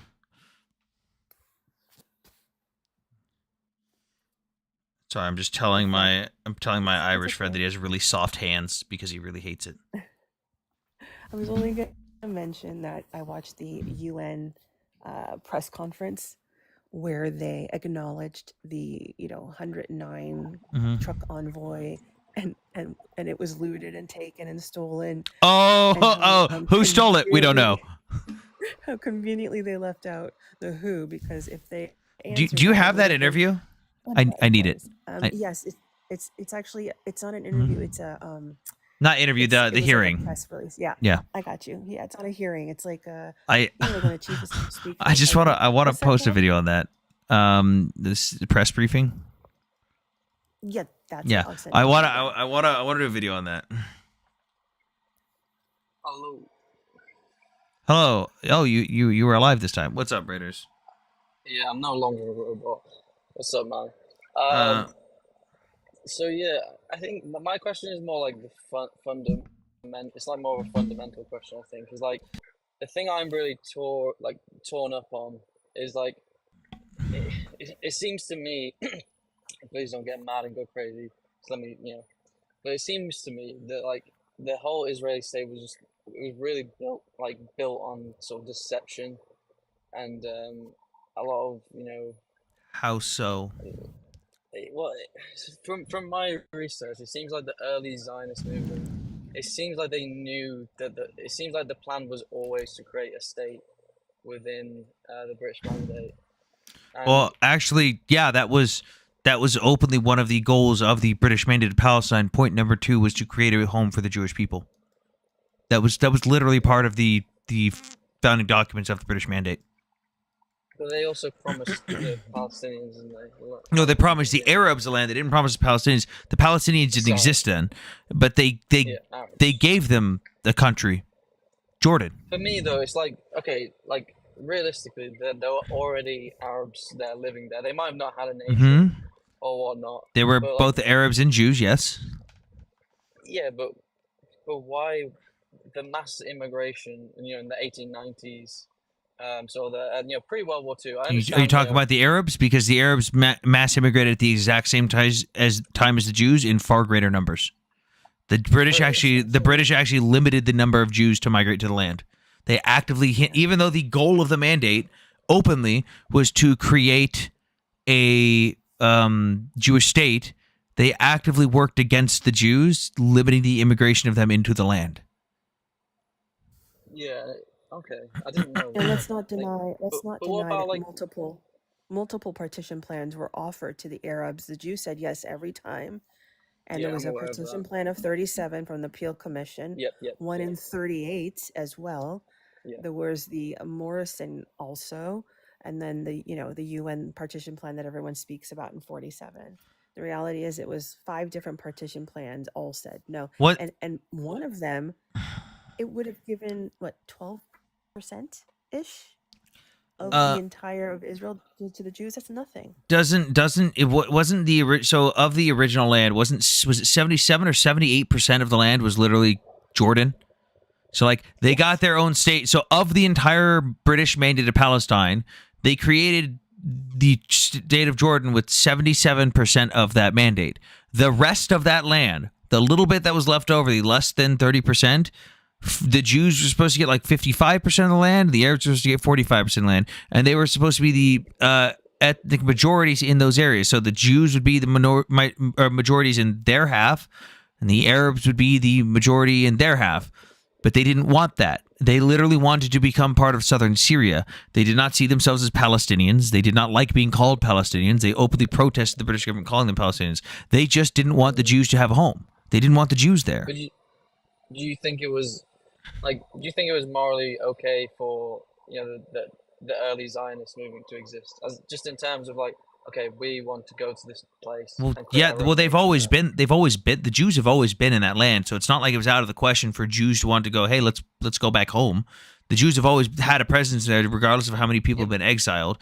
But it's literally an indigenous rights land back movement. That's all Zionism is.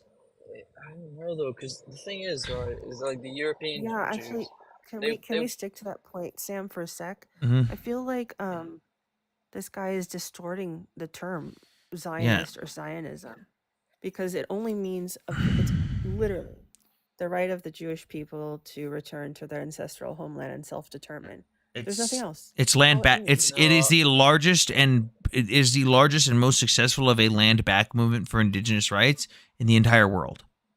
They were bringing in Jews from safe European countries just to get the numbers in, right? You mean at the same time the Arabs are migrating and immigrating in at vastly superior numbers at the exact same time? That's a fair point, but does it still make it right? If both of them are allowed to immigrate, actually, if the Arabs are allowed to immigrate in, but the British are limiting the Jewish migration to the land, hang on, that's what I'm asking you. I'm asking you because in your scenario, it sounds like, well, they were just trying to get a population majority, when in reality, the Arabs were coming in much higher numbers, and the Jews were actively being targeted to not immigrate to the land. Doesn't that seem a little bit unfair to the Jews when the entire purpose of the mandate was to create a Jewish state? It's like the chicken or the egg, you know. Not really, because we've seen that the entirety of the time that the Jews have lived there, they've been persecuted and colonized by everyone who's taken that land. The most recent just happened to be the British, who were in charge of the mandate, doing what they thought was best and then fucking it up in the end. Yeah, But I hear a lot of stories.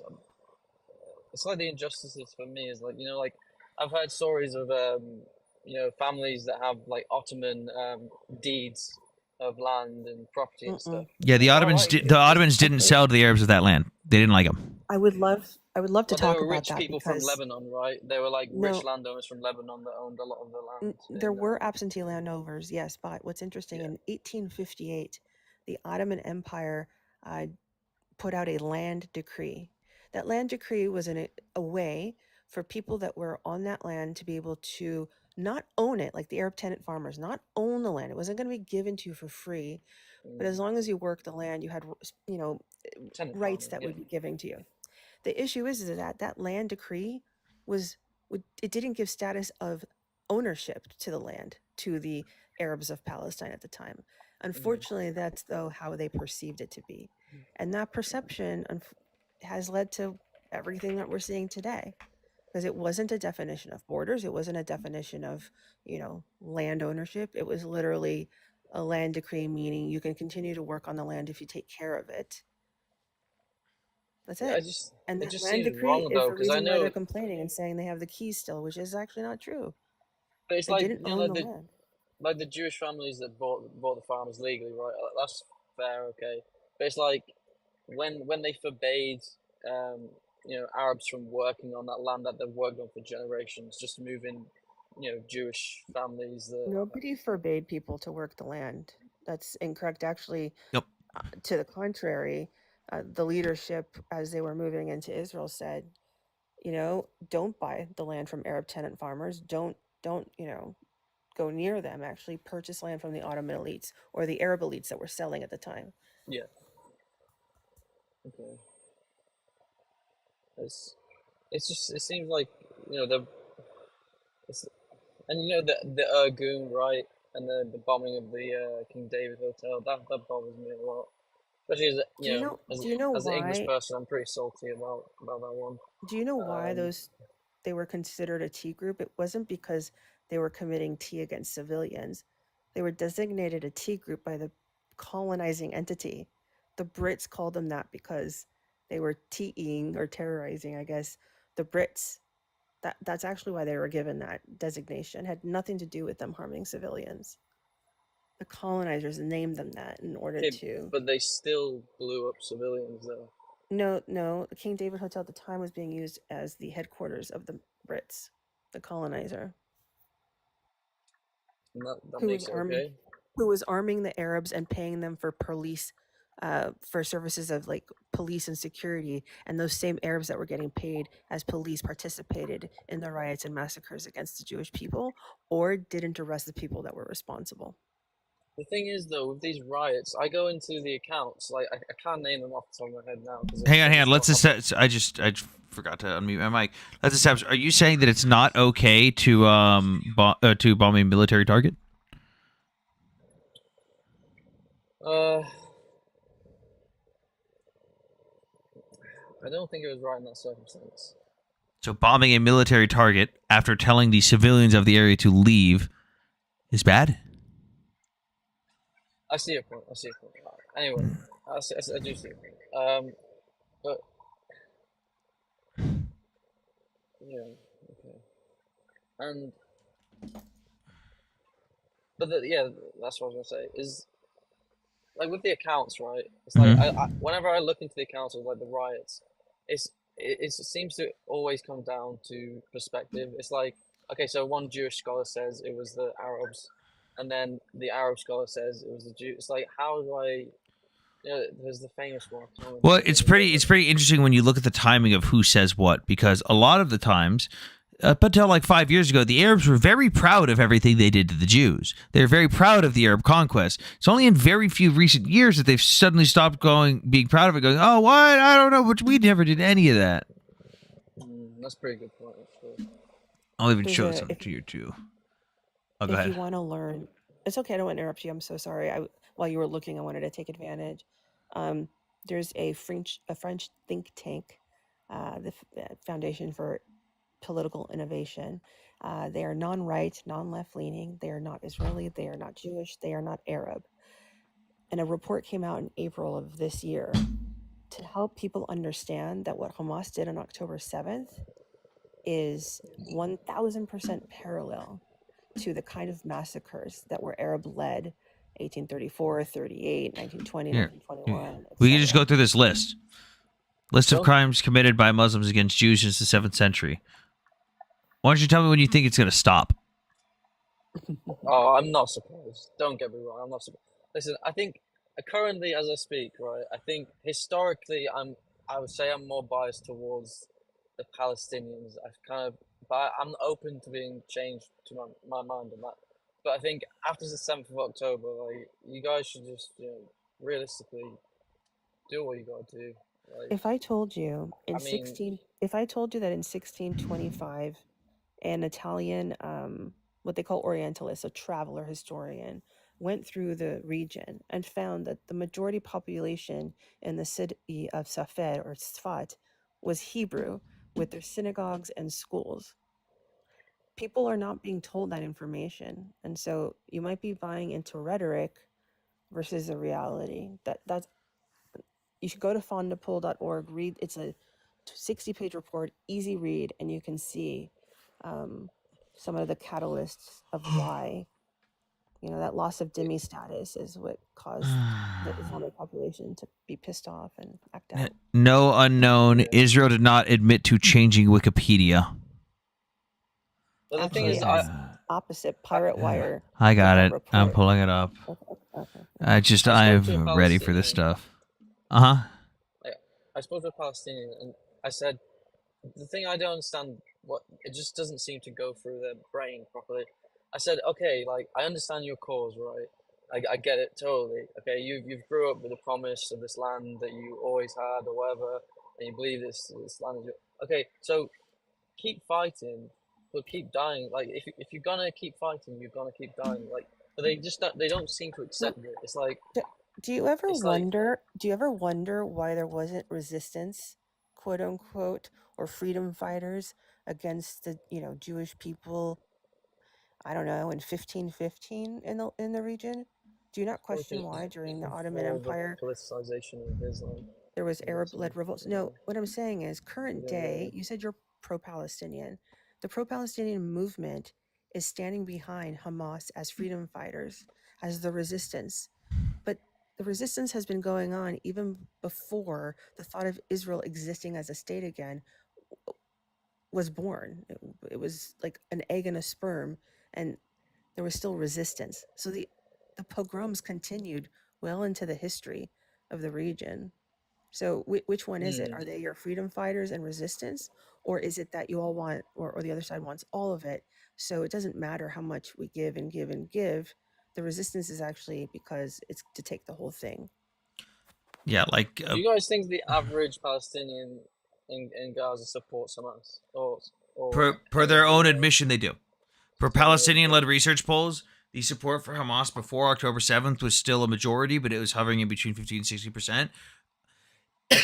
After October 7th, the approval skyrocketed to high 80s, and the approval for just the act of October 7th alone was 91% in the West Bank and like 87% in Gaza. They overwhelmingly supported. Yeah, and when polled and asked if today they would still re-elect Hamas and still like Hamas to be in charge, they still overwhelmingly by majority say yes. And that's from Palestinian-led research polls based in Ramallah.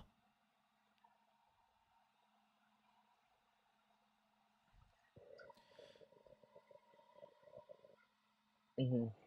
Also, if anyone hasn't read this, I would highly recommend anyone in my chat going to read this article. It's from piratewires.com. It's how Wikipedia's pro-Hamas editors hijacked the Israel-Palestine narrative.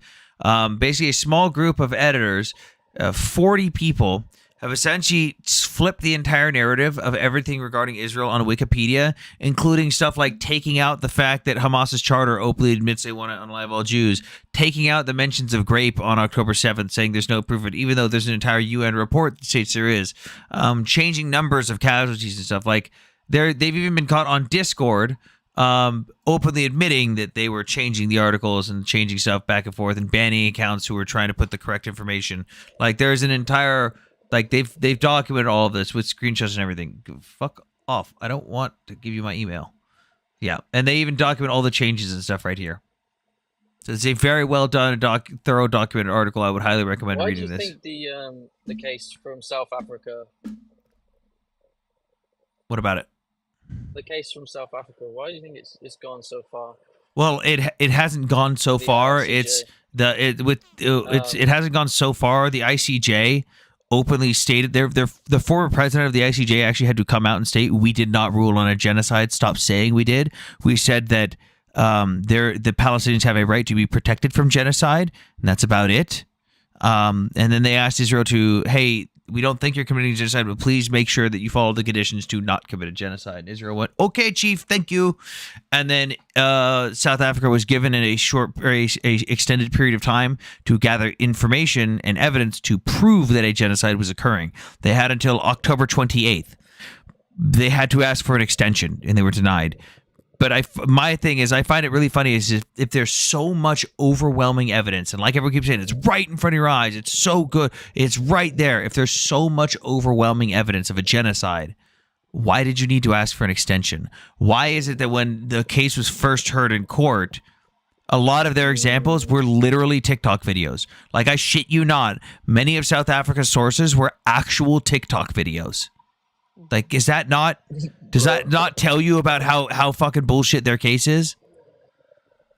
Oh, and let's not forget to mention the ANC, which is the political party that brought this claim to the ICJ in South Africa, are getting paid and have been funded by the IRGC and Russia to continue this facade of a G-side claim. Also, for the Dasny FX, he says, just make sure you register with Selective Service since you are volunteering to go fight the war you're promoting. Hey, I already did 10 years for the United States Marine Corps. I did my fucking time. But if we went to war with Russia, I would gladly re-enlist. If they fucking take me with my broken back, I will gladly re-enlist. In fact, I've already gone over to Ukraine to help out at the front lines and train Ukrainian soldiers. So I'm about what I fucking preach. I'd back my fucking shit talk up. What have you done? Thank you, Sam, for all that you do and have done. Okay. Sorry, what was it? Braiders, why do you think people hide behind the word Zionism? Or Brad, sorry. Why do you think people hide behind the word I'm anti-Zionist or, to be anti-Israel instead of just with their chest out say we don't want a Jewish country because, we hate them? I'm sure you've seen some of them slip up. Yeah, it's just semantic warfare, isn't it? I think A lot of them slip up and they just, Zionist. I love it when they do that. Yeah, I think a bit of it is like it's like a big L, isn't it? Like, no, to put it in Zoomer terms, it's just a big L for the Muslim world. Like, it's literally the Holy Lands. Like, they can't stand the idea, and the whole leadership of the Muslim world, the imams, and I think it's a top down thing. I think that's why they're not speaking up so much about China, what's happening in China, as much as they are in Israel. I think it's just like they can't stand the idea of the Holy Lands belonging to the Jews. There is a saying, no Jews, no news, so that would be correct. Yeah. All right. Well, there was never this much ferocity. There has been, just people don't talk about it. People didn't know about it. It wasn't in the news. That's why.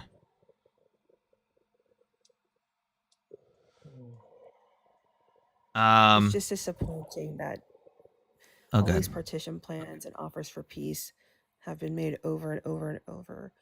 And the reality, if we look down in the nitty gritty, no one on the Palestinian side's leadership has ever put pen to paper to create what they're actually asking for. And, they would say back to 67 borders, back to this and that, but that actually goes against their own rhetoric, since Gaza was Egypt's and the West Bank was Jordan's, and Jordan annexed it and ethnically cleansed the Jews out of there. I find a problem with both sides, though, is like you guys never seem to like Like I asked the Arabs, okay, but realistically, what's the solution to this? Like, are you, Well, you know, because you can if keep fighting. here's a question you ask them. Your side. Here's a question you should ask them, because Israel's offered peace many times. Not even once, just for shits and giggles, has the Palestinian side said, you know what, let's try it. Not once. But ask them this question, because I love asking people from Gaza this question, and I love asking other people this question. I say, if everyone in Israel today converted to Islam, what would happen? They go, oh, we'd stop attacking. We wouldn't care because they're not Jews. I'm like, wow. But it's not about Jews, right? They're like, no, it's about Zionists. But you'd stop attacking if they were Muslim. Yeah. Well, then it's about Jews. Like, I've talked to plenty of people from Gaza and the West Bank who've openly admitted that. So what do you think is the solution? There will not be a solution. Yeah, maybe a two-state solution someday, not anytime soon, because that they threw that offer off the table with October 7th. The problem is there will not be peace until they learn to love their children more than they love unaliving Jews. Like a society, like I cannot imagine taking a child of mine and strapping a vest onto them and going, "Well, it was nice knowing you, sweetie. See you in the afterlife." Like, I cannot fathom that idea. And the fact that that has happened on numerous occasions, they don't care about that. They literally pay families of people that go out and unalive Jews. The fact that they do that stuff as a society, they will not have peace until they stop doing stuff like that. Is it the Palestinian Authority that pays families? Yes, pay for slay. Or is it the... Pay for slay. Okay. They literally pay people who commit attacks against Jews. And actually, it comes from the foreign aid money. 30% of foreign aid money that's given to the PA, they use it for the Martyrs Fund. Do you guys have any evidence of, like, because I just, like, instinctively feel like the UN people on the ground are a bit corrupt. I don't know why. The UN fucking... So there's different parts of the UN that are good, different parts that are bad. For the most part, they're little investigative teams, like they investigate, like, tragedies and stuff. They're pretty good. As a whole, though, the UN is fucking garbage. Like, when I was in Ukraine, the UN guys that I ran into sat in a fucking swanky hotel. They parked their fucking truck out front of the hotel, smoked cigarettes all day long, and the second the air raid sirens came on, they went downstairs into the bunker and cowered like little bitches, and then they came out afterwards and smoked their cigarettes again and didn't do shit. I literally whipped it out and pissed on their truck in front of them. They fucking suck. They refused to go anywhere near the front lines. They were awful. What do you guys think about the Irish? Because The Irish UNIFIL guys were absolute morons who have been caught flying Hezbollah flags. They literally got caught with Hezbollah flags on their vehicles. If you want to know more, I was going to mention unwatch.org, because they do bring up all the things that are anti-Israel going on in the UN, and it gives you a bigger scope or wider scope of what's actually happening. Yeah, I don't get the Irish support for these T groups. Like, I don't get it. I think it's just they view themselves. You know, a lot of people view themselves. They sympathize with the IRA. Yeah, they see any other group that they can be. If you can convince the Irish that your group is oppressed, they will compare you to the IRA and immediately full support for you. Immediately. It seems like that's what it is. Okay, Raiders, I'm gonna move on to one more person, then I gotta get off. It's almost 6 a.m., so I gotta get off soon. But thank you for coming up. No problem. Thank you, Sam, if Palifax, if you want to have the conversation with her, she keeps asking me, like, bring me up. You're a coward. Okay. I'm like, I'm trying to tell What her do you? and that I don't have that power. This isn't my life. Can you calm down in the comments, Pally? Like, what are you spazzing about? Hey, I have a question for Tango. In a previous live, she said that her family came from Aleppo, Syria, and they built a kibbutz in the 1920s or something. No, like that was Renzi. Yeah, that's not Tango. It's I thought Renzi. it was you. My family built the kibbutz, but in a different area. Was the kibbutz for everyone or exclusively for Jews? That's a funny question. Kibbutzim are communities that run with multiple people doing multiple jobs that actually take care of the entire community. You can be of any denomination, faith, or diverse background to belong to a kibbutz now in modern day. And back in the day, Arabs did not participate in that. They did not want to live They with didn't the want Jewish to, people, so they built the kibbutzim in order to take care of the earth and take care of each other. But she said, the Aleppo girl, she said that she came from Syria and Aleppo and helped build the kibbutzim. But why is she indigenous to the place if she came from Aleppo? But if a Muslim Because that's not from how Aleppo, indigeneity works. if a Muslim from Aleppo came in the same Levant region, we were one region, we weren't divided. Why would that person be considered? Because a Muslims aren't from, because Muslim is not indigenous group. Islam is no. Here you're mixing things up. Islam is a religion. I'm a Muslim. Yes, I know. I'm aware. I don't care. That has nothing to do with what I'm saying right now. Halifax, that has nothing to do with what I'm saying right now. That has nothing. If you would let me finish talking, If you would let me finish talking, I could educate you on this. I'm doing this for you for free. Okay, yeah. I'm gonna educate you on this. Judaism is an ethno-religion. Islam is not an it's Halifax. Stop. You nothing. I'm not Jewish. Cool. No shit. I'm not Muslim. I don't care. I wouldn't participate in a fucking garbage religion. I don't care. Halifax. This is why people probably don't bring you up, because you don't shut up. This is probably why people don't bring you up, because you don't stop talking. Muslims are not indigenous to anywhere because Muslim is not an ethnicity. Islam is a religion, just like Christianity. Now, then why did you cut me off when I was trying to talk? Cool. Muslims cannot just say, "Oh, well, I'm from the Levant," because Muslims are not a group indigenous to anywhere. Muslims are not indigenous to anywhere. That is why a random Muslim from Syria cannot just go, "Oh, well, I want to go to the Levant because I'm from there," because you're not from anywhere. Now, if you are saying you're Arabic and you are ethnically Arab, then guess what? You're still not from the Levant. You're from the Arabian Peninsula. That is where you're indigenous to. Being Arab is a socio-cultural identity.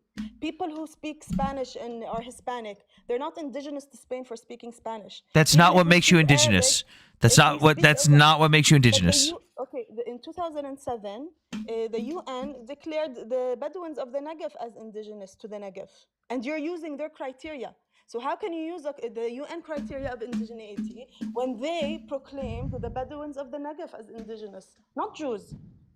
But my question goes, why is a Jew from Aleppo went to a mandate of Palestine, build a kibbutz is okay, but if a Muslim from Aleppo or a Christian from Aleppo goes to Jerusalem, they're I'm gonna say this as slow as humanly possible for you, because I don't know how I can stop. Yes. Then why are you asking the question? If you know the answer to your own question, then why are you asking it?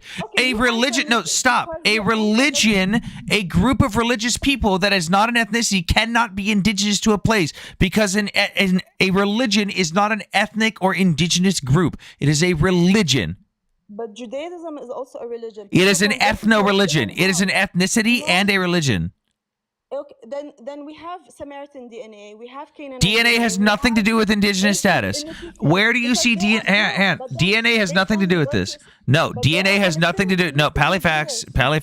Stop talking over me. DNA has nothing to do with indigenous status. Okay, what period. What does it have to do with? Fucking nothing. What's indigenous status? Why Jews have more indigenous claim than Palestinian, Christian, or Muslim? Why? In order to be considered an indigenous peoples, you must meet these 7 requirements. Now, are you going to talk over me when I'm trying to answer your question? No answer, yellow. Okay, so you have to meet all 7 of these requirements. The Jews meet all 7 of these requirements. The Arabs do not. I like to point to my favorite one, which is historical continuity with pre-colonial and or pre-settler societies. The Arabs colonized the ever-living fuck out of the Levant. They are literally the colonizers. They do not have ties to pre-colonial times and pre-settler societies. They don't. Okay. Can I respond now? I can't wait to hear your great wisdom on indigeneity. So, you say that pre-colonial times, Judaism is what, 5,000 years old? The land has a 10,000-year civilization. It was land of Canaan. It was Ur Salim before Yerushalayim. It didn't. They have historic. Where are the Canaanites now? They blended with others. No, they the Canaanites went extinct. The only Canaanite tribe left is the Israelites. The Canaanites went extinct. No, humans don't get extinct. How the hell would a human get extinct? They evolve. They evolve into a new culture. They intermingle with the new people who different civilizations. They don't get extinct. My Jews didn't fucking get God. extinct, but Canaanites got Get extinct. out. Make it make Get out. sense. Get out. Enough. I cannot make anything make sense to you. I cannot make Also, anything make sense to you. it's very hard for you to even try if someone's not willing to use like active listening and like a dialogue. That was just, you could have taught so much in this moment, and it gets taken away by this emotional like appeal versus listening. What is that noise? Alice, is that you? With the bird in the background? I don't hear anything. She has you, Yehudi. You had to kick her. Hey, you little Nazi. I'm not Jewish. B. Parmer. I've been seeing all your little fucking sideways comments about Jews in the comments and about the West and America and blah, blah, blah, blah, blah. Go move to Russia or go move to a shithole like Gaza. I'm not Jewish. Why did I drop her? Is that a serious question? In one ear and out the other. Every single fucking thing I said to her. Every single fucking thing I said. Fucking.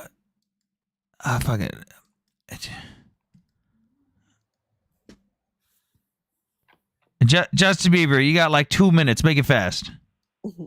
Okay, so she said people don't randomly disappear or get exterminated. That is a blatant lie. I come from Europe and from Baltic ethnic group that is Lithuanians, and we were a brotherly nation, brotherly group of people. Like you know what Baltic people are, right? Mm-hmm. Sorry, I zoned out for a bit. Yes, I know the Baltic people. Mm-hmm. Yeah. And right now there's only two of us, Latvians and Lithuanians. What happened to the Prussians? They got exterminated. Some people overtake Dude, you land, could even look at the take Cossacks. name of those people's land and simply exterminate the culture. You could look at the Cossacks. There's no real Cossacks left. It's none. Yeah. They hold. They say they try to replicate some of the traditions and the cultures and remember them, but like Ukrainians today are not actually Cossacks. Talmud-esque argument from someone who's never read the Talmud. Ethnic Germans, by the way. Oh Jesus! Russians are ethnic Germans. That guy said. Oh Jesus! Where do you think that name came from? Even it's from the Baltic Prussians. Just because Okay, the Germans I'm gonna took the name doesn't mean I'm that gonna let they're actually, let the historian up real quick.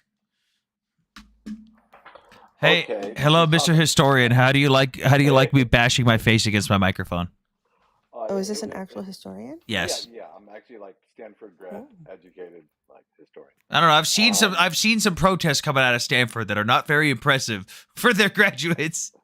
Hey, so I was there during the actual protest, and then they all got removed. They got kicked out of the main quad area because they took over the dean's office for some reason and vandalized it because that was supposed That'll to be free Palestine. Oh, well, okay. The joke was so in main quad they had like a little encampment set up, and they've been there the entire year. Okay, but the joke was that they didn't want to disassemble and clean up their area before graduation date, so they went and they protested the dean's office, and then Stanford came and removed them, and then cleared up their entire encampment. Good. So they were lazy, is what happened. You know, why should we clean it up? Hey, we could just have Stanford clean it up by spray painting buildings, you know? Yeah. And as long as these people keep getting babied with lack of accountability or consequences, we're only going to see more of it, which really sucks. You know, and then when we're looking at ancient Middle East, you know, Mediterranean, these civilizations were what we consider like nation states, okay? And so when there's a famine, a bad leader, war, drought, you know, a hard winter, yes, civilizations, 95% of them go extinct. Because unlike today, mass migration could not happen during these times. Do you know what would happen if 10% of a city's population went to another city? They get rejected because that city can't house Oh, that you mean like what population. happened in fuck, what was it? They're eating the cats and dogs. Where was that again? That was in Ohio. Springfield? Yeah, where their Yeah. population went up by over a third, or in like a 1.5 year span. Yeah.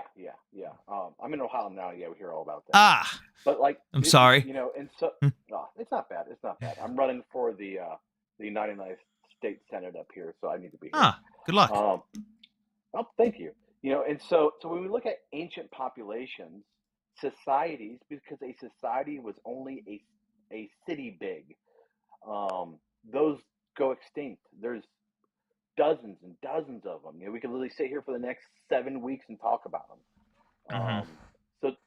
So that idea of societies, civilizations don't go extinct is beyond falsified. You know, not 95% of a city would die off. That 5% then would like span out and go somewhere if they had the financial means. Yeah. Especially when, or additional to that, because we have DNA as a technology, the reality is that we see that 90% of related DNA to the region is up where Phoenicia used to be, because Phoenicia ran all the way down to Ashkelon and Ashdod. And people, I think it's just really hard for people to grasp the concept of how nomadic the land was, how, you know, moving to different resources was necessary and often. And this entire idea or premise that people can't be eradicated. It's like, well, then what language of Canaan do you speak, or what tribal practices are you still, you know, doing today? And like Sam said, the last living and still functional tribe is the tribe of Judea, the Jewish people. Like even what I was saying with the Cossacks, the Ukrainians love their Cossack history. They are not technically Cossacks anymore. They carry on the traditions. They're not Cossacks. And I mean, the same way like the Baltic people are. Like, there's only two groups left. Where do you guys think all the other left? Like all the other ones just disappeared, or what? Yeah. They're Russians or Poles or Germans? No, they're just gone. That's just a simple fact. Like, I would love to, like, for example, meet more Prussian people, but they're gone. Like, yeah. To B. Palmer in chat, still with the lies. DNA testing is not illegal in Israel. You can literally Google that. To Irene, have you ever thought about recording your streams 4 a.m. in the morning where I am? Actually, yes. If you go on my YouTube channel, we stream on Twitch, YouTube, and Twitter. So if you go to my YouTube channel, all of these streams are cataloged, at least for the last few weeks. And you can just go to the live tab on my YouTube channel. You can find my YouTube channel in my link tree in my bio. Also, a little self-plug.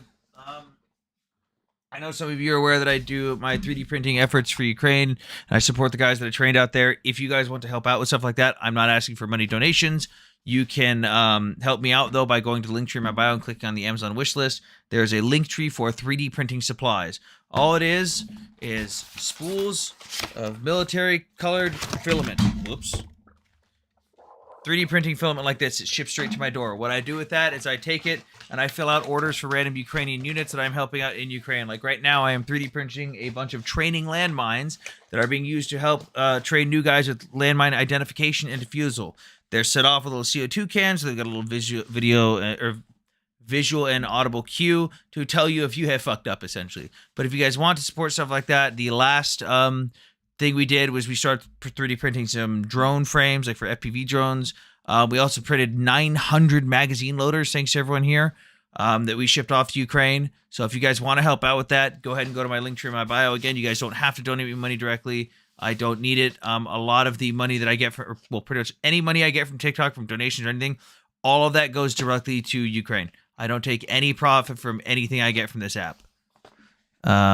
Just want to add, there's breaking news. What? 3 minutes ago, well, actually 13 minutes ago, the ICC issued arrest warrants for Netanyahu and Gallant. Wow. So if people on our side are going to be online later, Huh. prepared to have to discuss. I love how they Which is threw it fine. out, but then they still continued in the background. That's interesting.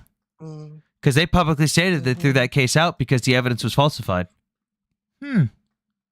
Yeah, well, the pre-trial chamber rejected the state of Israel's challenges to the jurisdiction But they and threw issues and issued the warrant. So my thing is they literally threw out the original case. The original submission they threw out because it had falsified information in it. yeah, yeah. So did they just throw it out but not really and they continued it anyways? Well, because when they did that, that was during the pre-trial chamber process. That's what it's called. Um, and that chamber also considered the challenges that is, like the contestation of Israel. Um,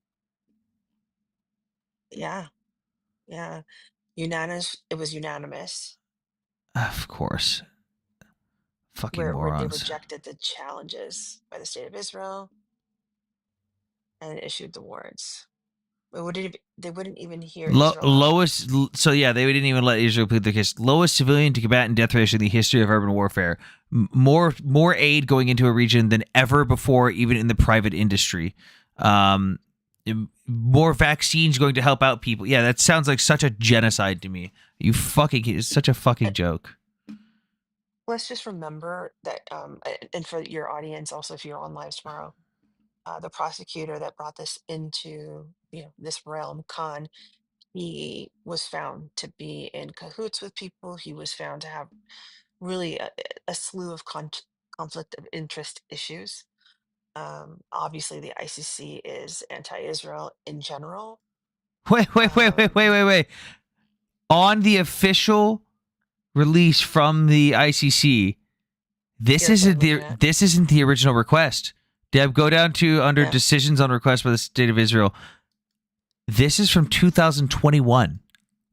No. Look at the press release date. Look here. No. Look at third paragraph under decisions on the request by the state of Israel.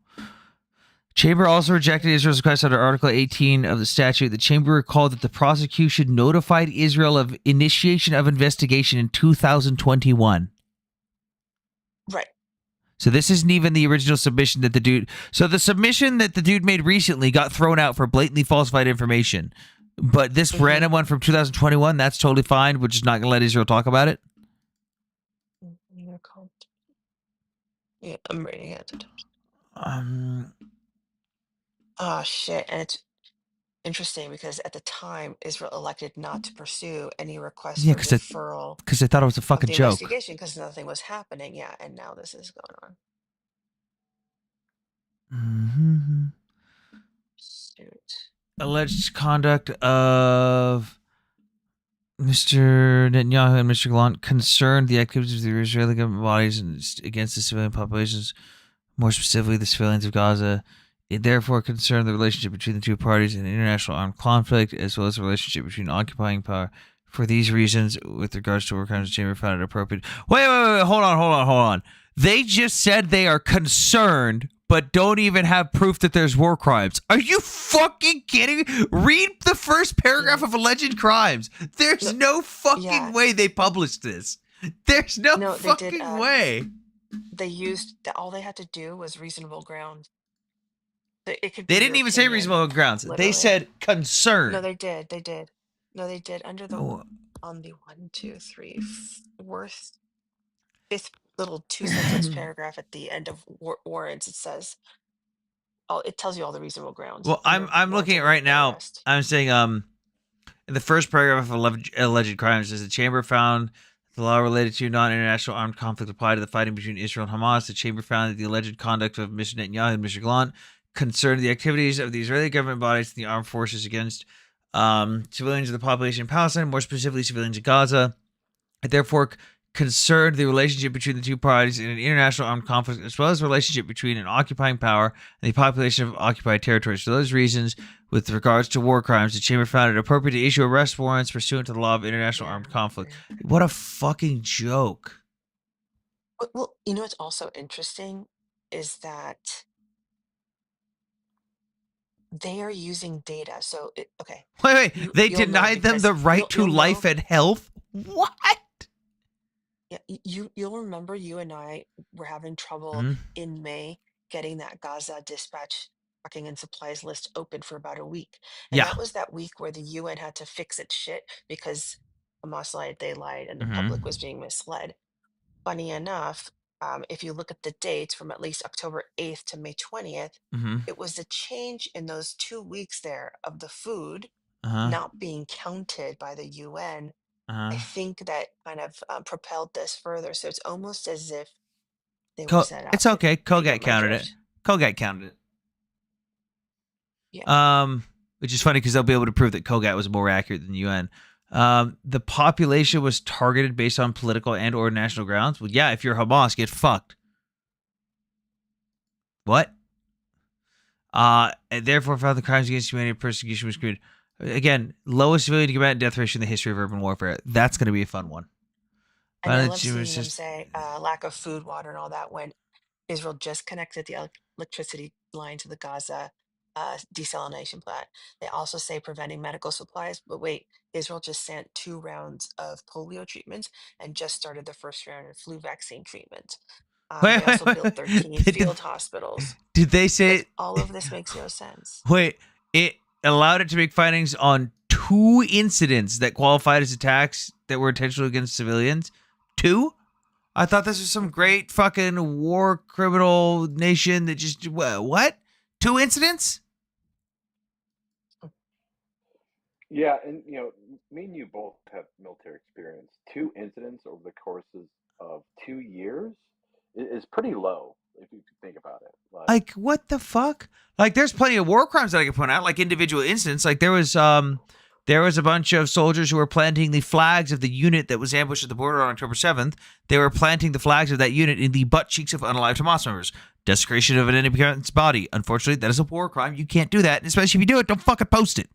There was also guys that were dragging the bodies of unalived Hamas members behind their vehicles and filming it and posting it. Desecration of a body. War crime. Those guys are all in jail now. Every single one of those guys.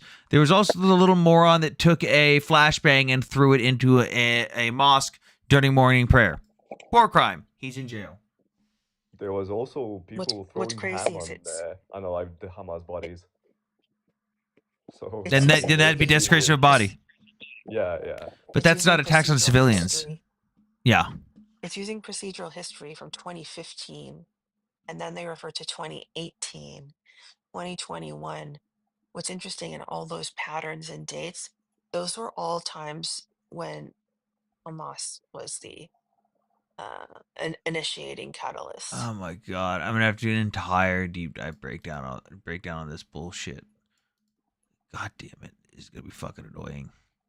It's gonna be easy because this is a fucking joke, but it's just gonna be annoying to pull all the sources up again. And just like you said, so on March 3rd, 2021, that prosecutor opened an investigation to crimes from June 2014.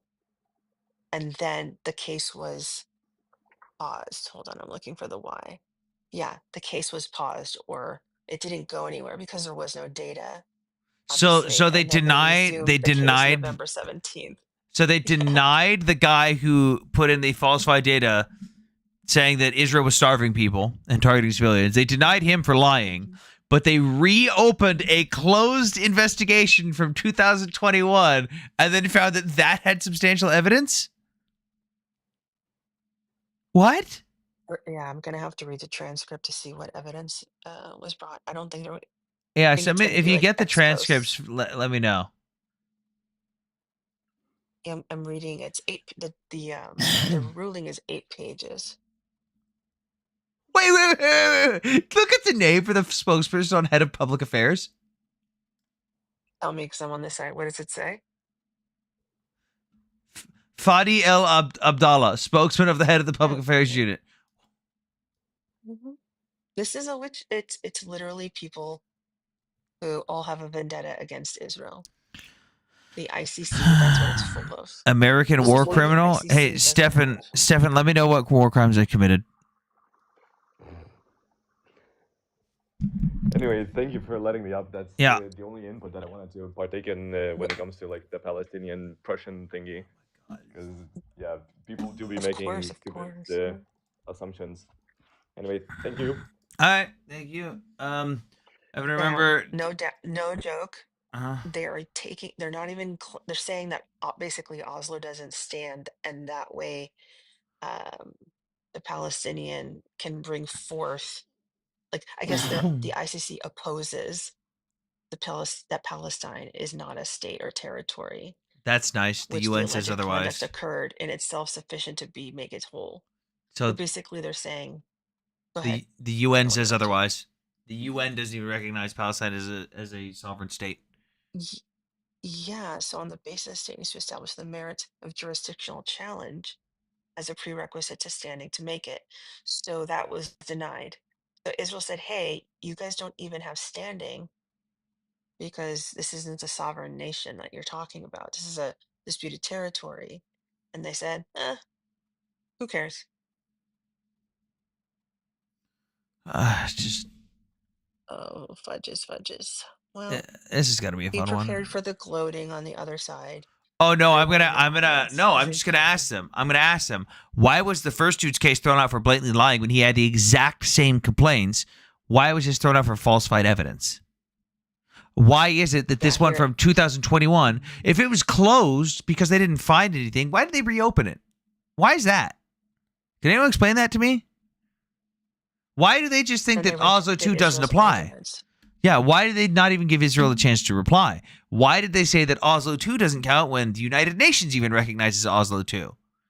Even the ICJ, the judges said, yeah, we don't like Oslo, but it invalidates all of our opinions anyways. So nothing we say matters. The way they did it is by denying Israel's claim regarding jurisdiction.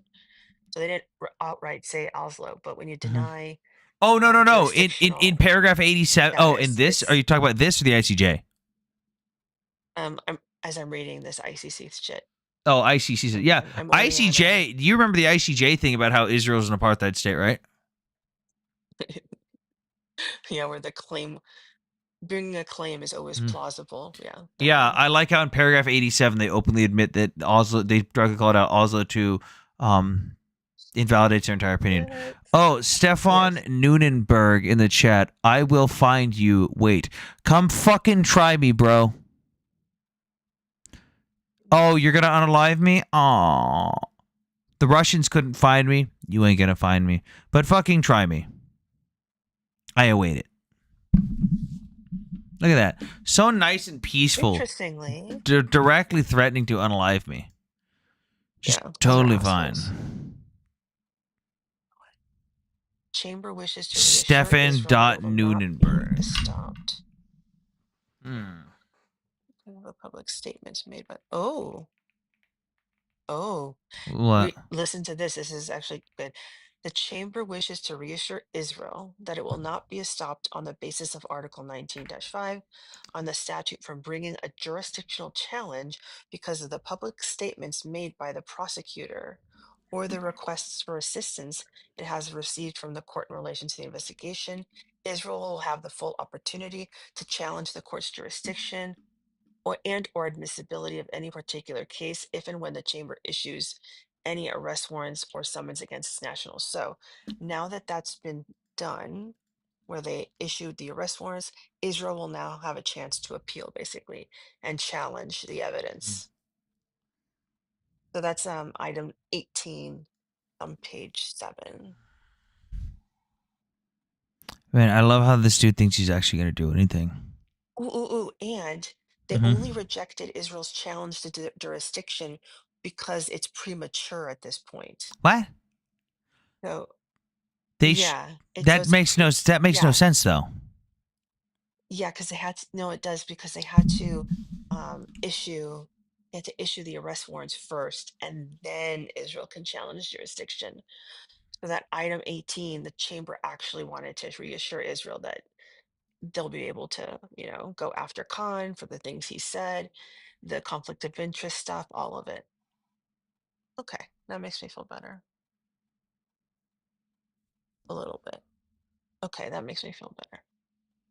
Okay, let me read the actual thing if I can find the transcript. Yeah, that makes me feel better. Does everyone understand that part? Do you I get it, Con? still disagree with the wording on it. I disagree with how they did it. Because Israel was able to submit evidence to show that the first dude was lying. So why couldn't they do it on this one? Yeah, because they had to wait for Yeah. Okay, so this was a decision on Israel's challenge, and they had to wait for the warrants to be divvied out before they can challenge jurisdiction. Yeah, I'm just gonna Israel laugh. I'm gonna pre-child laugh when they go through all the data on all the aid, and when they show all the data on the civilian casualties and stuff. I am gonna laugh my ass off when they go through that. Yeah, I'm gonna have to read more about like what are the next steps. Well, because like again, it'd be nice to see what 2 events they're talking about, because there could be a fucking unit that did some terrible things against civilians. It's fucking possible. Did Israel hold them accountable? Hopefully. But the whole thing of they're intentionally targeting civilians, 2 incidents does not make an entire narrative. 2 incidents is nothing. No. 2 incidents with regards to everything. Yeah, it's bad. You condemn those people, send them to jail. Stefan, do you know how to say anything else in chat? Have they ever put a warrant out for any of the IRGC idiots over in Iran? I don't think they have. No. Oh my God, Alice is alive. Warrant of arrest. Hi. Welcome back. I'm looking for. I'm gonna try to read the warrant. I'm trying to look for the name. Let's see. Oh, they don't have it up yet. Okay, can't read the warrant yet because it hasn't been uploaded. Huh. I wonder what So the happened only if I thing that we're upload this. seeing is a challenge, jurisdictional challenge. Hmm.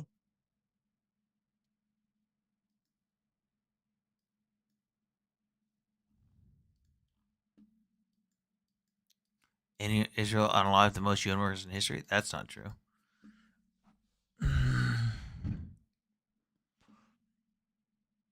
Oh my God, these fucking bots in Twitch chat. Go the fuck away. Of course, they also issued the arrest warrants for Ibrahim al-Masri. And of course, they don't need one now for Hania or Sinwar, since Israel took care of them. Yup.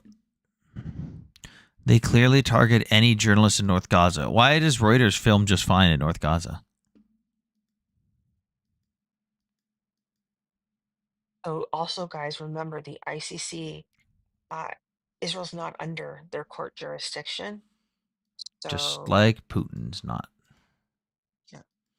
All right, it's 6:30 in the morning. I gotta get to bed. I gotta go start another 3D print. I gotta do a bunch of shit. Thanks for everyone that came out. Thanks for staying up. Yup.